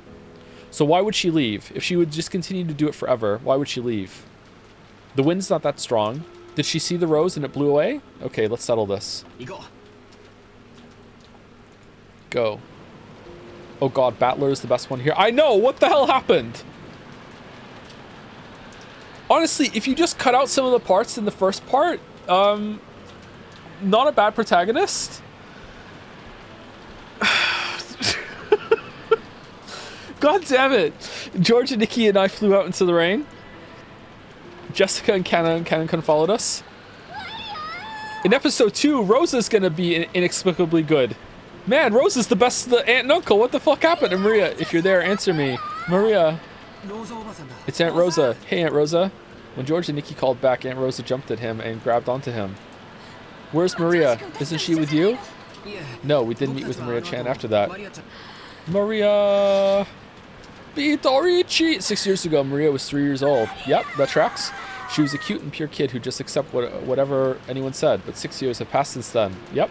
She's 9 now, and experiencing the ups and downs of life should have taught her something. But Maria, are you telling me you're still as innocent and pure as you used to be? Maria... As I circled the rosebed, something white unexpectedly turned to face me. It was a white umbrella. Maria was crouching down, holding a white umbrella and still searching for that rose. Oh, good! Oh, okay. Her face, which had turned bright red from her crying her eyes out, was dirty with water and mud. It was a truly pitiful sight. Maria, are you still looking? Ooh, can't find it. Can't find my rose. Ooh. Maria had probably been here since the rain started pouring down. Her shoulders were freezing. She looked tired to the bone, but fortunately, since she was holding an umbrella, she wasn't completely soaked. The umbrella probably came from the handbag Maria always carried around. Thank goodness. Didn't Rosa specifically say something about not having an umbrella or not using an umbrella?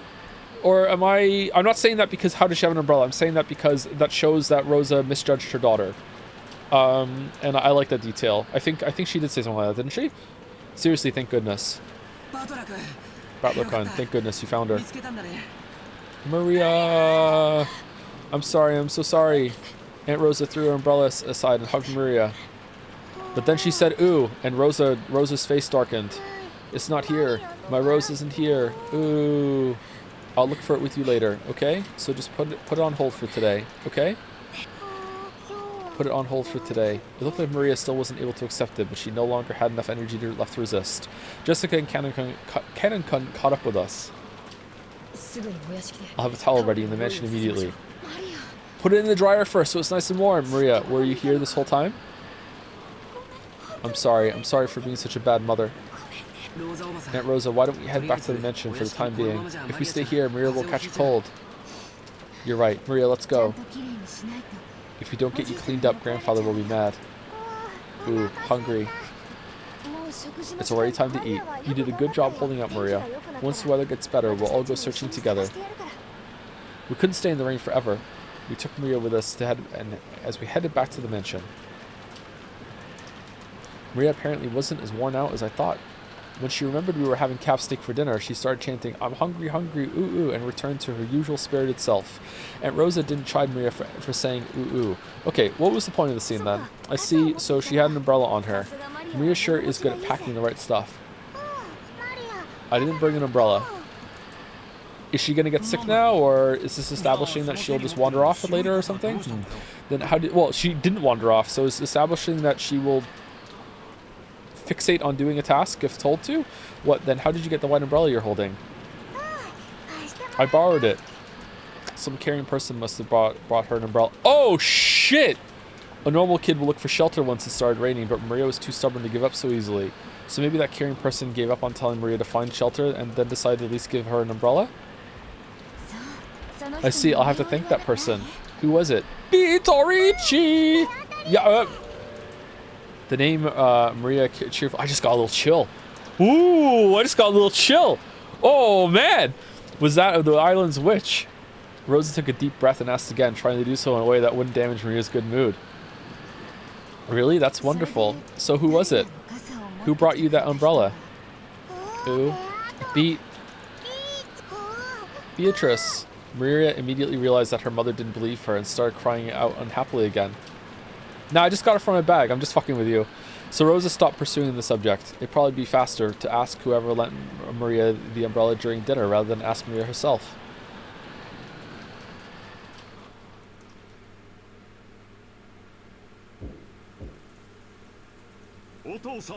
Father, please at least join us for dinner. It won't be a family conference otherwise.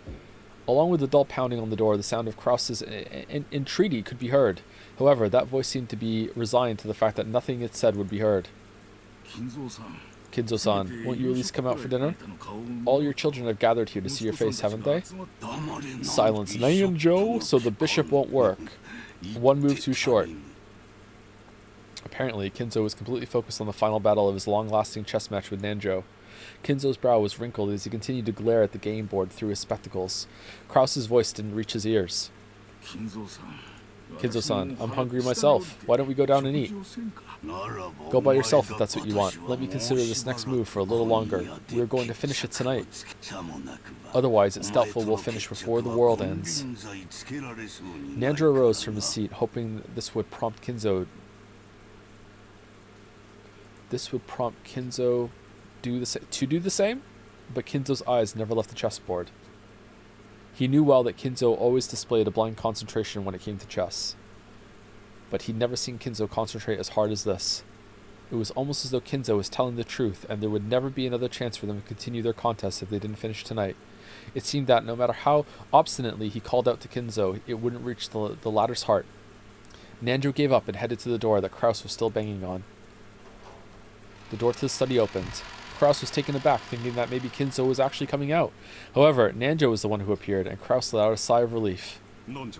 Dr. Nanjo, his father. I'm sorry I couldn't be of service. Right now, this room is Kinzo-san's whole world, and it's about to end. Nanjo shook his head with a completely defeated expression. Krause raised his fist once more and banged on the door, shouting, Father, can you hear me? We're heading down now, but please join us anytime you feel like it. All of your children are waiting for you. His voice was very loud, and he was making a racket pounding on the door. There was no way it wouldn't reach Kinzo's ears.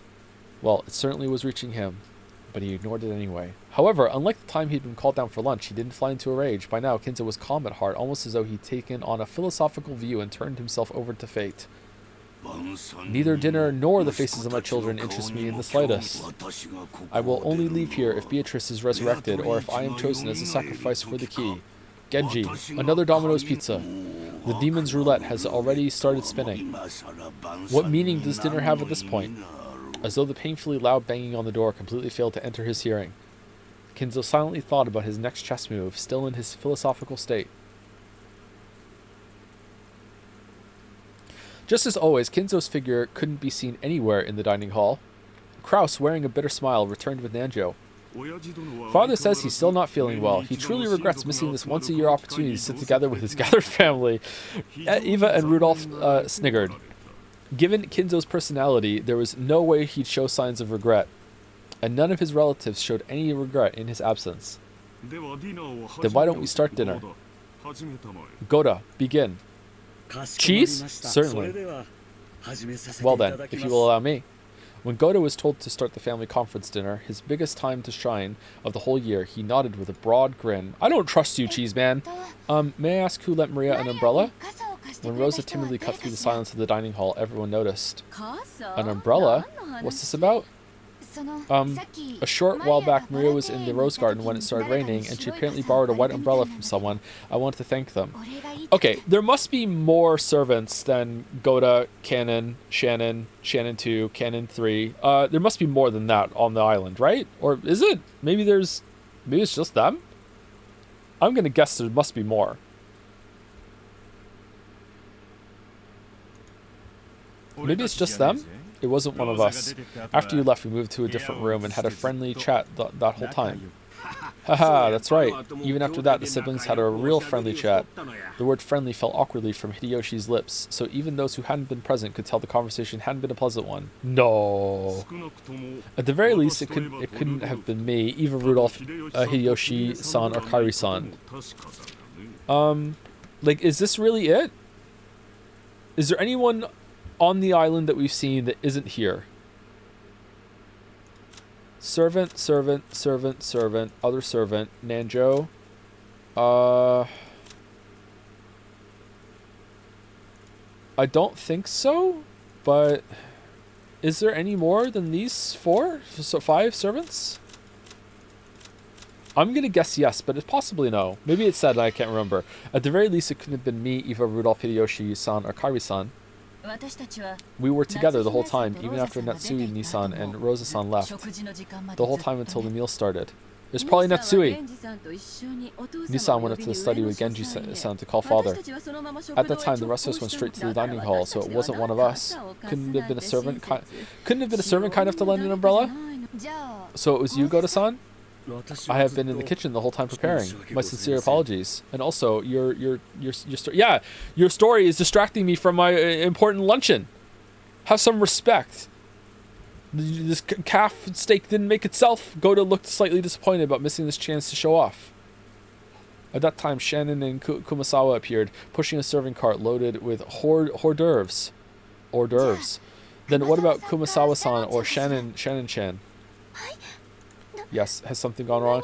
Is there, like, not many more things awkward than someone making some food and then giving it to you and then standing there, like, looking at you, like, are you enjoying it? Is it good? Let me judge your reaction to it. Like, giving you a YouTube video that they swear is funny and then they're gonna watch you watch it. Like, it's, oh, man. I want to have a degree of separation from the chef who's really proud of the meal, you know? So much judgment. Something gone wrong? Because Shannon had come in part way, she shrank back, mistakenly thinking that the others were searching for the one responsible for some error. Aww. It isn't like that. It started to rain when Maria-chan was alone in the rose garden. After that, someone lent her an umbrella. Aunt Rosa said she wanted to thank that person. Ooh. Beatrice. Maria, her mouth a thin line, said the witch's name in a small voice. Imagine how much Kinzo would want to talk to Maria right now. Pretty amazing, huh?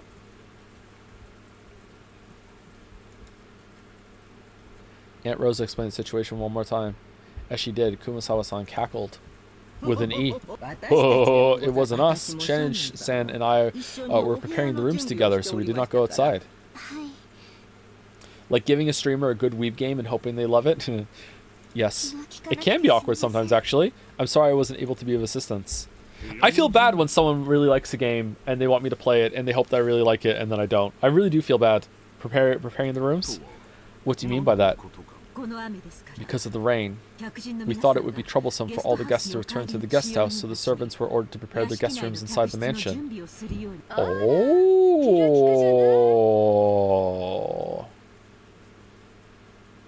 Nah, I won't go back to the guest mansion. I'll walk in the rain. I'm cool with that. Really? How thoughtful. Yes, it certainly would be rude to chase us outside in this rain. Could you give it a rest? Even Hideyoshi's had enough of Eva's shit. Yes. After receiving the order from Madam, Kumasawa-san, Kanon-kun, and I started preparing the rooms. Then it became time for dinner, so Genji-sama ordered Kanon-kun to go to the guest house and summon the children. Yes. So did Kanon-san find Maria on the way to the guest house and hand her an umbrella?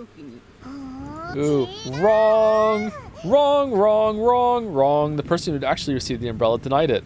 Rosa was troubled. All she wanted to do was give a word of thanks to the person who had lent the umbrella, but she couldn't find them. And she thought asking like this with everyone gathered for dinner would work immediately. Then it was you, Natsui-Nisan. I'm sorry. After everyone's friendly chat, my headache was so bad that I've been resting on it. See, this kind of thing would drive me crazy. Like who gave the umbrella and no one's saying yes? It would drive me apeshit. It's such a modest mystery, but in this position I would be like, okay, well, someone gave my kid a motherfucking umbrella, and it had to be one of you fucking people. Meanwhile, Weebs in the chat would be like, does it really matter? Let's move on. I'm sorry. I'm tearing into both jugulars today. Therefore, I did not go outside. Then who was it? George Cunn and the kids? That can't be right. No, it wasn't us. We were watching television in the guest house the whole time. Actually, we thought Maria had just gone back into the mansion with you.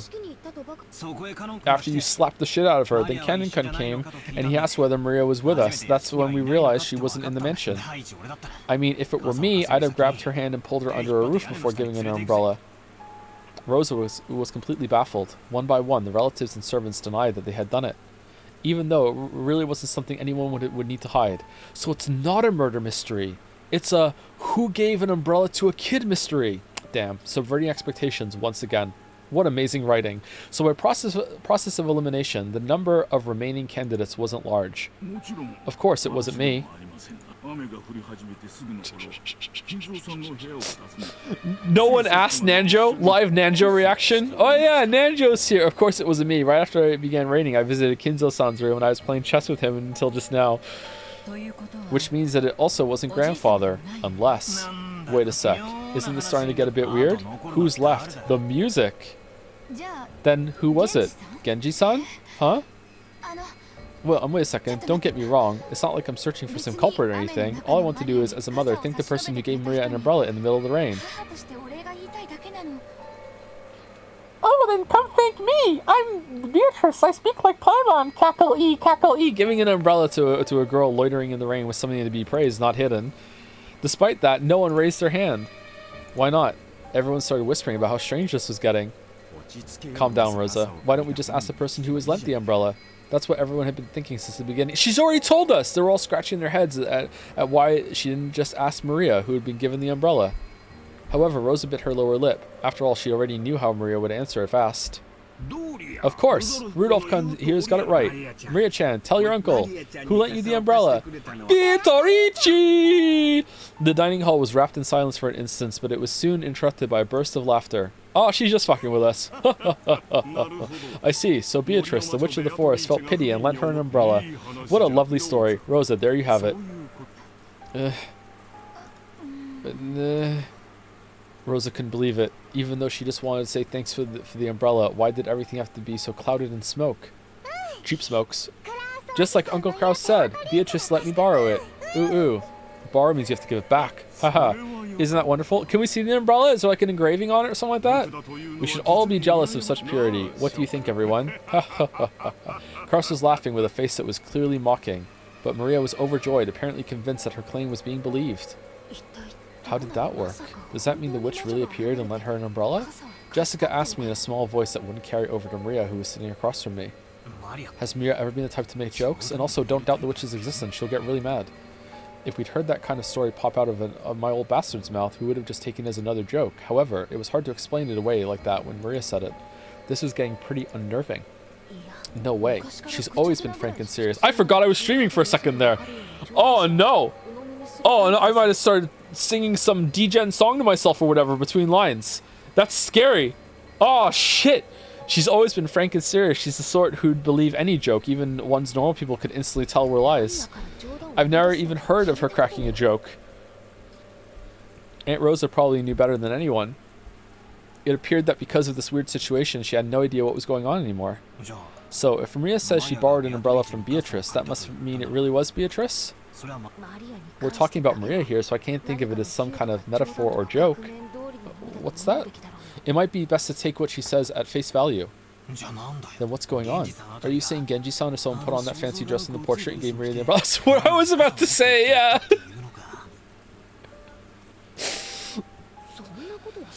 Oh, what happened was that after Kinzo opened the window and threw the ring, he jumped out of the window, climbed down the gutter, went into his secret underground bunker, changed into his Beatrice uniform, went outside, gave Maria an umbrella that he knew was there. Then he went inside the mansion, went through another secret apartment, got a shot put ball out, loaded it into the mechanism, and now in 1 second it's gonna fall out of the ceiling and kill one of us right now. The shot put ball killer has done it again. I'm not sure about that. Actually, that's what I wanted to know. Jessica shrugged jokingly, but her expression didn't completely match her attitude.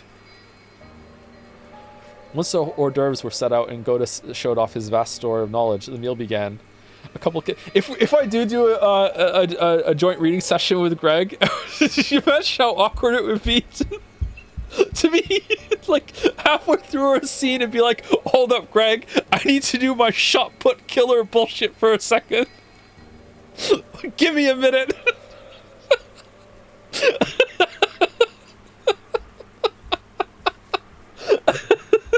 A couple casual chats broke out here and there, but they seemed somehow distant, and the meal ended up being so quiet that you couldn't ignore the sound of the rain sneaking into the dining hall. Coaching Greg on how to do the together bit, and then he gets it instantly, and then he's better than me. It's like, okay, can you teach me back now? Kumasawa and Shannon pushing the serving cart right into Genji and Ken on their way to the kitchen. Oh, it's Genji-san. Did you lend Maria-san an umbrella? An umbrella? What are you talking about? Well, I heard that when it started raining, Maria-sama was alone in the rose garden. It seems she borrowed an umbrella from someone there, but we don't know who it was. It wasn't me. After all, I actually thought Maria-sama was in the guest house. When Butler-sama first found her, she was already holding a white umbrella. My apologies, but it was not me either. Then could it actually be the master? Both in the dining hall and right here, everyone had stated that they hadn't done it. That left only Kinzo, but maybe he went walking down the corridor for some reason when he just happened to see Maria-sama in the rose garden without an umbrella, and then he went and put on his Beatrice wig and a dress and then gave her one. The master is not particularly fond of Maria-sama. I agree. I can't imagine that for Maria-sama's sake, he'd go to all the trouble of descending the stairs with an umbrella. Oh my, how troublesome. Maybe it has a lightning rod on and he was trying to commit a murder. Does that mean the one who lent Maria-sama an umbrella really was Beatrice-sama? Oh. Kumasawa laughed, just like the relatives in the dining hall who had laughed it off. She couldn't think of any other way to break through the smoke veiling the current situation. Just then, the crisp sounds of hands clapping twice rang through the hallway. They all turned around at once to see Gura coming out of the dining hall. Guys, no one is appreciating my calf steak because one of you motherfuckers dressed up as Beatrice and gave the 9-year-old an umbrella in the rain. I'm very upset. This is definitely going in my live journal. I'm so fucking mad. Okay, everyone. When serving a dinner, proper timing while setting the table is essential. Please immediately see to setting up the soup. Yeah, they know. Genji-san, the women are in the middle of an important job, so please don't get in their way. Kennen glared at Goda for being rude to Genji, a person Kennen respected.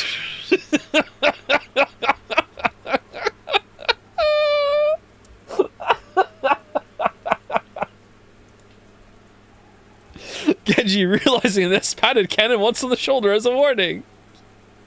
Joe, reading this, expressed how he didn't think those 2 lines were necessary. I just don't think those lines were necessary, chat. He added to make the joke. He thought the joke might not have landed, so he wanted to do it one more time. I just think that those lines didn't really need to be there, and that, if you cut them off, the sentence would have conveyed exactly what it needed to convey.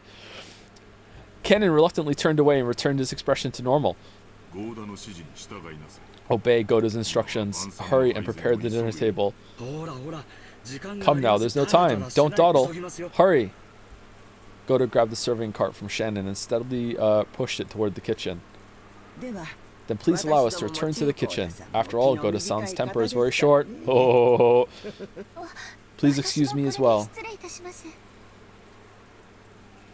Kumasawa and Shannon left. Only Genji and Kennen remained. Through the window, the darkness of the rainy night could be seen, along with the occasional thunderbolt. I love storms. Genji-sama, did Beatrice-sama really return? I don't know. Shall I inform the master? Okay, the way you're saying return implies that you either saw her before or you really believe that she was here before. That is not necessary. If she truly has returned, she will eventually appear before the master of her own accord. Oh, furthermore, she is a fickle person. It would be pointless to report to the master only to find that she does not appear.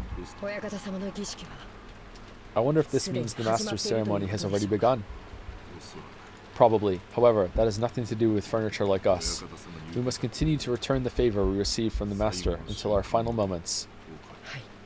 Yes, this is furniture's duty. The thunder crashed once more. Except for those instants when lightning lit up the sky, nothing could be seen out the window but the darkness of night. Just as humans rule when the sun is up, those that are not human rule when the sun is down.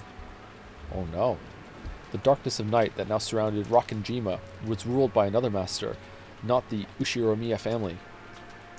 Did this master take pity on Maria when she was alone and being pummeled by the rain in the rose garden, lending her an umbrella? Canon looked at the rose garden's lights, dimly visible beyond the window. The dim lights weren't enough to illuminate the surrounding area. Looking at those lights felt like making eye contact with the witch, and Canon forced himself to avert his gaze. Not a bad line either, actually. If he didn't, it felt like his eyes would be absorbed by that light. Can the weather change how people act?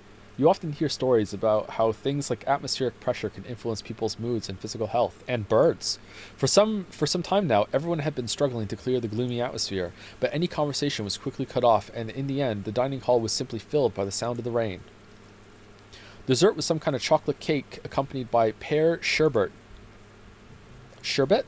Sherbet? It's not sherbet, is it? How do you say that?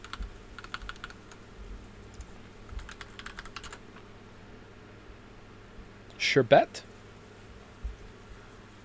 Isn't it sherbet?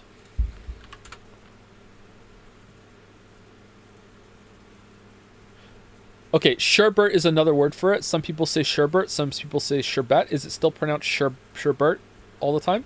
Bert?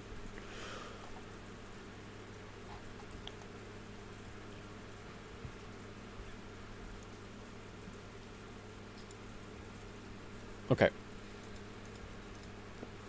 Goda-san enthusiastically explained the recipe as soon as this final dish was presented, but I quickly forgot the details. This pissed him off. The guest of honor grandfather was absent, the weather was horrible, and the identity of the one who'd lent Maria an umbrella remained a mystery. When dinner ended, no one felt even one bit refreshed. It was too late now, but I realized painfully that taste wasn't the only important part of a meal. The whole atmosphere was also critical, and also how it looked. Goda-san, the supposed conductor of this musical piece called Dinner, did his best to enliven the place, dropping little jokes left and right, but apparently not one of them succeeded because he was actually just the meanest motherfucker. Zero Riz. After taking orders for after-dinner coffee, tea, and orange juice, he left for the kitchen. As soon as he disappeared, Uncle Kraus spoke. My. What a waste that the dinner Goda worked so hard to create has met with such a gloomy atmosphere. Yes, absolutely. It just feels like nothing would taste good today. Oh, I'd like to know why you feel that way. Later on, I'll do all I can as your older brother to help cheer you up.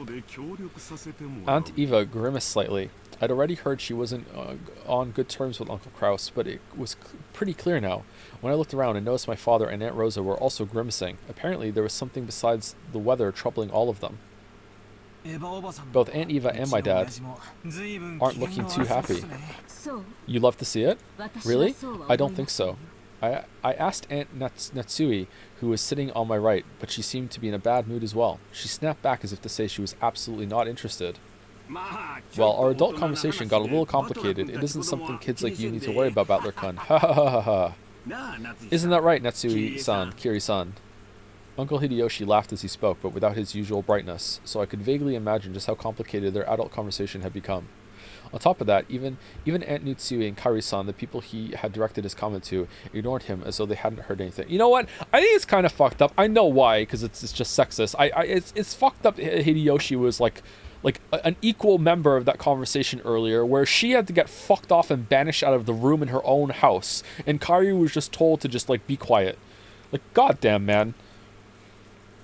I don't know what kind of conversation they've been having while us kids were away, but it reminded me of how Dad said he had stomach cramps when we arrived at the mansion. The family conference might have been playful. Oh, to the Persona fans in the chat, that wasn't criticism. That was a comment on like how the characters are treating each other. It's actually good writing. It shows conflict that's brewing and that not everyone's getting along. That wasn't me saying that the story is bad because I don't like how a character is being treated. It's actually like I'm engaging with the story. That's what that was. Okay. The family conference might have been a playful reunion to us kids, but it was definitely different for the adults. After Uncle Hideyoshi's comment was ignored, I'm having so much fun. With the other adults, and an awkward silence fell over the room. Kari-san spoke up. We're talking about how the kids' careers would turn out, such as what lies in your future, Battler-kun. Will you just drift on to college? Wouldn't that be a little disheartening as a starting line for the long race of life? Hey, wait a sec, Kari-san, if you start talking about something like that in the middle of a meal, it won't digest well, and we'll all end up getting constipated. Oh no. Wow, that's right. We were talking about Battler-kun and Jessica Chan's careers. You gotta think seriously about the future. Wahaha. Hideyoshi hardly agreed as if they really had been talking about that, but that was probably wrong. How do we have more people here than the Persona 3 stream did yesterday? It's pretty fucking competitive actually. Holy shit! Chat loves it. Okay, this would like this is because of once a week people get to catch up and everything. It's not exhausting.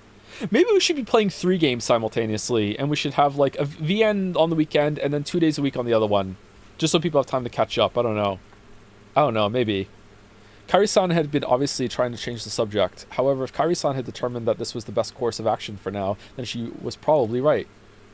Taking this into account, I cast aside my suspicions as to the cause behind Aunt Eva and Dad's bad moods.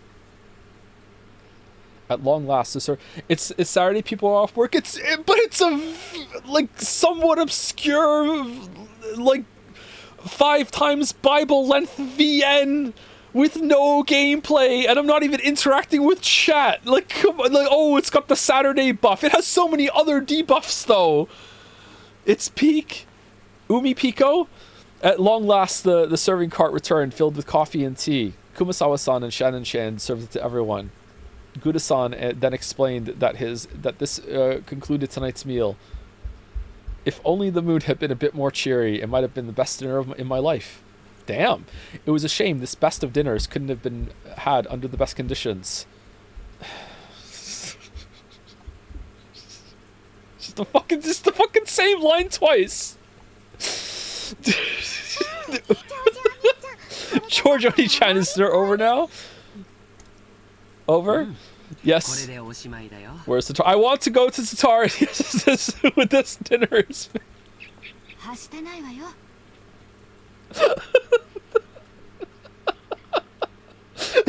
Don't be rude. Stay in your seat and calmly drink up. Ooh.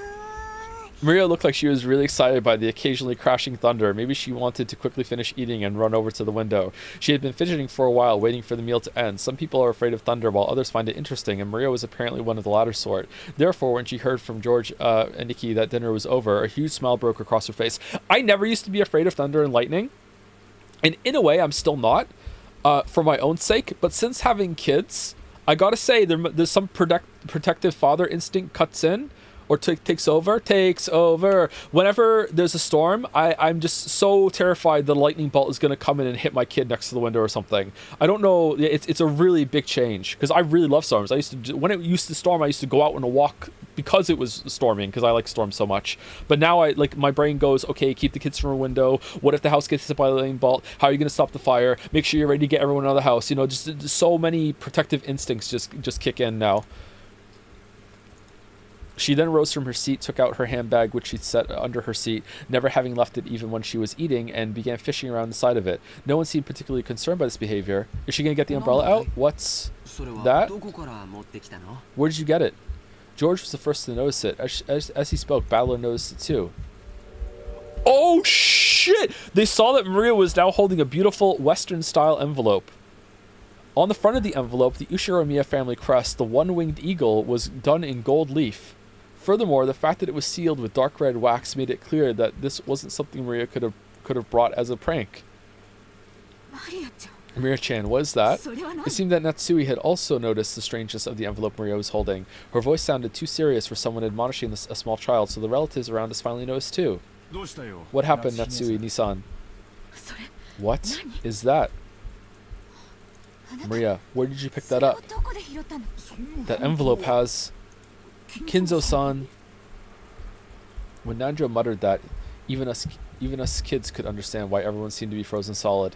It really was Kinzo pretending to be Beatrice. Maria confirmed in Smash. the envelope that Maria held was one of the Ushiromiya family head's custom-made envelopes for private use. In other words, it could only mean one thing. This envelope contained a message from Kinzo. Oh, what is an envelope like that doing here? And now that's an interesting thing to come jumping out at us. Just let me have a peek. Know your place, Hideyoshi. No way, I'll read it. I was told to read it to everyone. By who? Uncle Hideyoshi tried to snatch the envelope out of Maria's hands, but she protected it as though hugging it and didn't let go. Protected it as though hugging it? That's a bit weird. Hideyoshi-san, you can't use force against a child. I mean, Rosa can. Maria-chan, where did you get this envelope? Ooh, I got it from Beatrice when she gave me the umbrella. She told me to read it to everyone after the meal was over. I'm the witch's messenger. Ooh. Messenger? The almighty witch of the island sure likes to mess around. Does this mean it was in English? Or quote? Or what? Yeah? Okay. Battler tried to joke about it, but no one laughed. I wonder what's written inside of it, Miria-chan. Gonna read it.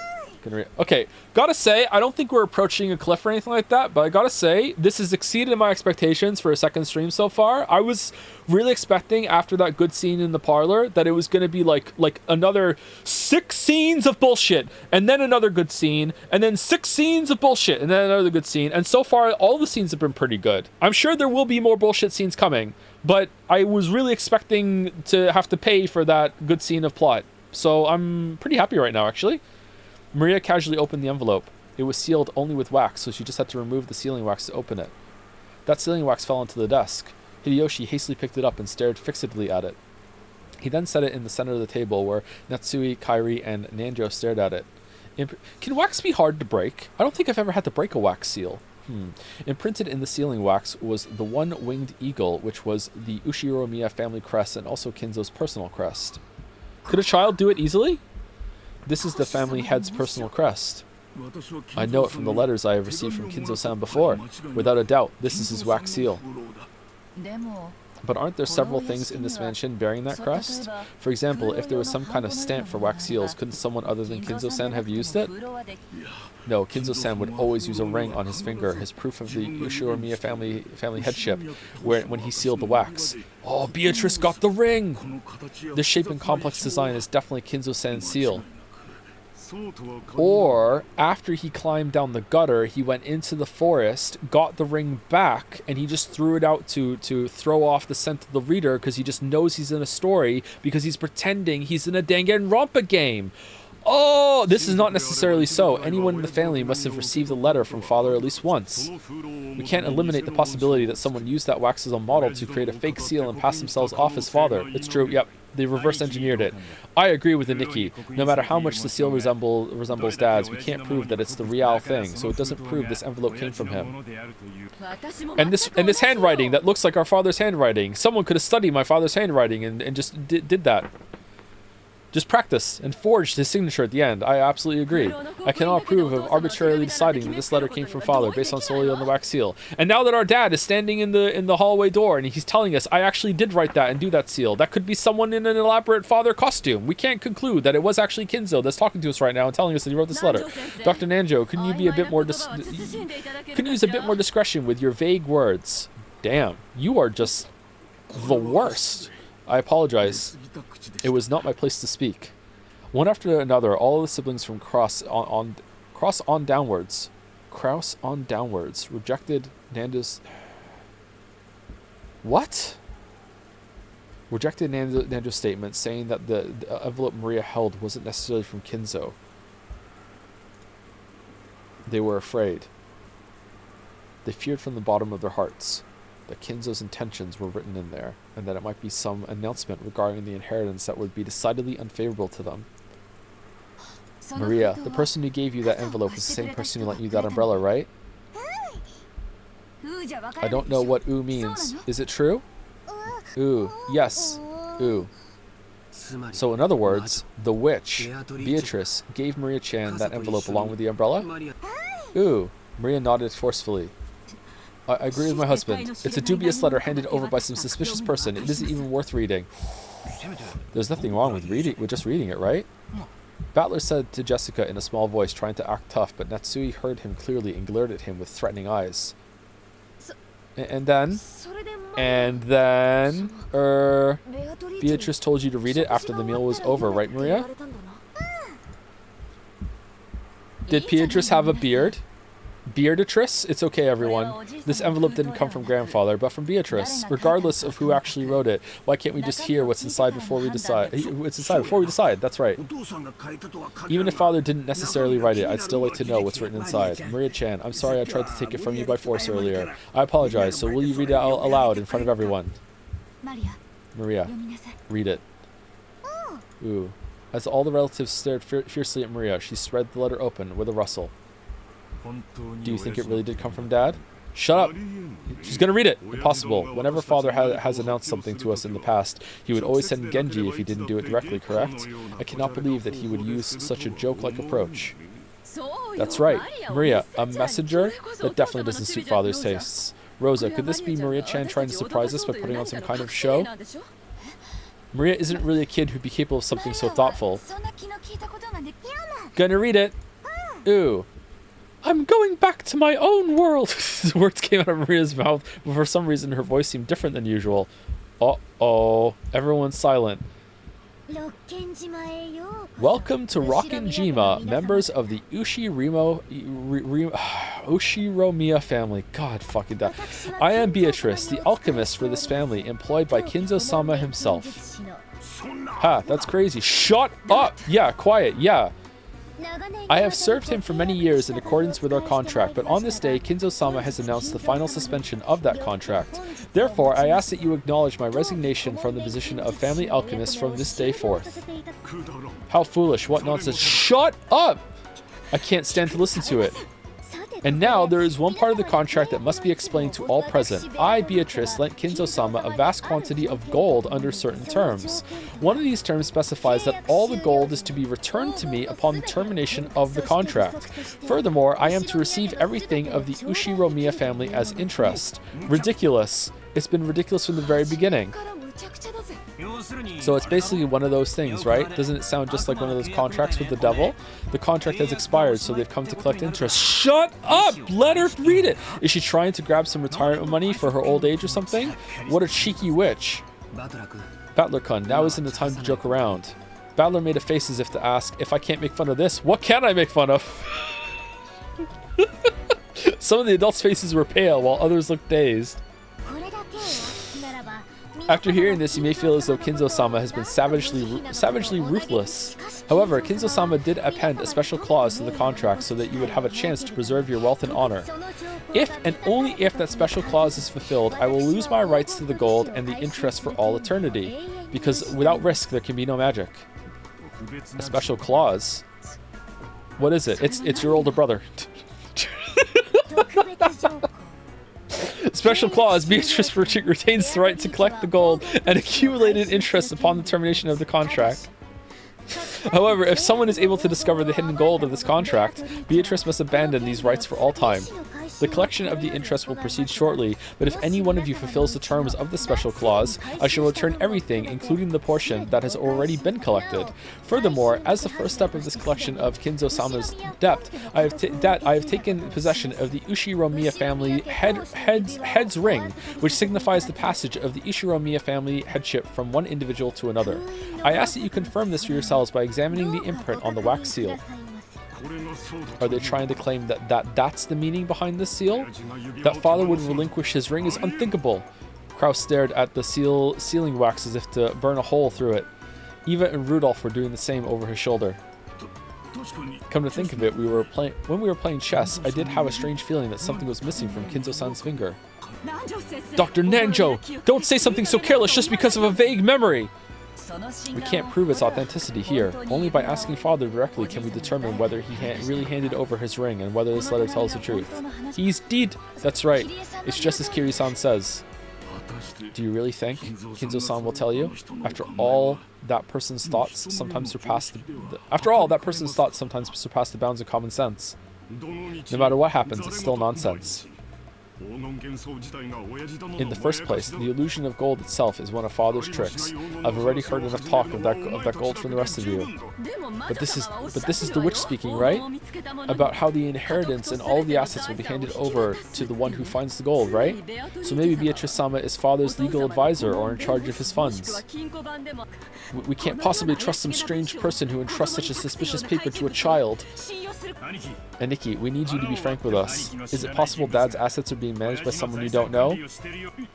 Some mysterious person that we didn't know was on the island who decides to give an umbrella to a child and also a secret letter after finding the ring in the forest and uses the wax seal and does it, and this is how they're communicating with us? Yes. Typical lawyer stuff. No, that's impossible. As the family's head representative, I control all the father's assets. It should be impossible for anyone to do as they please with them without me knowing it. So this must mean there are some assets you don't control, right, Kraus-Nissan?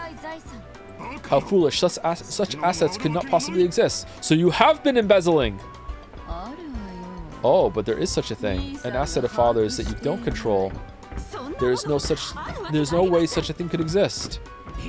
No, it does. It's father. No, Beatrice's hidden gold. Okay, I don't know what marching band they're doing upstairs. Sorry about that. Let's keep it simple. In short, Dad is some trusted confidant that Aniki doesn't even know about. Furthermore, this person has always been in charge of watching and managing the gold. Is Maria even done with the letter, or could it be some eccentric rich person who offered him a loan with rules like a devil's contract? Could it be that this confidant called Beatrice is trying to test which of Kinzo's children is most worthy to be financed by her gold? Kairi's question was one that all the siblings wanted answered. Upon reflection, they realized that Kinzo's strange epitaph had hung in the wall beneath the witch's portrait for quite some time, and while it had long been whispered that whoever solved the puzzle would receive everything, no one had ever clearly stated it. It was just something that everyone had hoped might be true. And right here, right now, the thing they'd hoped for had been clearly stated in Beatrice's letter. It clearly specified that everything of the Ushiro Miya family would be given to the one who found the gold. Kinzo-sama had already publicly displayed the location of the hidden gold within the epitaph under my portrait. The rules apply. Oh, she's not done. The rules apply equally to all who can read the epitaph. If you discover the gold, I shall return everything to you. Tonight, I ask that you enjoy your battle of wits with Kinzo-sama to the fullest. I sincerely pray that this night will be both intellectual and elegant. Beatrice the Golden. No, she's more auburn. Father, I know you can hear me. Please respond. The door to Kinzo's study was being violently, harshly beaten against over and over again like a percussion instrument. The yells coming from the other side belonged to Kraus, Rudolph, and sometimes Eva. It was the siblings who were trying to intrude upon Kinzo's study to question him about the truth behind that mysterious letter. Kinzo was eating. Oh, he's not dead! An elegant tablecloth was set over the desk, and the fabulous dinner that had adorned the table in the dining hall was reproduced here. No, it was pizza. Kinzo continued his meal in silence. Shannon, taking away an empty plate, looked uncomfortably between the door being pounded on and Kinzo's face. Everyone is calling for you. But what should I do? Leave them. God and my meals both hold silence as a virtue. Should I silence them? There's no need. It does not even reach my ears. Kinzo enjoyed his food, apparently indifferent. Man, the servants are more family to him than his actual family. Why is that? Is it because you knew the witch would take them away one day, so you made your own family that was not subject to the witch's rules, maybe? Genji quietly lowered his head and took a single step back. As he did, Kanon, who stood in reserve like a shadow behind and to the side of Genji, opened his mouth. Maria-sama apparently received a letter from Beatrice-sama, so I imagine they want to test its authenticity. Has she started already then? Come, Beatrice. I have no shortage of coins to be wagered. Shall we enjoy this night to the fullest? I don't think I'll lose. Your smile will be mine for all eternity. If I could see it one more time, I wouldn't regret losing my wealth, my honor, or even my life. Just go to the Steam page. Well then, the roulette has begun to spin. Which pocket will the ball fall into? Noir? Rouge? Oh, Rouge or House takes it all. Come, you may begin, Beatrice. I'll show you the power of miracles once more.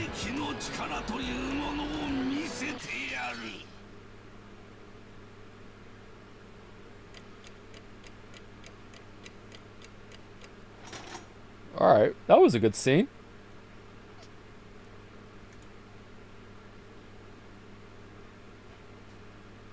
Thoughts so far? I really miss Persona 3.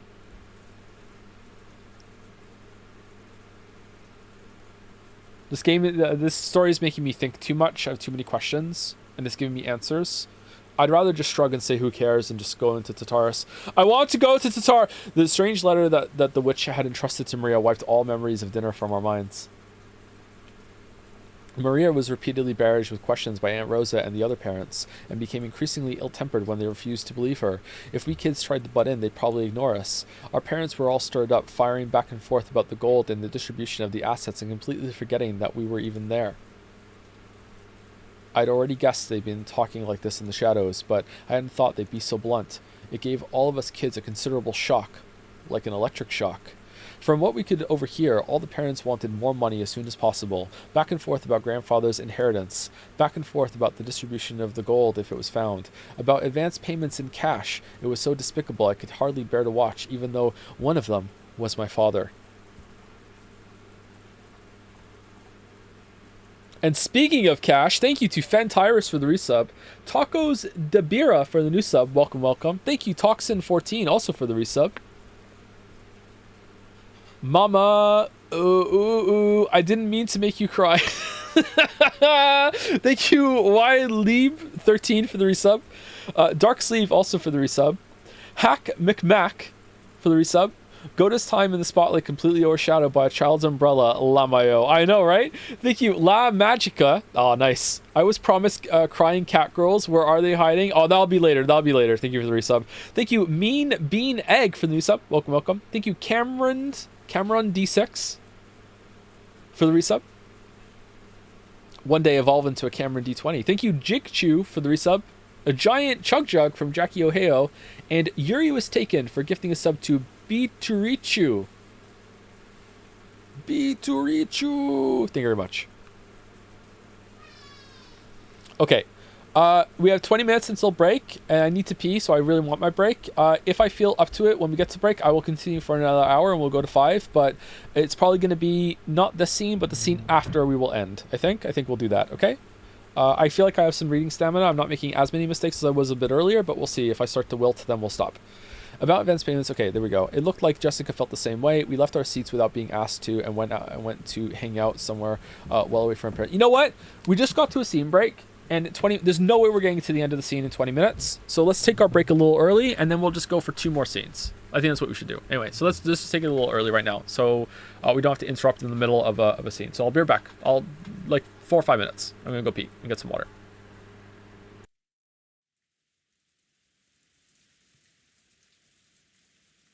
You loving this, Mouse? Mouse, you loving this? Look, everyone in chat liking this VN. God damn it, you hate.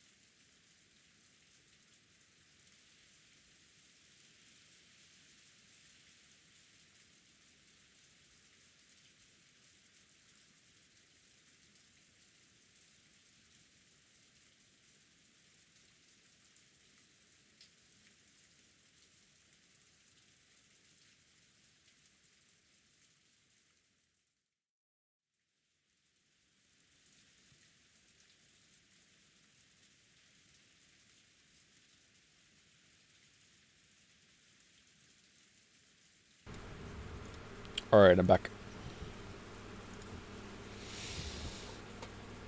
Oh.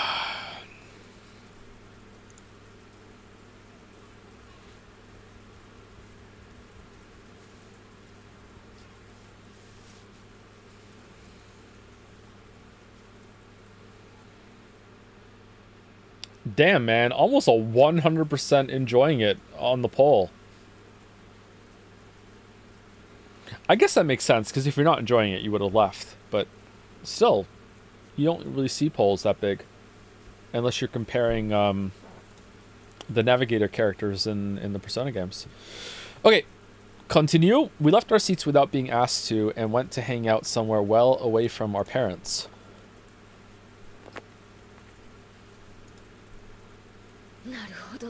I get it. Now I totally see why grandfather hates coming down for meals. I'm so disillusioned with our parents right now. All that about money and the inheritance. I mean, he probably made them this way, Jessica. How can they act like that right out in the open? Well, I'm already completely disillusioned with my old bastard. There's no way I could think of any worse of him. By the way, what are these boobs? That's exactly the same for me. Still, that freaking shocked me.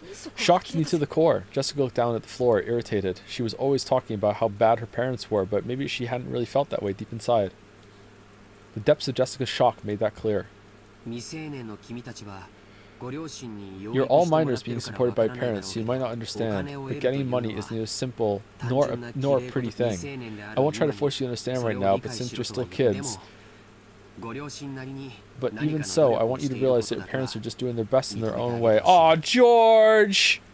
Come on!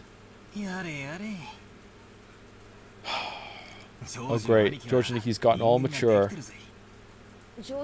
George Nissan, I know you're working hard as a full-fledged member of society, but does that mean you turn into a shameless, greedy vulture like our parents whenever you start talking about money and assets? If it were only for my own benefit, then no, I wouldn't want to do that. However, when your family and your employees, your subordinates, and their families are all counting on you, there are some times when you must fight. I hate that kind of fight. That back and forth about grandfather's inheritance just makes me want to puke. Okay, so you're not completely wrong. You do have a lot of responsibility. I get it. But at the same time, like, that's not really how the parents are acting here, man. But we don't see how they got to the situation. That's true. Jessica pretended to spit violently. That harsh reaction made the depths of her pain very clear. Let's stop talking about this. All this about grandfather's hidden gold, property, inheritance is our parents' problem, not ours. I agree. At the very least, I think children have a duty to be considerate and stay out of their parents' way when they're talking together. Sounds pretty boring. Everyone knows the phrase, adults are filthy.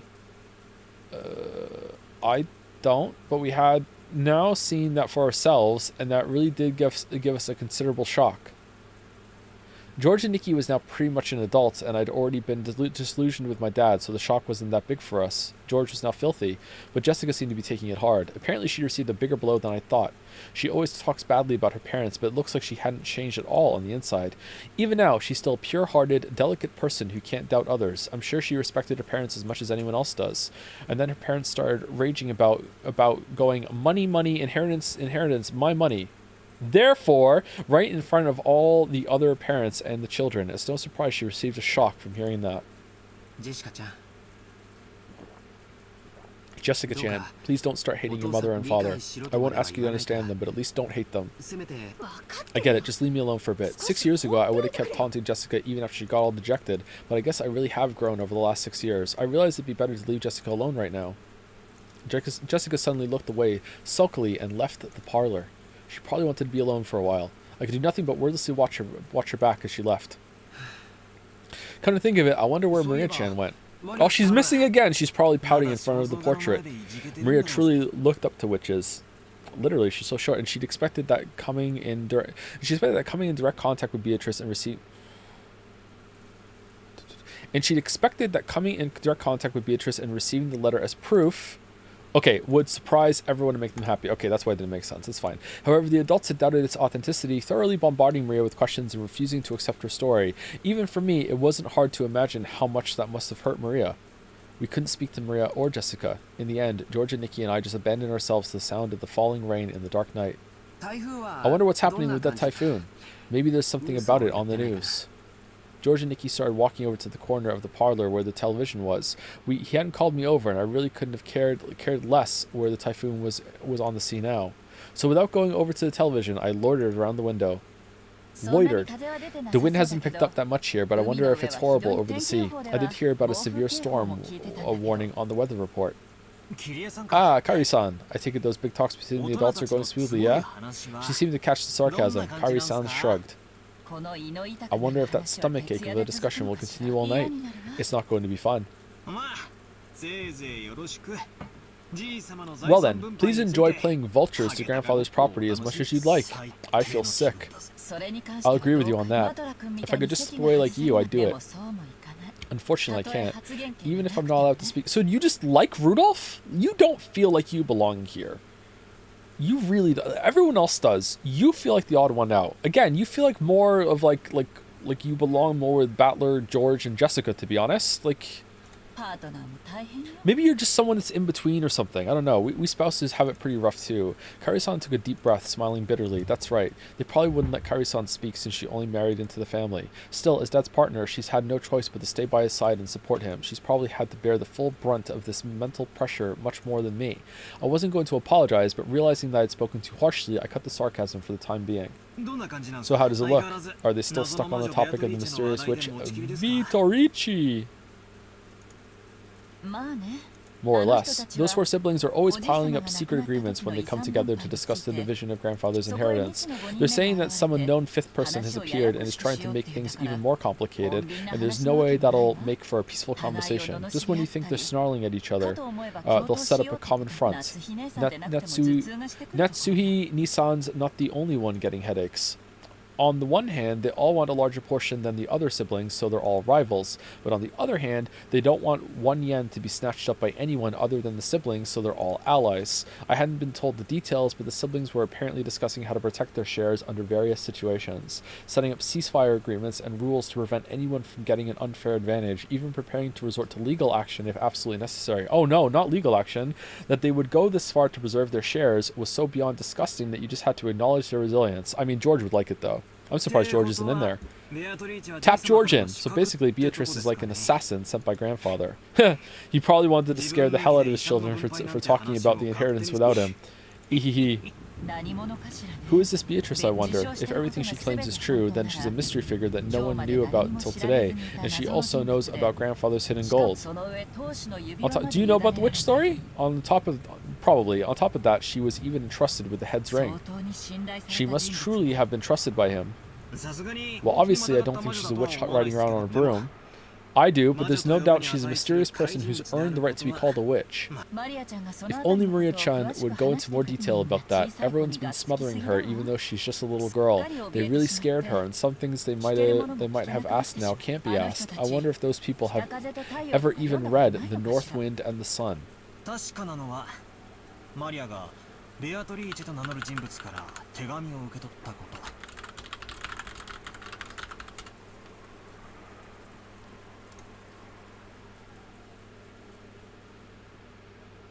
Aesop fable? North Wind and the Sun. The North Wind and the Sun had a quarrel about which was the stronger. While they were disputing with much heat and bluster, a traveler passed along the road wrapped in a cloak. Oh, I think I've read this.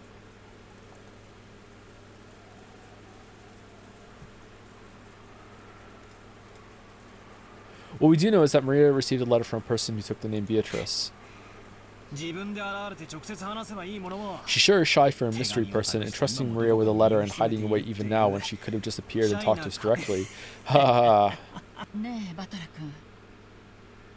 Hey Battler-kun, do you really think a person called Beatrice actually exists? Who knows? Doesn't it really seem like a false name? Like she's grandfather's representative, so she was given permission to take the name of the witch from his illusions? Oh my god, that would be so fantastic! Just a huge fuck with them for the whole weekend, pretending to be a witch. The whole house rigged with like animatronics and like all the snap of fingers, secret switches and shit. That's not what I meant. Right now, there's a total of 18 people here on Rockinjima. Do you think there's a 19th person? Watch out for them. 18 people.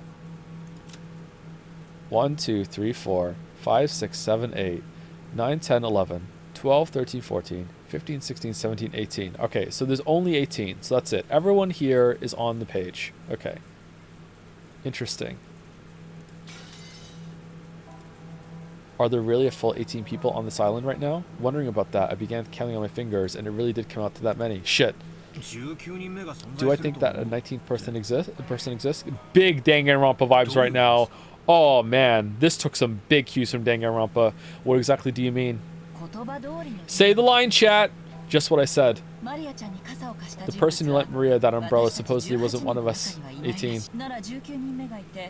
So isn't it natural to assume that a 19th person exists and that this person lent Maria the umbrella?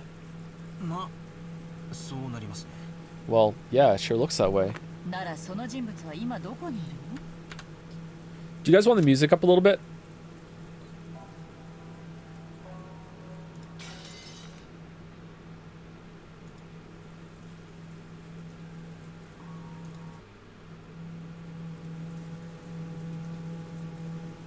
Music sound effect?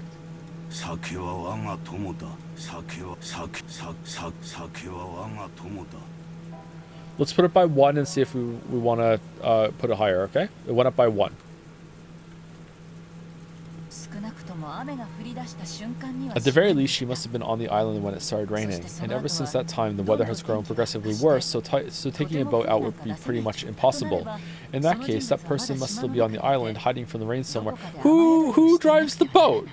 Or was that Gouda, or did the boat person go back to the mainland afterwards with said boat? And without any of us spotting her.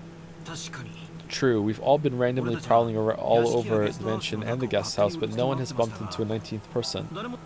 But this island is huge. There might be other places to take shelter from the rain other than the mansion and the guest house. At about this time, I began to realize what direction Kairi-san's suspicions were taking us in. Kairi-san was denying that a 19th person existed.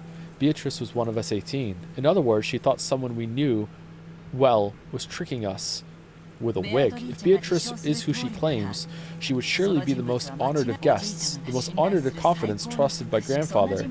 There's no way Grandfather wouldn't give that kind of person a warm reception. She would surely have been ushered into the mansion. However, we haven't seen anyone like that. Wait a sec, isn't this line of reasoning a bit too hasty?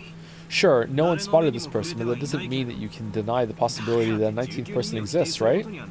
Maybe, for some reason, they landed on the island stealthily and have been hiding ever since. And it was procure on site for the whole operation. It's what they call a devil's proof. It's easy to prove that something exists. If this Beatrice appears in front of us all and says hi, then it's settled. But it's impossible to prove that there's no 19th person. Yes, Battler-kun, your way of reasoning isn't bad. In our current situation, there isn't enough information to either accept or deny that a 19th person exists, but if you spin the chessboard around and think that way, we can deny the existence of a 19th person with near certainty. Spin the chessboard around was one of Kairi-san's favorite phrases.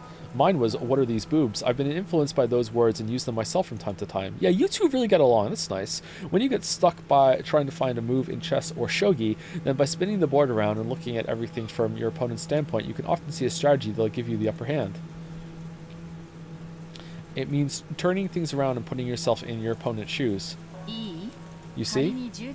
Let's say that a 19th person called Beatrice actually exists. That person must have managed, without being seen by anyone, to stealthily arrive on this island and remain hidden ever since. Maybe they had some reason, okay? In that case, why did they go to all the trouble of appearing before Maria and handing her the letter? It really was a contradiction. Maybe they were here before we got here, though. If they had some reason for hiding themselves, then they should have stayed hidden the whole time. But even so, they had appeared openly in front of Maria. Then... Wait, Maria said it herself. She said the witch made her a messenger. Maybe that's because Maria was the youngest and looked the most obedient. Why would they need a messenger? If they just wanted a letter delivered to the family conference, they could have mailed it. If they mailed it to each of the 4 siblings, no one would be able to ignore it. There was no need for this person to carry it themselves and secretly deliver it by hand. Yeah, but then it wouldn't have the drama. It wouldn't have the spice. She wants to set everyone on edge. The game is afoot. Yeah, that does sound pretty weird. In the first place, if Beatrice existed and wanted to make her presence known to everyone, then she could have just openly presented herself to all of us. Despite that, she chose the vague method of appearing through a little girl called Maria-chan and only gave us a vague impression of who she was. Contradiction. Let's go a little deeper, shall we? Kairi's smart. Okay, hold on. Is she though? Or is everyone in this story got the 999 disease where they're just like walking different parts of Wikipedia, and if they all join forces, they're all of Wikipedia together? She appeared in front of Maria trying to give us the impression that a 19th person existed, and yet she still hasn't appeared before us and is hiding somewhere at this very moment. Think about those contradictions. You've got to keep these things in mind when you spin the chessboard around. In short, if a person wants to leave us with the impression that Beatrice exists as a 19th person, what might their goal be? If this person wanted to hide, then they wouldn't have made their presence known, and if they wanted to show themselves, they wouldn't have used the roundabout approach of entrusting someone with a letter, which means it's simple. Beatrice is one of the 18 people. This is a rock-solid conclusion. Because, like, maybe I'm wrong to think there's going to be supernatural stuff in this, but it seems like it's leading there, especially with Kinzo. But maybe Kinzo is just nuts. But this is a rock-solid conclusion if you don't immediately think that there's, like the witch can teleport.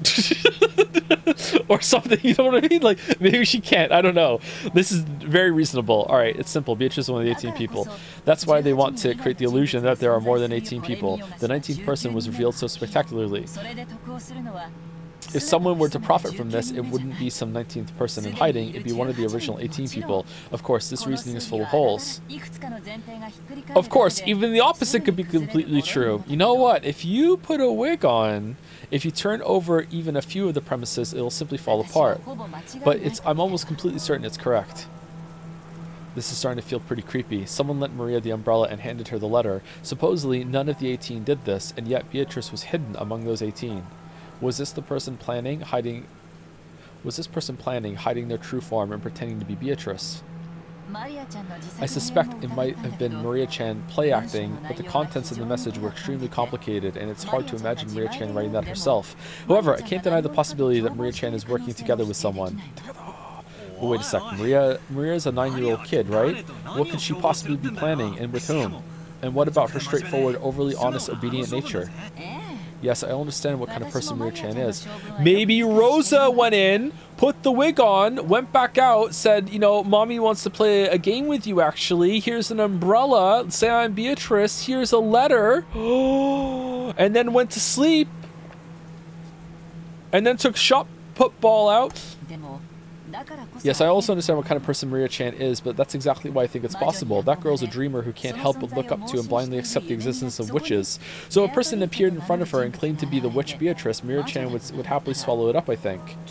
So you're saying that if someone disguised themselves by wearing that fancy dress from the portrait, tricking Maria wouldn't be that hard? Honestly, I think if someone just held the painting out in front of them and just did a voice that you know, Maria might go along with it. Of course, with that reasoning, all of us women would become the primary suspects. Anyway, who did Maria-chan encounter? Learning the details of that question would be the best key to solving this riddle. But this key has been firmly locked away inside Maria-chan's heart. Everyone denied the existence of the witch without listening to her, barraging her too much with questions about who Beatrice actually was. Okay, who knows that Maria likes the witches, though? Actually, I was going to say that it would have to be Shannon, because Shannon was there when we were having that conversation, but Maria's been here before, so she's probably liked the witches in the past visits, too, so any of them could know that, actually. Everyone denied the existence of the witch without listening to her, barraging her too much with questions about who Beatrice actually was. You'll read this already. She probably won't open her heart to the adults now. In the dim hall in front of the portrait of Beatrice, Maria was sobbing. No one believes I met Beatrice. Ooh. Even though I showed them the letter Beatrice gave, they still don't believe.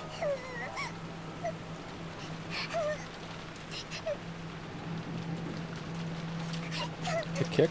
Are you getting sick? Aw.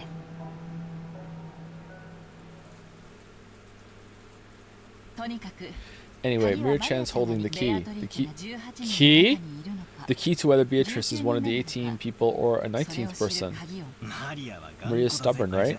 When that girl gets angry, it's pretty hard to make her feel better. Battler-kun, I think a kid like you would be better at cheering her up than an adult like me. After she's feeling better, try asking. I know you don't care about all this back and forth about the inheritance, but don't you find this Western Mansion mystery situation exciting? Hell yeah! Who in the world is this person who gave Maria-chan the letter? It makes your intellectual curiosity ache. You're actually pretty tough considering you're still excited after being dragged through that endless money talk. Adults can be pretty amazing. I shrugged exasperatedly, but I did notice something. Kairi knows how dejected I was after overhearing our parents' turbulent discussion and was probably trying to clear the air. At the very least, I'd recovered enough to voice my complaints. She wasn't my real mother, so I've never felt like calling her mom. But it did make me think she's a real adult. Hey brats, so this is where you were. Kairi, you really took your time fixing your makeup, didn't you? I think I'll make a habit of going out to touch up my makeup too. By the way, what are these boobs? Oh, that's where I got it from. I'm sorry. A woman's makeup takes a long time. So, how's this discussion been without me? I'm sure everything was all peaceful and harmonious. Kairi-san poked the weak spot under my arm with her elbow. We decided to take a break to cool our heads a little. It looks like we'll be at it all night. Makes me want to cry. His way of talking hadn't changed, but he couldn't completely hide his fatigue. I couldn't say I was sympathetic, but he looked pitiful compared to his normal, energetic self. Still, that rain's just awful. I really don't want to go back to the guest house. It looks like Natsui-san set things up so we could spend the night here in the mansion. What'll we do? We don't need to decide until you're done, right? If you run so low on energy that you can't return to our room, then we can take them up on their offer. Okay, this seems like it's just prime for someone to die tonight. Everyone's in the mansion. There's not going to be like, well, you know, we can eliminate 5 suspects immediately because who could get into the mansion without it raining or whatever. It seems like set up perfectly. Conditions could not be more perfect for someone to die tonight. You're right. We can think about it later. What about you, Battler? If I stayed, I'd just get in the way. I'll be nice and go back over there. Oh ho! I see. Will you go back so soon? I don't know. It'd be lonely to head back myself. I'll gather all the kids and we'll head out. Okay, you go do that. Also, Battler, you won't be going to sleep that easily tonight, right? Yeah, I'll probably be up talking with the cousins. Sounds like we'll be up all night. Is there a problem with that?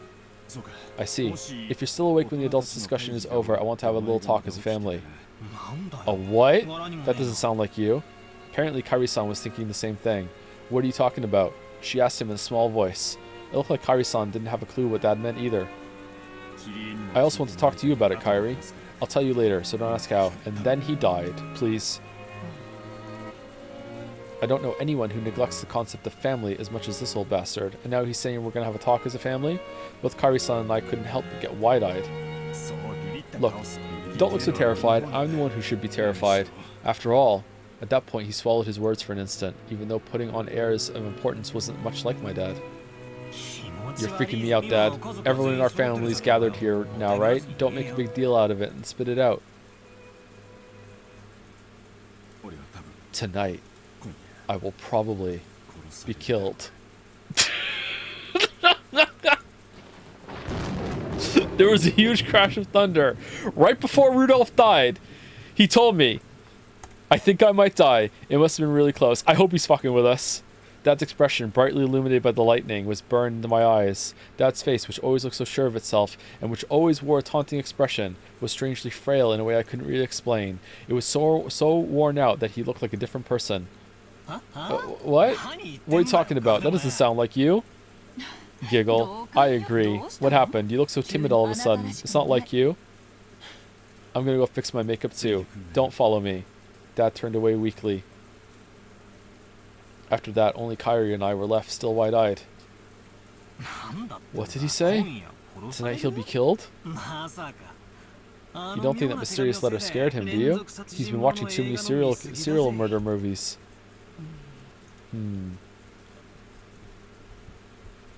Kairi-san didn't answer my light-hearted words and continued to stare at my dad's disappearing back.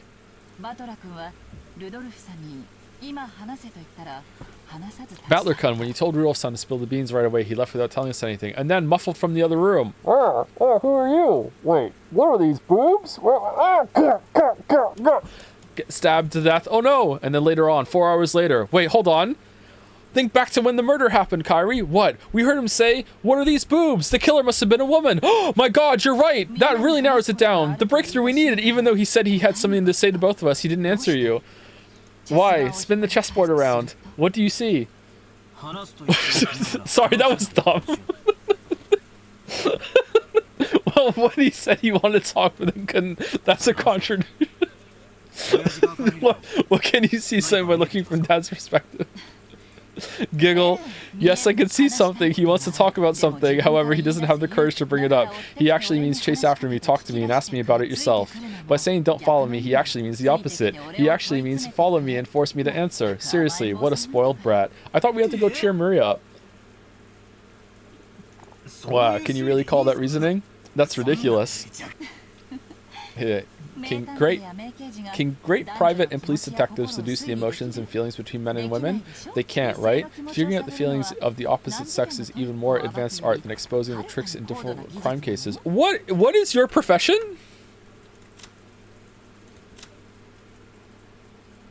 Rudolph's second wife, she had already worked alongside him for some time before the death of his first wife, at which time she openly took the position of his wife. Oh, okay. She has served as Rudolph's right hand in several shady pieces of business, guiding them to success. She is quick thinking and well trusted by her husband. All right. Definitely had an affair. If you ask me, romance novels have much deeper mysteries than masterpiece mystery novels. Okay, just lost like 20 whole points. We're down to 80. I see. Is that how it is? I'll stand alongside that spoiled brat. He normally loves to bluff, but tonight he's completely tired out from that heated discussion. He probably wants someone to lean on at that moment. And responding to that need is the role of his partner. Ha. Sounds passionate. Then I'll leave that old bastard in your hands. Yes, leave it to me. I called out to Kairi-san's departing back. What? Huh? What? I want to say thanks. Thanks to you, my gloomy mood has cleared up a lot. That's good. Communication is important. After answering with a wink, Kairi-san followed after Dad. Ooh. Does no one else see it? Is it just me? I feel like they're a better pair than Kairi and the Dad, man. I feel like they have more chemistry than Rudolph and Kairi. Does anyone else see it? It's just me, really? Just me? God damn it, I feel like they get along better. Like, I'm not shipping. I'm just saying they have chemistry. Stepmother, exactly. I have the popular vote on my side. Exactly. Natsui could be found in a dimly lit hallway. Now and then the thunder would crash, but this had no effect on Natsui's expression. She looked completely worn out. The discussion that had just taken place between the relatives in the dining hall was repeating itself inside Natsui's mind. Joseph, I'm not talking anything to do with sex or anything like that. I'm just talking about like how they get along. Like I feel like they talk better. But we haven't really seen Kairi and Rudolph talk privately ever, actually, right? The discussion had just taken... So maybe it's... I need something else to judge. But he's going to be dead soon, so we're never going to see it. The discussion that had just taken place between the relatives in the dining hall was repeating itself inside Natsui's mind. I hate the whole I hate my step-parent trope, too. So it's good to see it subverted. Although, I guess with... how shit's going in popular media now, maybe it's not much of a subversion anymore. Beatrice had proclaimed that in addition to the gold, all of the inheritance and property of the Uchiromiya family would be given to the person who could solve the riddle. In other words, she planned to undermine the absolute guarantee that Kraus, as the oldest brother, had to succeed the family head. Originally, the other siblings had absolutely no chance to inherit the headship. To them, this proposal by Beatrice was extremely desirable. It was obvious that they would accept it. There was no need to play some clumsy detective game. Natsui knew that this so-called 19th person, Beatrice, couldn't exist. Naturally, Beatrice was nothing more than a fictional character used to pass a message that Kinzo had written himself. As proof, Kinzo had remained stubbornly neutral as to that letter's authenticity. He was completely ignoring these reckless claims that he shouldn't be able to ignore, that he had given up the head's ring. In short, Kinzo had wordlessly admitted that the letter held his own message. Most likely, one of the servants had given Maria the letter. Kinzo had probably worked out an elaborate plan where the dress from the portrait would be prepared, and someone, probably Shannon, would be made to wear it and deliver the letter and umbrella. By doing that, he could make it seem like the witch from the portrait actually existed. And then, hearing about it, Beatrice would get really angry that someone was an imposter and would show it for real. No, if anything, that alone was proof that Kinzo was behind all this. In that case, it was the same as Kinzo trying to butt in on the siblings' private discussion. Just leave the room, Lamayo! But then Kinzo, by announcing that he'd give everything to the person who solved the riddle, could weaken Krause's overwhelming advantage. Now it was certain. Kinzo had eavesdropped on the siblings' discussion in the parlor earlier that day, so he had known how Krause had staved off the attack by the other three, and to make the scales of the battle go back into balance, he had sent out this strange letter, which benefited Krause's rivals. He was trying to push this crazy theory so that Rosa, who had a weak position among the siblings because of her age, would join with Ava and Rudolph. Then, with a 3-1 advantage, they'd be able to overwhelm Krause yet again and make their ridiculous theories get accepted by force. And by doing that, he gave them the power to resettle what had once been a nearly decided conflict. They had now started repeatedly pressing Krause to pay them a large amount of money. Using the condition that all of the siblings would guarantee Krause's position as the successor, talk about advance payments was being brought up again despite having been rejected once. Of course, even without the story about the hidden gold, the Ushiromiya family's store of wealth was vast.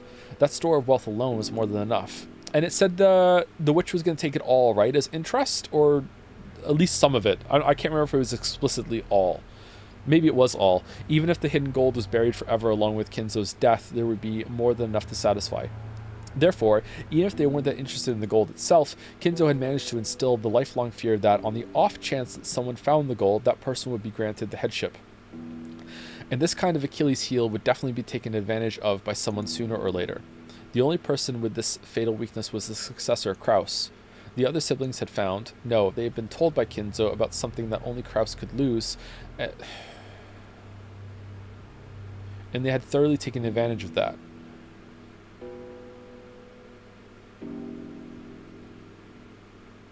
Okay. Natsui, as Krause's only ally in his painful position and as his wife, wanted to fight alongside him. She kept trying to explain to him that the existence of the gold itself was a farce, and there was no need for him to compromise. Krause had always told Natsuhi, he had told all of the siblings. He always said that the hidden gold was nothing more than an illusion created by Kinzo. Therefore, Natsui had believed it as his wife and had supported her husband on that foundation. But now... Even so, Natsui's words didn't reach Krause. Even though Natsui had fought so hard and had lent all of her strength, he continued to fight by himself and was trying to compromise with the other three siblings. Natsui sadly and weakly wondered why she could not be of use to him, and then started getting angry. It had happened when everyone decided to take a short break to cool their heads. Natsui had flared up against Krause. In rage, he had asked why she could not be useful to him. He had then told her that he wanted to talk about something and invited her into a room that she was not normally allowed to enter. What? That room had been sealed with a heavy-looking padlock, and just looking at it had given her an uncomfortable feeling. Can we see it? There's no need for you to worry about anything said by those three, or even this suspicious person who calls herself Beatrice. After all, the gold is just a ruse created by Father. You are also calling him Father, just like Yoshi did. Interesting. Okay, so it's a family dynamic thing. Okay. Some families do that. When you marry into the family, you can call your spouse's parents, like mom and dad or something. Some people do that. I think it's a little uncomfortable and weird, but some people do it, yeah. No, not even in law. Some people don't even have the in-law thing. When you marry someone, sometimes you will call their parents mom and dad as well. Some people drop the in-law. Yeah. I don't know if it's common, but some people do it. Yeah, I've known some people that have done that, so it's fairly common. Yeah. There's no way something like that could be found. Your position as a successor is a solid fact. What are you afraid of? Krause removed the padlock on the door. He then motioned for Natsui to enter. Enter. He motioned again. Enter. What? You want me to enter? Paimon thinks he wants you to enter. Enter through the door. Yeah, the door. They said enter. What is this? There's something I want you to see. I've never shown you this before. It's the dark room. Natsui timidly opened the door with a dubious expression on her face. It was pitch black. Oh, it's the red room. The red room is from I can't remember what the fucking thing is called. She searched for a switch to turn on the lights, and since this was her first time in the room, she didn't know where it was. Kraus entered behind her, pushing her in, and when he closed the door before turning on the lights, the two were swallowed up by the darkness. Only the sound of Kraus locking the door rang through the dark. What are you doing? The lights. I'm turning them on now. Wait, are we going to see it, or is it going to be, oh my god, I can't believe this, dun dun dun. Just as he said, when Kraus pushed a switch on the wall, a flickering light turned on and lit up the room. That is, Natsui had her breath taken away. The room had no windows, and at a glance it appeared to be empty. In the middle of the room, a small round table had been set, and the lights brightened only that table, as if it were the leading part in a play. That would have been a good image to show, actually, but I understand they're limited by how much art they can have. On top of the table, a red tablecloth of elaborate design had been set out, covered with dust, and on top of that, something about the size of a grown man's arm had been set down. That something took Natsui's breath away. Grown man's arm? You mean like a forearm, right? I don't think you could have... Can you have a gold ingot that's the size of a whole fucking arm? Surely forearm, right? It's a gold ingot of incredible purity. Without this, no one would have believed in the legend of the gold. He knew all along! It was an ingot of solid gold. Even when in the faint light, it sparkled with a noble and dignified glint. This is not a proper ingot. I don't even know whether it was cast inside or outside the country. What do you mean, proper? It took a high level of skill to make the purest of solid gold ingots.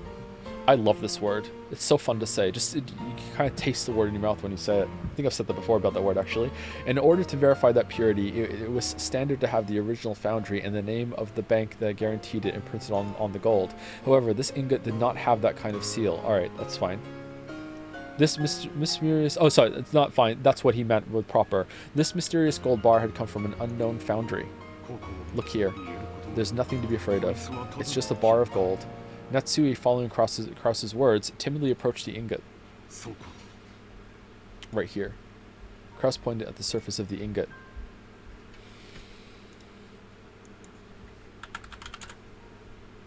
Ingot. Okay. It's not ingot, it's ingot. Natsuhi concentrated on that section. Right there was the thin imprint of the one-winged eagle crest. Natsui's breath was taken away once again. That's right. This is the legendary ingot that Father said he received from the witch that the president of the Marisu witnessed and was allowed to select at random to take back with him. That gained the trust of the fixers in the business world. Okay, could be a prop though? Could be just fucking with you maybe? Did we get it tested independently? I have to use all possible means to find it. I found it before the other siblings could. How could, then... The legend of Father's gold is, it actually exists. The gold that Ushiromiya Kinzo received from Beatrice actually exists. Impossible. So it really does exist. How long have you known? Natsui was shocked. Kraus had always said that Kinzo's gold was just a fabrication, so she had to believe it as his wife. However, the reality was different. Since he held definite proof, he had been more certain than any of the other siblings that the legend of the gold was true. How much was one of the ingots worth? I can't remember. How many were there? There's no way that ingot is worth 750 million yen, right? That ingot isn't enough to have the 10% advance. It can't be. I don't think so anyway, no.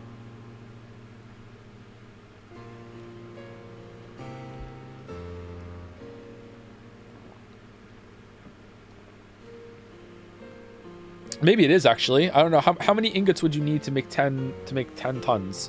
It said it was the length of an arm too, so who knows how fucking like big that is. It doesn't look the length of an arm to me. Legend of the gold was true. Because of this, Kraus was deeply frightened at the possibility that someone other than himself would find the gold he failed to find, costing him everything. But to Natsuhi, this truth was more than enough to split open her heart. She had thought that as Kraus's wife, she should be as close as... Yeah, exactly! That she should be as close as confident, which is why she had selflessly supported him. And yet, he had hid this fact from her until today. Why? Ask him. Have I been so undeserving of your trust? That has never been my intention. There was simply no need to tell you. You never asked. Is that all a wife means to you? Calm down. Becoming passionate easily is one of your bad habits.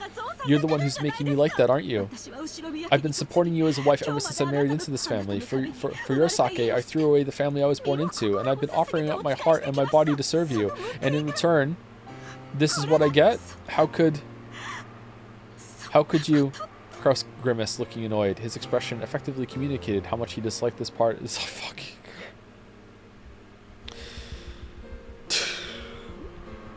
Okay, let's trace together with the mouse all of what we could cut out of this screen, okay? So we're going to start here, and we're going to go all down here, over here, up here, up here, up here, left. We're not done. Up here, down, up here, boom, period. Done. It doesn't look like I will be of any use to you anymore. That's fine. I can resolve the troubles with the siblings by myself. I don't need your help. This is fucked up, man. That's wrong. This is the Ushiramiya family's problem. It's true that I am not permitted to wear the family's crest on my body, but I am still your wife. Even so, are you saying I'm not capable of helping you? Are you? I especially wouldn't want to risk you getting involved. I mean, well, he's showing you now. It would probably make your headaches even worse than they are now. Take a rest for today. The siblings will deal with the siblings' problems. It has nothing to do with you. That is all.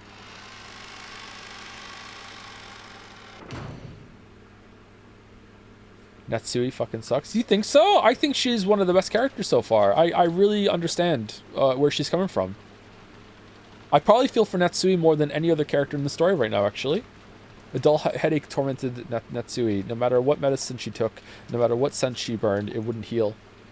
In fact, simply wandering alone through the dark corridors and listening to the sound of rain seemed to be a better cure. I may be Natsui, but I was never that Natsui.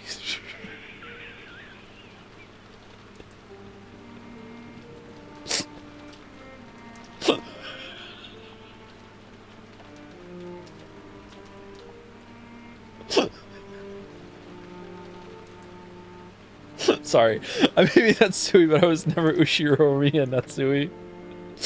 I have been despised and treated as a borrowed womb and insulted when I couldn't even fill that role. Even so, I have tried to properly perform my duties as a wife, but now even my husband has rejected me. I've done my best raising my daughter, as if it were the last job left to me. However, I've had no release for my anger and sadness, and they've caused me to subconsciously strain that relationship too. Because I've been excessively strict in Jessica's education, she dislikes me thoroughly. She despises me for having no interest in anything but grades. There is no longer anything I can do for the Ushiramiya family. No. That's no good. Despite it all, I must help my husband and beat back the schemes of the other greedy siblings. You also have a daughter! The family head won't be around much longer. Eventually, Kraus will succeed the head, and the next successor will be Jessica. Strictly speaking, the man who enters the family by marrying Jessica will become the next head, but it all comes to the same thing. I have to make Jessica an excellent successor whom everyone will accept as worthy to take over the Ushiramiya family. Just obsessed with the family. In the days to come, that greedy Ushiramiya Eva will probably be plotting to find some fault with the main family, and if all goes as she plans, Jessica will be dragged down from the succession, with George set up in her place. It is regrettable, but George is a man, and even more, has matured as a person. Compared to Jessica, who is right in the middle of her rebellious period and whose grades are slightly below average, it can be seen at a glance who is more fit to succeed the head. So in order to secure Jessica's position, I need to turn her into an excellent person. After doing that, I want to find her an excellent husband worthy of the excellent person she will have become. A wonderful man who will truly accept Jessica and stay with her through all of life's joys and sorrows, and also someone who I can control, because he would technically be the head of the family. Should have got a tutor if you want her grades to go up. She's on this island by herself. Was Natsuhi trying to entrust her daughter with fulfilling some desire of her own? Natsuhi thought back to the days when she'd had no choice but to marry into the Ushiramiya family because of that unavoidable fate. She had tried to block that from her memory. She had consciously forgotten it, and had actively attended to the life she had been given as Ushiramiya Natsui. And in doing so, she had built up a new life. But just now, felt like all of that had been casually rejected. How should I think as I live my life? I do not know. Natsui helplessly rested her head against the glass of the window. The glass, which was cool thanks to the raindrops beating against it, felt somehow refreshing, even though it should have been emotionless. Right then, it seemed to be the only thing that could understand Natsui. At that point, even if someone had appeared, Natsui didn't intend to pay any attention to them, but she did pay attention, because it was her beloved daughter. Okay, that was kind of weirdly written. Oh, it's you, Mom. What the heck are you doing in a place like this? Thought you were a ghost. Just like always, her words were rough and not at all like a girl's. Instinctively, words of rebuke rose to Natsui's throat. However, their strength gave out and they didn't escape her lips. Jessica, forgive me, but my headache is awful. Please leave me be. I see. Jessica was seeing her mother in a position of feebleness for the first time, so she was considerably disconcerted. Until now, she'd been filled with contempt for all of the parents, including her mother, but now those feelings had been completely swept away. Her mother's utterly exhausted face had wiped them all out. In its place, the words George had told her floated back in her mind. Our parents are doing their best in their own way, and because their families are counting on them, they can't afford to keep everything pleasant, and have a heavy responsibility to fight. Maybe her mother had been standing around in this dimly lit hallway because no one had tried to understand that in her. Jessica hated her mother, so she had no intention of speaking kindly to Natsui just because she was looking a bit frail.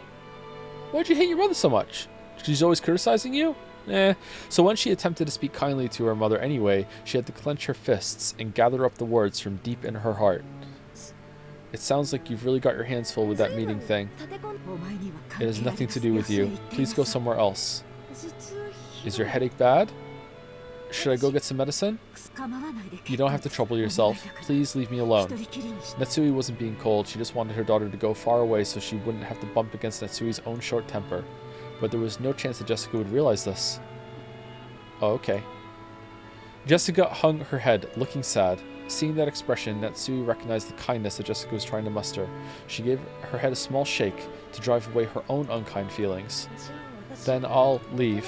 I'll be with the other cousins, so I don't get in the way of the adults. See you later. Wait there. She called Jessica, who was trying to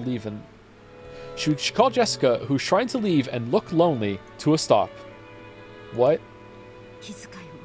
Okay, Writer X took over for this part, I guess. Thank you for being so considerate. It isn't good of me to go to sleep and leave you alone. How about a hug? Don't talk like that. You'll bring bad luck. I've made you worried, but I'm okay now. I will go. If I let my daughter see me this feeble any longer, I'll only make her feel more easy. With that thought in her mind, Natsui left Jessica with words of gratitude and made to depart. This time, Jessica called out to her mother's back. Everyone's calling out to each other's backs in this story so far. Natsui stopped and turned around, asking what business Jessica had with her. But Jessica herself didn't know why she'd stopped her mother, and for a while she smiled wryly, muttering to herself as she hesitated over what to say. She was poking around in her pocket when her hand touched something, and she took it out. Hey Mom. I was given a charm today. What was it, a charm against magic? I'm pretty sure that you were supposed to hang it from your doorknob, I think. I forget. There's no point in me having it, so I'll let you take it. It was a scorpion charm that Maria had given her on the beach, and that's the only reason why Natsui will survive the night. Although she'd heard of its various effects from Maria, Jessica's mind had gone blank, and she was just barely able to say even that much. Jessica, thinking that her mother probably wouldn't accept it anyway, immediately drew back her hand as she had stuck out, grasping the charm. So when Natsui came back to take it, she was extremely shocked, like electricity. What is this? Some kind of prized toy? Well, I think it's something like that. I guess you wouldn't really expect a charm that looks like a toy to do anything, but her mother took the charm from her, from where she grasped it in her hand. Thank you. I'll take good care of it. Sometime soon, in exchange, why don't I give you a charm that was important to me when I was a child? Oh, she's into this bullshit. Okay. It's not like that's what I gave it. It's not like that's why I gave it to you. But well, if you really say so. Aw, they're bonding. Then I will rest for now. My headache is awful. Try not to stay up too late. Sure. Maybe Natsuhi needs to get off the gluten. put the charm in her pocket and turned away. She then disappeared into the dark hall. And nothing called out to her back.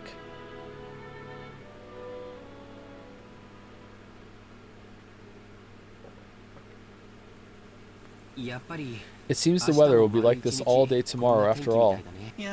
Dang. Aw, fucking George is in the scene. Dang, this makes the good weather we had earlier feel like a lie. It's a lie! Nehehe. George and Nikki and I were killing time in front of the parlor television. And by killing time, I mean we had just killed someone. The shop... Okay, I got nothing. I'm getting tired. Alright, never mind. Let's just... Undo. At that point, Jessica returned. Her face was still blank, but it looked like she'd calmed down a little since we'd last seen her. Is Maria still in front of the portrait? Nope. She just came back and she's sleeping over there on the sofa. It's getting pretty late for her after all. Man, Rosa is just the worst mom. Looking at the clock, I saw it was a little past 10 p.m. Even if we were planning to stay up all night, it was about time to head back to our room. Well, my mom did have a room prepared for us in the mansion. What'll we do? I'd rather head back to the guest house. Going by what we saw of our parents, I think it'd be better if we weren't in the mansion. I agree. Feels like they're telling us kids to mind our own business and stay out of their way. Let's be good little boys and girls and do that. As we were talking about this, Aunt Rosa came into the parlor. She was looking all over restlessly, probably trying to find Maria. Aunt Rosa, if you're looking for Maria, she's over there on your sofa. Thank you. My, she's out cold. We must move her to a bed. If you like, I'll carry her over to a bed. Thanks, that would be wonderful. Are you all heading back to the guest house? Or are you going to stay in the room Natsuhi Nissan had prepared here? We were just talking about that. We just decided to head over to the guest house. I see. Then could I ask you to take Maria with you? I'd feel much more reassured if she stays with all you cousins. Behind those words, she seemed to be concealing some regret that the adults, herself included, had deeply hurt Maria's feelings. You're not coming over? Leave it to us, Aunt Rosa. Might need to break out the Red Bull. Did I read something wrong?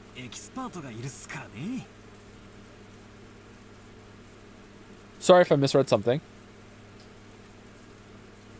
Leave it to us, Aunt Rosa. After all, we do have an expert at comforting Maria with us. Are you talking about me? No, me. I couldn't do it. Are you talking about me? I couldn't do it myself. We'll need everyone together. That's right. Battler, weren't you the one who hit it off with Maria when you were messing around earlier? As we said this, Aunt Rosa smiled, looking truly happy. Thank you, everyone. It looks like our meeting will last until very late. So while I'm sorry to burden you like this, I'll be counting on you all to take care of Maria. Hey Maria, are you sound asleep? We're going back to the guest house. Maria muttered something indistinct, rolled over, and fell back asleep. It looked like she was sleeping deeply. She's really out cold. I hate to wake her. Right, I'll carry her. I don't know, George. 9-year-olds can be pretty heavy. You might want to let the 5'11" Chad take care of this. Maria's body was much lighter than it looked. Oh, never mind. I lifted her up and put her on George and Nikki's back. It was raining hard outside, and Nikki couldn't hold an umbrella and carry Maria at the same time. Okay, she's asleep and she's on your back? What? It looked like Aunt Rosa would come with us as far as the guest house to help out. However, when she heard Uncle Krause's voice call out to her, she had no choice but to return. Now it's a problem. I have to go back now. Piggyback? You can't piggyback someone who's asleep, chat. They have to, like... It takes two to piggyback. They have to wrap their arms around your neck. Unless he's like hunched over the whole entire time, maybe? I don't know. Is everyone returning to the guest house? After we left the hall on the way to the entrance, the door to the servant room opened and Shannon-chan stepped out. It has grown very dark, so allow me to guide you. That would be great, Shannon-chan. George-kun is going to carry Maria there. Could you hold an umbrella for him? Yes, certainly. Shannon-chan brought umbrellas for each of us and a flashlight to guide the way. As we opened the front door, the downpour was quite terrific. It looked like we wouldn't have any spare time to take a pleasant walk and enjoy the nighttime rose garden. And Nikki, is she too heavy? Want me to carry her? I'm 5'11", by the way. It's okay. I can at least carry Maria-chan. I'm truly grateful. Please take care of Maria. Sure, you got it. Then I guess this is goodnight, Aunt Rosa. Then I will see them over there and return here. Yes, please. Aunt Rosa watched us leave. And then she said to our backs, Maria, I'm sorry for everything. Rose's mumbling voice didn't reach the person in question, nor any of the kids, but disappeared beneath the sound of the rain. Ooh.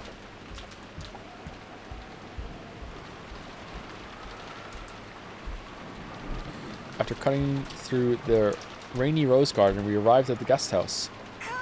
If only I had applied for the position of Maria carrier, then I would have gotten a chance to have Shannon Chan's huge boobs running all over my arm.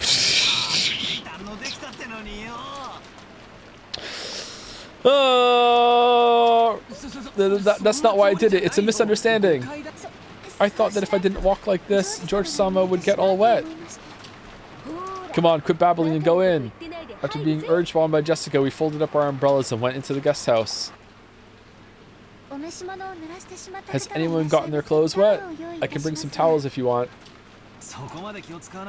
You don't need to worry about us that much. Thanks, Shannon Chan. Ah, that's right. We were planning to play cards or something. Would you care to join us for a bit? Huh?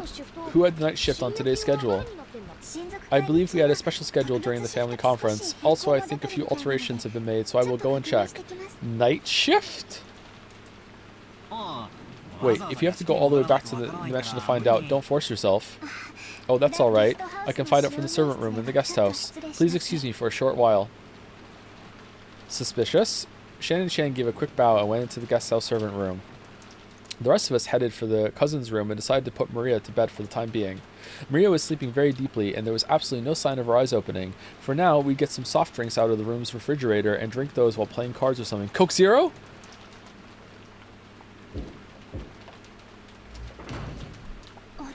Oh, Kennen-kun? And you're here too, Genji-sama. What has happened with tonight's shift? Kraus-sama has given an order. He made some sizable changes to the shift schedule. Indeed. Goda-san now has the night shift at the mansion. Shannon and Cannon have the night shift in the guest house. Kumasawa-san and I have been ordered to sleep in the guest house. Just now, a phone call came saying that once you arrive, you were also to remain here for the rest of the night. Wow, conditions could not be more perfect for a murder. Oh, who could it be? But there were people in the guest house and people in the mansion, and there's no way someone would be able to go to the mansion and back again. But wait, what if they had an umbrella? Oh no, all the umbrellas were slashed in the night. Oh no, that certainly is a sizable change. The shifts at the guest house and the mansion have been completely reversed, haven't they? Why? Originally, Shannon and Cannon had been assigned the night shift in the mansion. Yeah, I know. While the night shift had been in the guest house, where all of the relatives were staying, had been assigned to Goda, who had an abundance of experience in entertaining. Kumasawa should have been sleeping at the guest house, while Genji should have been sleeping in the mansion. However, it seemed that Kraus had suddenly ordered that the schedule be modified. Man, the plot's so nice they said it twice. The shifts at the guest house and the mansion had all been reversed, and Genji was spending the night at the guest house. It's probably because of Beatrice-sama's letter. Yeah, that's the letter that caused them to change all the shifts in the mansion in the guest house. I was sleeping over there before, but now I'm sleeping here. Everything's all turned around. Why probably? Okay, I'm dropping the joke. After such a mysterious letter appeared, it was only natural that Kraus-sama would suspect. We served directly under the master, so Kraus-sama tried his best he could to keep us far away from the family conference.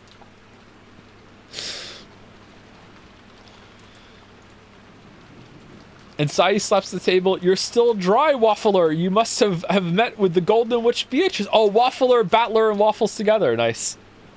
Genji, Shannon, and Cannon were all permitted to wear the Ushiromiya family crest, the one-winged eagle, as the servants who served directly under Kinzo. Ah, that's why. Okay.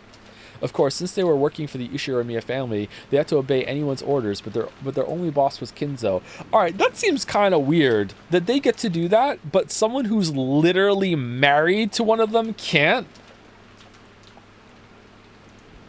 Since only Kinzo held the right to employ them, even Kraus could not have them dismissed of his own accord. Because of this, Kraus and the others often viewed these servants as Kinzo's underlings and shunned them. Oh, what the fuck is Kraus planning then? That he dismissed... Man, do you have to go check with Kinzo?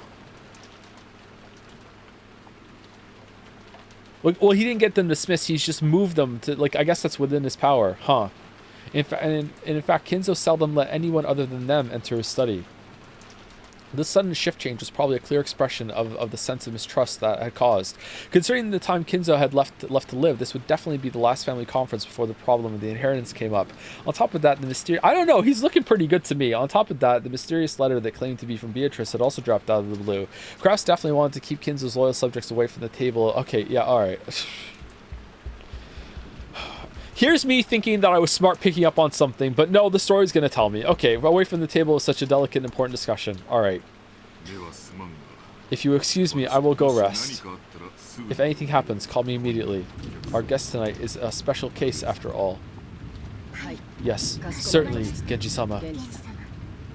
Genji nodded back, went behind the screen, took off his jacket, and slowly began to relax after a day's worth of tension. Gonna go get his workout in. The ones who just returned now, were they the children? Yes. The other relatives are having a conference in the mansion. It looked like it would drag on for quite some time. Then we've got it easy. It's already this late and there's this weather. The rest of the relatives will probably spend the night in their rooms in the mansion. Yes, probably. I'm only saying this because Genji-sama isn't around, but I'm a little happy I was sent to the guest house, I guess. Oh? Why's that? Because you can stay away from Madam and Eva-san, those bullies? Or do you have another reason? George! It's not as though I have. Another reason? I see. Then let's do our best together with our night shift. I'm counting on you, Nissan.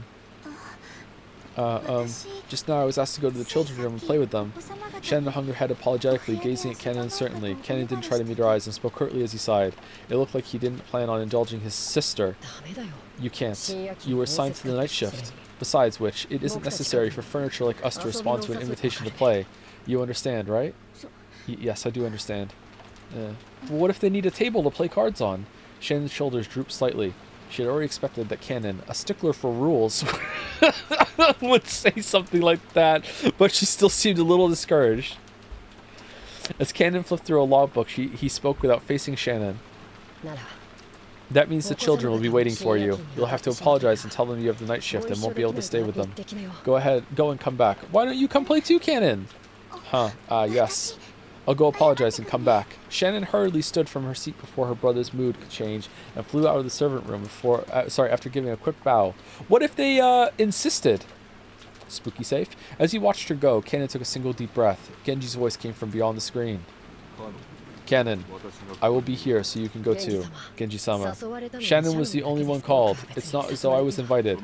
That's only because you were not there at the time. If you had been, you would have been invited as well. Genji is wise. It is good to play as a child from time to time. No, such a thing is not necessary for me. Human children may have a need to play, but we are furniture. Is that so?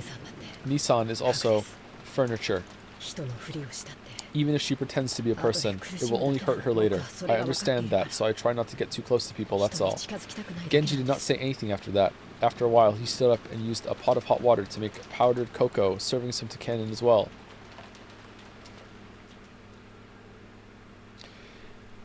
And Sai slaps to Shannon, what are these boobs?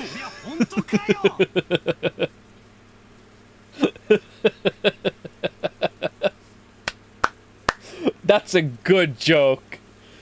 That is a good joke. Ah, well done. Well done. Is that for real? For real? I had a clue. If you do not understand the joke, it is because usually Sai slaps the table, and the joke was that Shannon was gonna be their table. So instead of Sai slapping the table, she's slapping Shannon, who's being the table, and then says, "What are these boobs?" There you go. Very good. Dumbass, you're too loud. Just in case you didn't get it, you'll wake Maria up. Battler was so surprised that he yelled obnoxiously and scattered his cards everywhere. His voice caused Maria to turn over once, but she soon fell back into a deep sleep. Jessica gave him a jab, and he lowered his voice. Thank you for Umineko explaining it. Do you want me to explain it even more? Do you need some more explanation? Still, seriously, now that you mention it, they really did have that kind of atmosphere, didn't they? Ha, now I see. So George Nikki is... George couldn't be seen anywhere in the room. A short while ago, when Shannon came into the room, George suddenly said he'd forgotten something in the mansion and needed to go back to get it. Oh, no! Shannon said she would guide him, just like she had on the way to the guest house, and the two of them departed together. Well, there's actually been signs of it for a while now. You know, questions about hobbies and favorite things. I always thought it was a bit much for a passing interest, and look what's happened now. Come to think of it, I get the feeling George and Nikki's always been overly nice to Shannon-chan. Now I get it.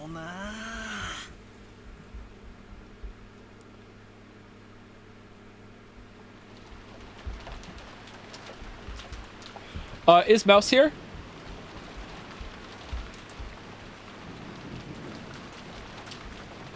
Yes. When is a good time to stop? Oh, it's autoplaying. When is a good time to stop? Oh, new background. Now? Stop now? Like literally right now? Or stop at the end of the scene? Literally right now? Okay. Weather report. Weather report. Weather report. Doot, doot, doot. No? I'm sorry, I can't read for more than 5 hours. I'm gonna lose my mind. Like, I won't be able to follow it even that well too. You don't want me to read more than 5 hours. Like, go and see the end of the last stream if you want to see what it looks like when I'm... Why did I skip over that one again? If I read more than 5 hours, like, my eyes are gonna start bleeding or whatever. Like,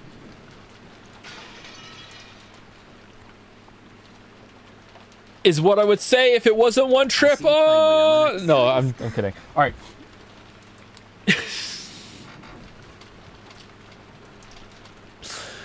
Okay, so that was Umineko stream 2. Pretty successful, I gotta say. I think the story's picked up quite well. I'm enjoying it much more than the first stream. I don't think there was a part today that I was overly bored. There were definitely some scenes that were slightly slow, and there were definitely some lines that could be cut, but not as much as it was in the first one.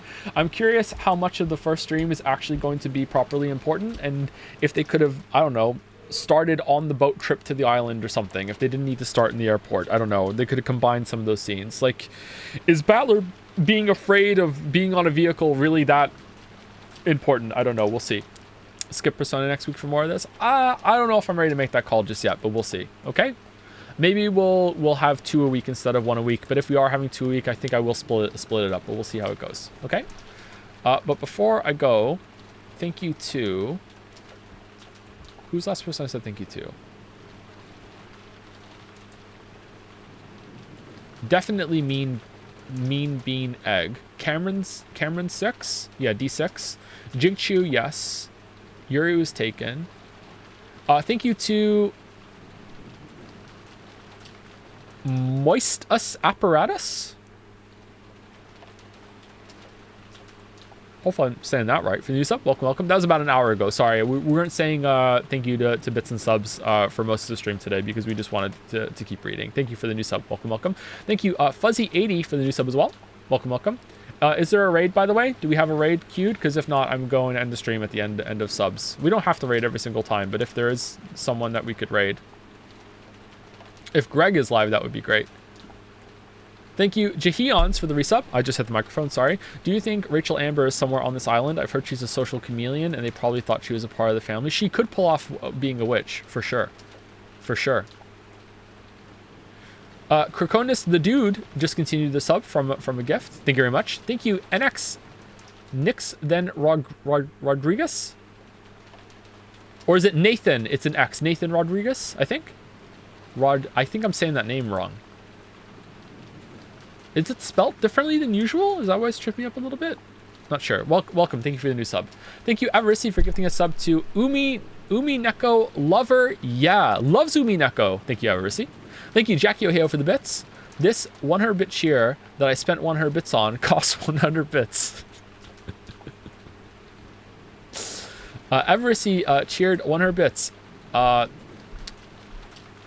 Okay, that's a really funny message, but I can't say it. +2 Avarisi. +2. God damn. Oh, man.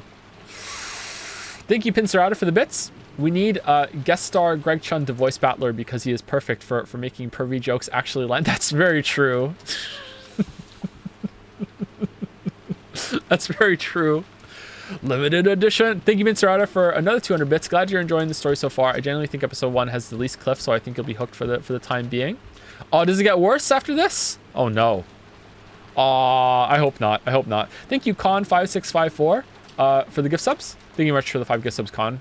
And also, thank you for 5 gift subs from a Pepsi addict as well. Thank you very much. Thank you, North Star 104 for the resub also.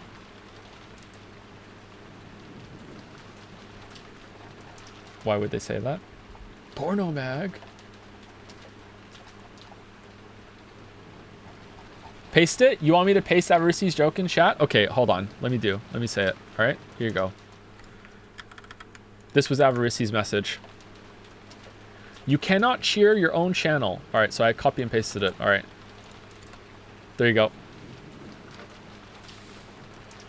So owned? So owned? Thank you for the setup, Avarici. Thank you very much.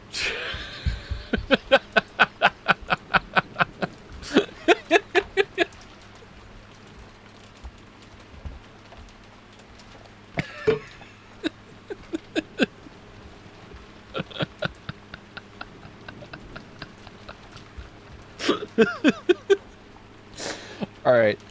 Anyway, was there a raid that someone decided or no? It's not a big deal if you don't have one. Joe, you're going to reap what you sowed on Tuesday? Oh, do you think so? What power does the Persona fans have over me? What can they make me do? Play more Persona? This game seems genuinely intelligently written when it's not about boobs, right? It is pretty well written, but it did need an editor or, I don't know, a better translator. I'm not sure. It's hard to tell. There are a lot of superfluous lines that I would just completely cut if I was editing this. And I don't particularly think I'm that strong of an editor, to be honest. Read my gifts up first, Joe.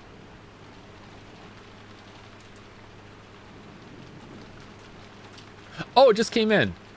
Thank you, Mouse, for gifting a sub to Furniture with an underscore. Oh, no. Furniture's here. With a smile? Oh, I meant plot? Yeah, well, it remains to be seen how the plot goes. But so far, I feel like there's already been some setup and payoff moments. I just wish the setup was a little faster is all. Like the setup for the rose coming back and that's how she ends up out in the garden. That's good. Instead of it, like another game, maybe even, another story that we've had on the stream would have just made that character suddenly just want to stay out in the rose garden. And I would be sitting here going, okay, why the hell are they just making this character sit out in the rose garden? Like, clearly this is just setting something up for later. And then chat would go, well, it doesn't matter. How do you want them to move the plot forward? And then I would be like, well, yeah, by having them like have a reason that's established earlier in the story. And then, you know, they can make it make sense. Like, I don't know exactly how they would do it, chat, but there are ways to do this. Well, I think that would add unnecessary clutter. Well, it'd be that sort of discussion. It'd be like, well, yeah, as you can see in this story, it was maybe unnecessarily long. Maybe there's more setup in that we don't know yet, but, you know, you can do it, right?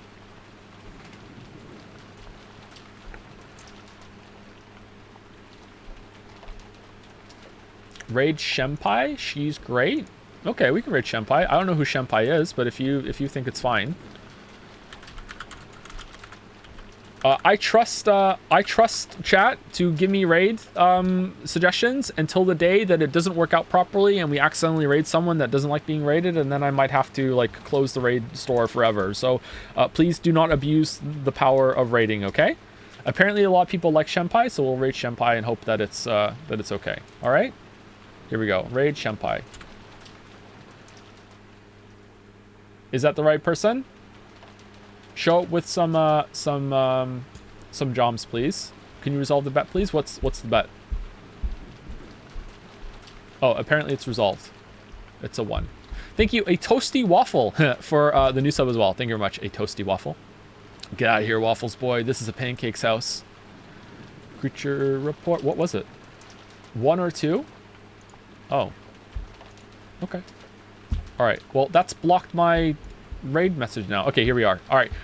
See you on Tuesday, everybody. I'm gonna take 2 days off. Gonna catch up on DMs. I'm gonna do some more VOD work. I've been getting the chats downloaded because I can't use my old method anymore. So yeah, I'll see you later. Thank you very much for making this a successful stream. It was pretty good. I had a good time today. Wasn't too bad on the reading fatigue either. See you later.